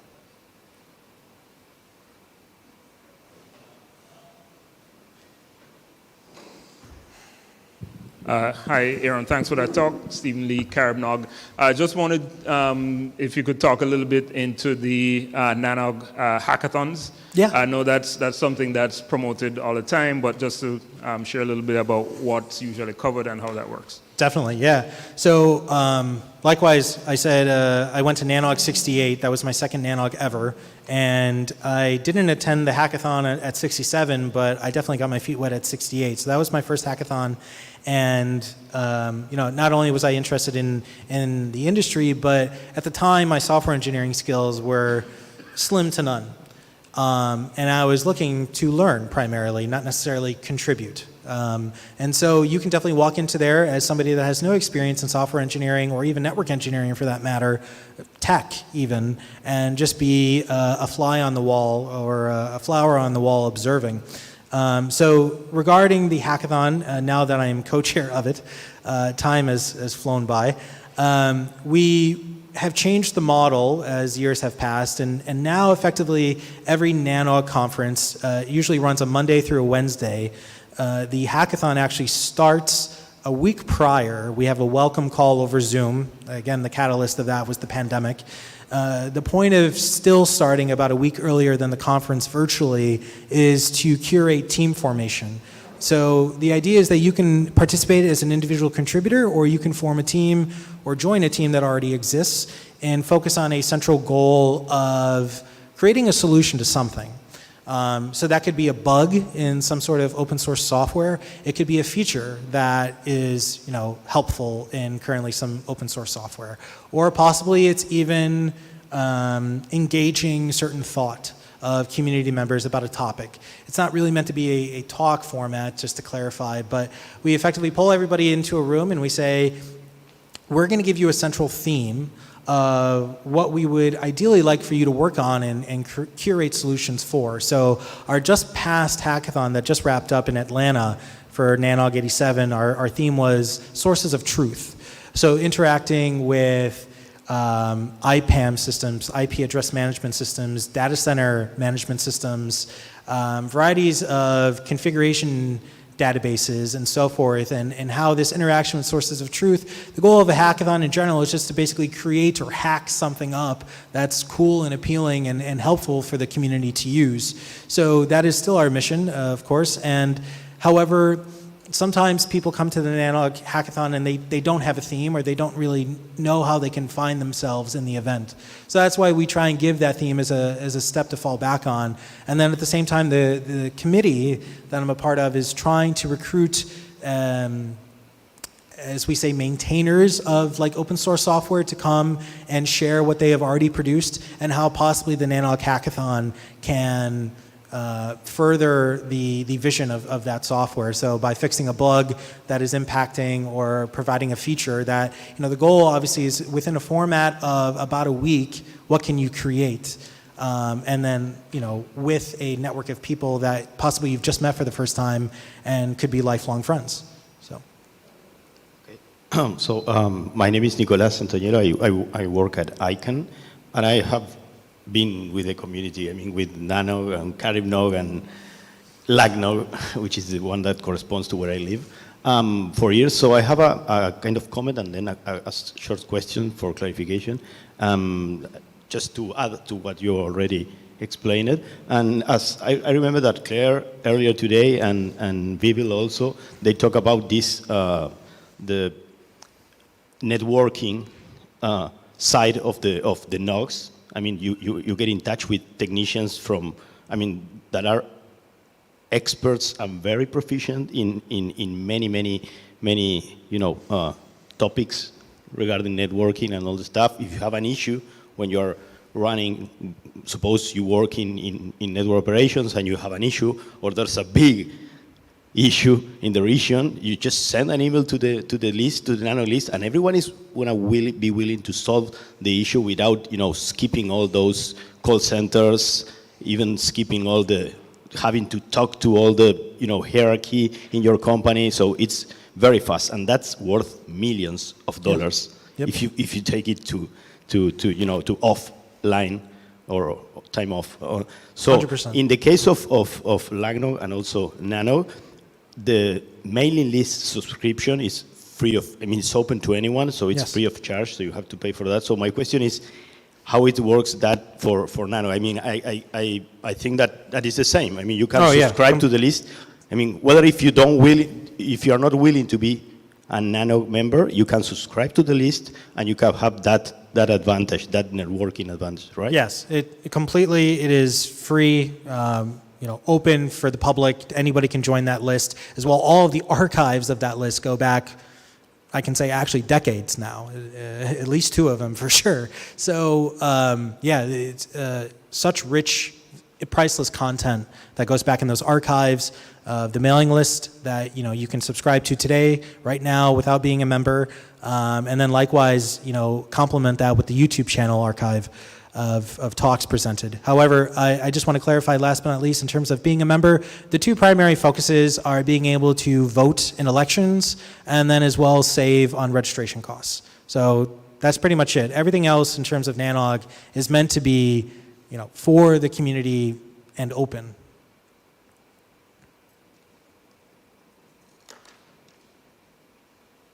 Thank you.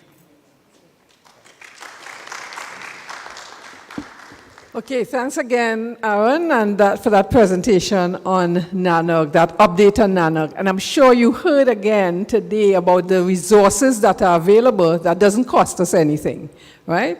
So we move on to, we're not going to have a break. Another, being flexible Caribbean people, we're able to pivot. So if you need to step out a bit, you may, but we're going straight into lightning presentations. And now let me tell you, we have two lined up for you. Let me tell you what that is. It's a short 5-minute or less presentation, but it allows us to hear from the local community. So first up is Chad Fraser from Sonova, who's going to tell us a little bit about his software, what his organization does in Grenada. 5 minutes, Chad. We're counting. Timer on. All right, thank you. Good day, everyone. So I'm Chad Fraser, and I'll tell this story. I think the story is a better format. Many years ago, I studied at the SGU, that's the St. George's University here. Upon graduating, and having a passion for technology, software development, I looked for opportunities locally to work in that field. Couldn't find any, and decided to start Sonova. That was 10 years ago.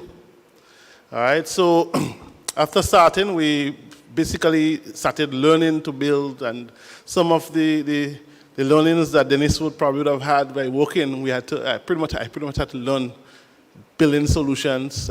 Since we've built solutions for our government here, many organizations across the Caribbean, in the UK market, Netherlands, and I am also very passionate about community, working together, and also extending the opportunity that I created for myself to other young people. So currently my team is one of eight young people, all Grenadians. We're also, I think the goal that Dennis, or the vision that Dennis had about 50, or groups of 50s. So I'm going to pursue my group of 50 developers, all right? Of course, leveraging the networks and leveraging the relationships that we started building here and going forward. I'm hoping that this continues and it becomes a platform for networking and so forth. All right, so that's what we do. Right now, we built a platform that really leverages our 10 years experience building information systems, management information systems for organizations. We turn that knowledge into a platform that we're now making available to implementation partners and so forth. So it's exciting, and we are interested in partnering with others throughout the region who would like to leverage our platform to offer solutions in their countries. All right, so if you know of anyone, my contacts, I could probably say it here, is that okay? All right, my email is chad@sonova.com, and my phone number, mobile, 473-456-6804. I think it's a tremendous opportunity to leverage our work to create new opportunities for themselves and others across the region. And we're also interested in the African market. So I know there is one person here from that space. All right, so that's me. Thanks.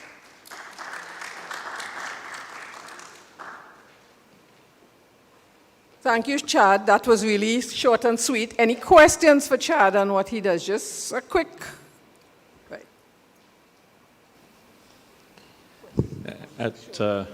At lunch, Chad, the other day, you said a little bit about some kind of training, sort of standardization, certification that you were working on. I found that very excited. I'd love to hear a little bit more about that. Okay. Right. So years ago, we started working on standardizing software development because we had not any local standards for what a full stack engineer should look like. All right, and so we partnered with the NTA. I'm not too sure if you're familiar, but there is what they call it, National Vocational Training Agency, National Training Agency, and they would have created standards, or you would work with them. We together with a small community of companies like myself, came together and created a standard. And of course, with support from EU, we got some funding from the Sky project. I'm not sure if you're familiar with it. And we trained over the years, probably last 2 or 3 years, close to 500 Grenadians in ICT-related areas, including software development. But again, I'm very passionate about development of the sector. And I believe education and an alignment between what's been taught and what we need in the sector is very important. So I also serve on the curriculum committee for the TAMCC, as well as for the St. George's University for the IT programs. So it's all in an effort to bring it all together.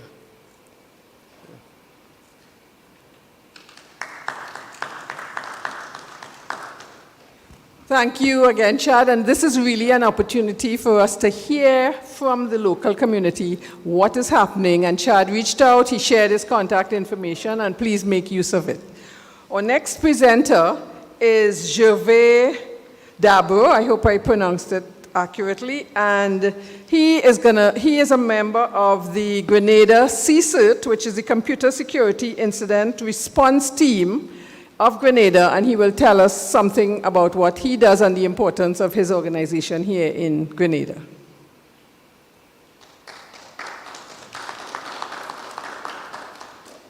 Right, so the name is Gervais Dabo. Good afternoon, everybody. And let me start by telling you a story.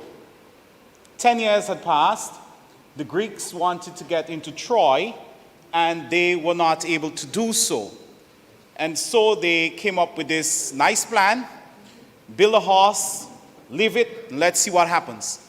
And they built a horse, left it, and the Trojans, being very curious, took the horse, brought it into the city. In that horse were soldiers, and Troy fell. There were 2 people who spoke about not bringing that horse in. Laukun and Cassandra. And this is where the Grenada National Cybersecurity Incident Response Team comes into the picture. We are the people who click so our people do not have to click. We are the people who would assess the website and ensure that it is safe to do business so our people do not click and lose their money. But as in the story of Troy and that Trojan horse, should they decide to not listen to us and proceed, they can very well find themselves in a world of digital trouble. So we are just 9 months old. I guess we're ready to give birth, but we have been functioning. We were established officially in May of last year, and we provide support and awareness to all our people. We go into the schools, we speak to the young ones, we speak to teachers, we speak to the parents, letting them know what responsible use looks like. Also talking about cybersecurity and what you need to do, 2FA passwords, how you audit your security, how you harden your systems. So we do that, and we are all over the place. So if you want to find us, you can find us by simply going to our website, csirt.gov.gd, csirt.gov.gd, and from there you'd be able to find us on Instagram, on Facebook, we're on YouTube, we're on Twitter, we're on TikTok, we are all over the place, designed to keep our people safe. Yes, we are a small team, so we're not quite where we want to be yet, but I think what you should bear in mind for those of you who are out there where there are no CSIRTs, we're the precursor to the Grenada National Cybersecurity Agency. So we're step 1 in a two-step process. And I have to tell you, we have been able to help a lot of people save money. Unfortunately, people are still losing money. Accounts are still being compromised. But again, Lau Kun and Cassandra did say, don't bring it in. They brought it in, and Troy fell. I'm Jervis Dabrio. Thank you.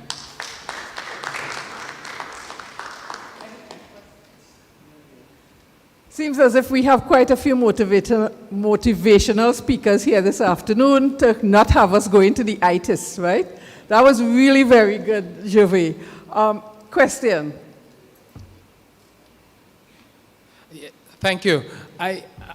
Speaking to your process, how are you helping or how are you reaching out to the local population that is anti-digitization? How are you reaching to the persons who think that we should not go there and affecting a larger community? Right. So we go into the churches, into the community. We would speak to just about anybody who would listen or invite us. But we also share stories of people who never use online banking, never use their card to purchase anything, but lost a lot of money because their child playing a game wanted to pay for something, went into mommy's purse, took the card, entered the information, and mommy didn't even know her details were compromised. So we share these things, and these are stories, these are actual things that happen, and some people, they do listen. As we explain it, whether you like the idea of digital transformation or you don't, digital transformation is happening. It will continue to happen.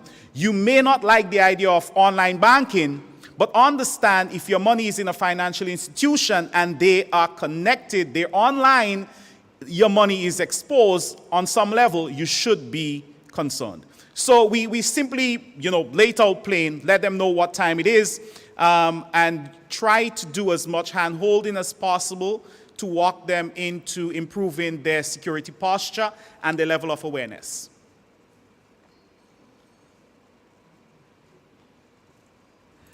Thank you for that response. Again, I wish to say congratulations to the Grenadian government for ensuring that the CERT was set up, because that is a very important part of securing our networks and making them resilient.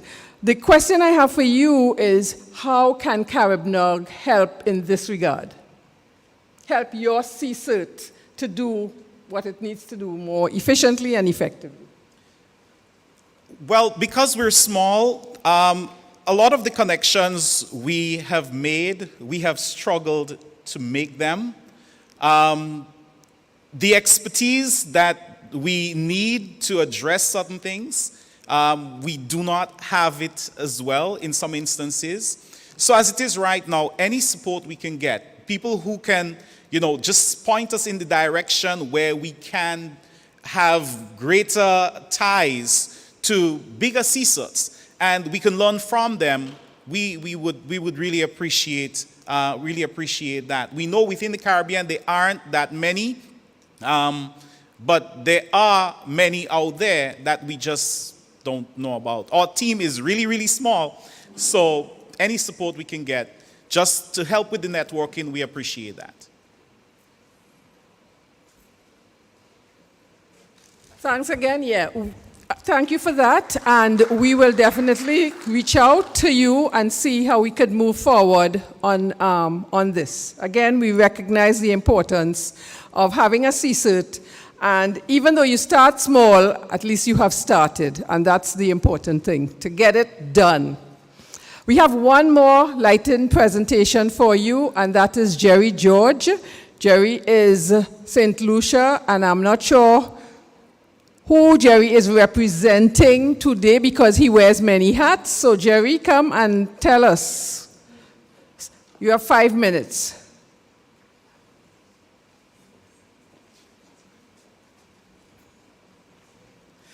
Hi, good afternoon.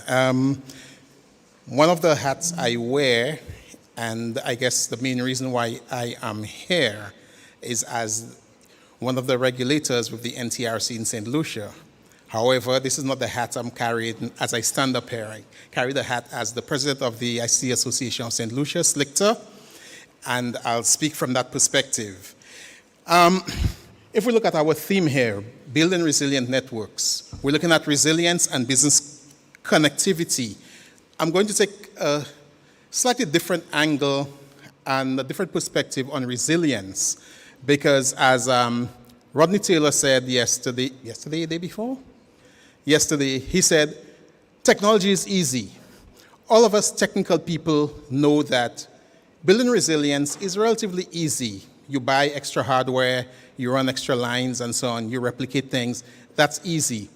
Something we tend to forget is the resilience of people. And when Kenny gave his presentation and he said, stop thinking from a business perspective, stop thinking of an IT person, think of an IT department. It also ties in. Even if you're a small business and you have one person you're depending on, what happens when that one person is not available? We're in a disaster zone. We went through, Corona jumped into my mind. I'm thinking, no, it's something else because that seems so far away. But yeah, we went through COVID and we have hurricanes and all sorts of things. What happens if your IT person does not show up or is not available or is busy doing something else? Because where we have limited resources, one person may be the key resource for a number of different businesses. How do you deal with that? And so it comes into having the mindset of an IT department, even if you have one person. So from us as our technical people, we need to reach out, we need to lean on each other, we need to share resources, and we need to use those other resources that are available to us. One of the things we at SLICTA in St. Lucia did, for example, is we engage with different groupings to help share resources. We actually had meetings with the legal fraternity on when GDPR was released. We had meetings with them to share the knowledge on the potential impact that data exposure would have on them, on their businesses. We've met with the HR fraternity. I know you guys probably see job postings with ridiculous requirements and all they need is a technician. So sharing knowledge helps. Working with each other, and not just locally, regionally, internationally. Yesterday I had a discussion with Mr. Dabrio, I don't remember your first name, with regards to having the CERT capability, not just in each island, but having regional capability, similar to the RSS, for example, because if there is a problem in one island, we're small islands. How can each island afford the very high requirements and certification and so on? Regionally, we can share those costs. So we can look at that as far as being able to share our resources across the region, and with the whole CaribNOG thing, we're pushing, let's work together. We're all in it together. In fact, our independence message in St. Lucia, we just celebrated our 44th anniversary. Thanks, Albert, because I would probably get smacked going back home and not remembering that. Our theme was Devant ensemble, together, forward together. Okay? So the real idea in terms of resilience, not just from a technical perspective, resilience of our people, resilience of our resources, resilience of our, you name it, resources, people, community, countries, and so on. Another key point in terms of the resilience, document our systems. We make sure we document, and not just document within our heads. Many of us were guilty of that. We know the system inside out, upside down, coming and going. But you're not available, someone else has to come in, and suddenly nothing is there. So we document. We ensure we have multiple accesses to resources, and let's share. The industry is bigger than any one of us can handle. So let's not be afraid to share. Let's not be afraid to what is the word compete? We compete cooperatively. Let's not be afraid to do that. And as we would say in St. Lucia, ano ali duvan asam. Thank you.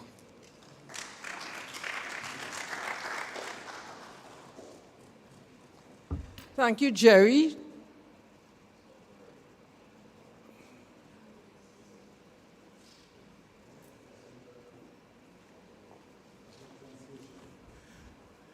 I just wanted a second bite at the apple because I think my time was up.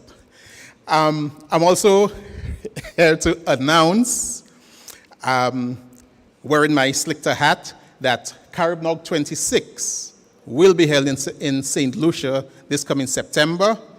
We're looking at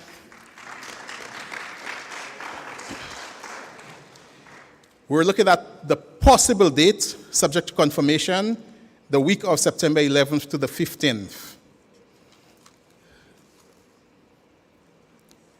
Anything? It will be ICT Week and CaribNOG, yes.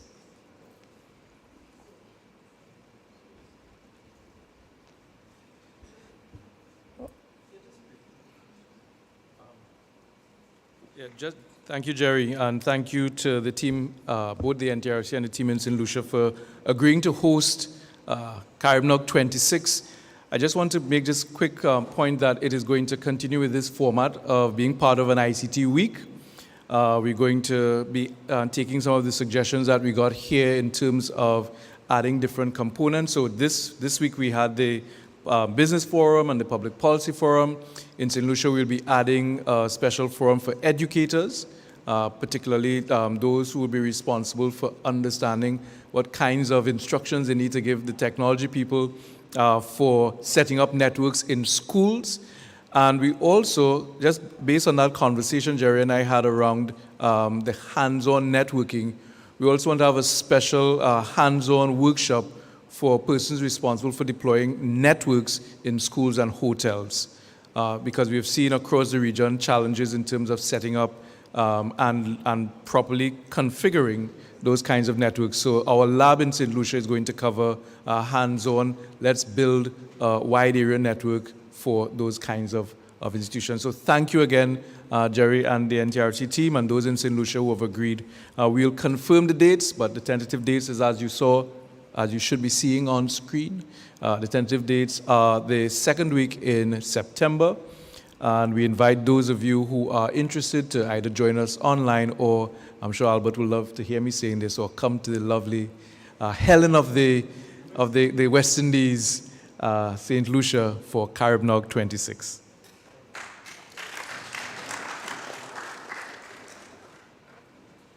Thank you again, Jerry. Thank you, Bevel, for making this happen, and Jerry for facilitating. We look forward to meeting up with you again in St. Lucia. As some of you may know, this is not our first time in St. Lucia, and it's, I think, our third time there. So we're looking forward to being back in St. Lucia.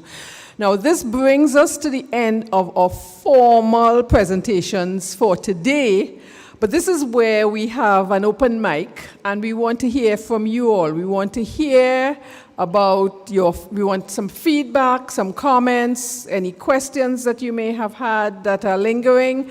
But before we do that, I'm just going to ask David to just come and tell us a little bit about what we can expect tomorrow, because we are looking forward to a session with our students and a hands-on session, labs for tomorrow. So David can do it better than I can. Hi, everybody. So tomorrow is going to be completely different than everything you've seen this week. Tomorrow, this room is going to look completely different because there are going to be 130 students from around the island who will be here. And when they walk in, there are going to be these boxes, these closed boxes on all the desks. And the first thing that's going to happen is our friend Aaron from Akamai is going to talk to them for a little bit about the hard skills and the soft skills that they need to, if they're interested in building a career in engineering or in ICT in general. And what's cool about that is not only Aaron's young, and he's got some fresh perspective on what he needed, other than, an old guy like me, but importantly, students don't have any of the biases we do. And they're going to ask him the craziest questions, and it's going to be a lot of fun. And then they're going to unbox what's in front of them. And it's a brand new laptop. And we're going to spend a little time setting those laptops up, getting them connected to the Wi-Fi. And over the next 4 hours, these students, we're going to put them at a command prompt. And that command prompt is going to be inside a VM in AWS. And for the next 4 hours, these students are going to address a router and learn what an IP address is from our friend Nate and Aaron. They're going to connect that router to an ISP. They're going to turn on BGP. They're going to learn what BGP is. And they're going to learn why it's important. They're going to start passing packets between their network and the ISP. We're going to teach them a little bit about peering and transit. Then we're going to then they're going to configure a recursive resolver.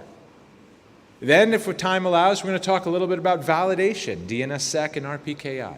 And at the end of 4 hours, these students are going to walk out and go home, and I hope they're going to tell their friends and their family that today I built an ISP from the ground up, and let me tell you all about it.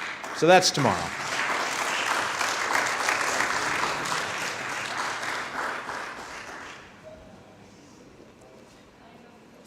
Thank you,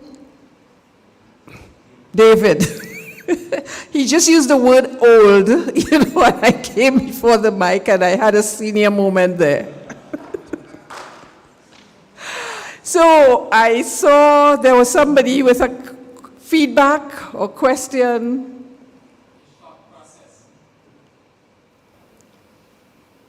Yes? Good. Well, it speaks directly to what gentleman was speaking about. I am questioning and I'm calling on CaribNOG. When and what are you going to come up with to bridge that gap or break that barrier in terms of the 5 years in secondary school? Because I'm looking at all of this and we are talking expertise as the eloquent motivational speaker. We are looking at expertise and experience. And if we go in digital, then digital is not slow. So when are you going to help us at the Caribbean government to bridge that gap, break the barrier, so that we can have children 12, 13 entering and taking up these jobs and being very competent instead of waiting till 16, 17, 18, or maybe when they drop out of school, 18, 19, go to college, too many years are being wasted. So I hope you're drinking that coffee that I'm giving here so that we can, in the Caribbean, embrace transformation from all angles. Thank you. Okay, lovely question. And let me just say to you, I recognize when you point your finger, you have 3 fingers pointing back. Right? So you said you. Secondly, I would say to you that this morning we declared we are CaribNOG.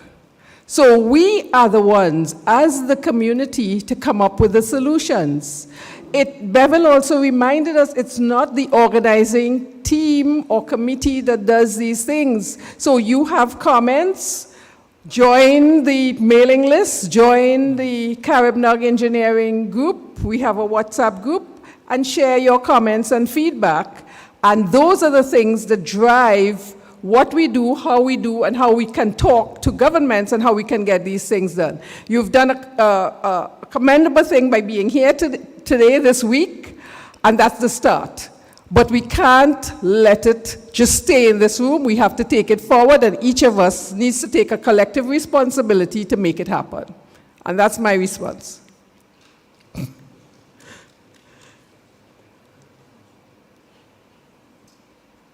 Oliver Lawrence from St. Lucia. I'm a commissioner. And it's open mic, right? Mm-hmm. Open mic. I really must say it was the most satisfying week I have had in many years. I think just coming here, from the experts, hearing from the experts, team working, just barely discussion, particularly over lunch. I couldn't ask for anything better. So I must say to the organizers, okay, both CaribNOG and ICT Week Grenada, for a wonderful, rewarding week. I also must, well,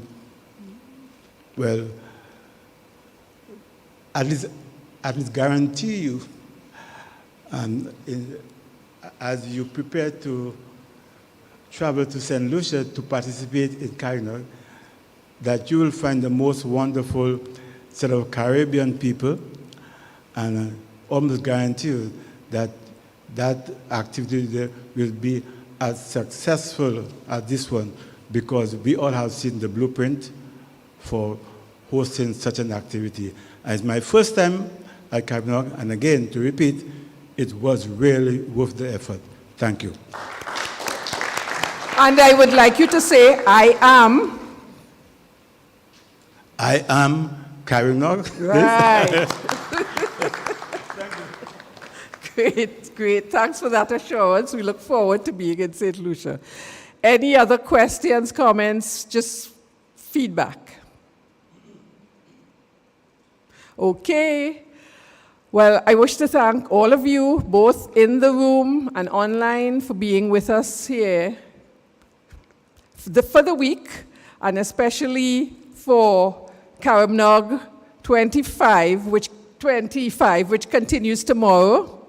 We would like to thank all our collaborative partners, AREN, ICANN, the CTU, LACNIC, Internet Society, LACNOG, the NTRC, FLO, Antillian,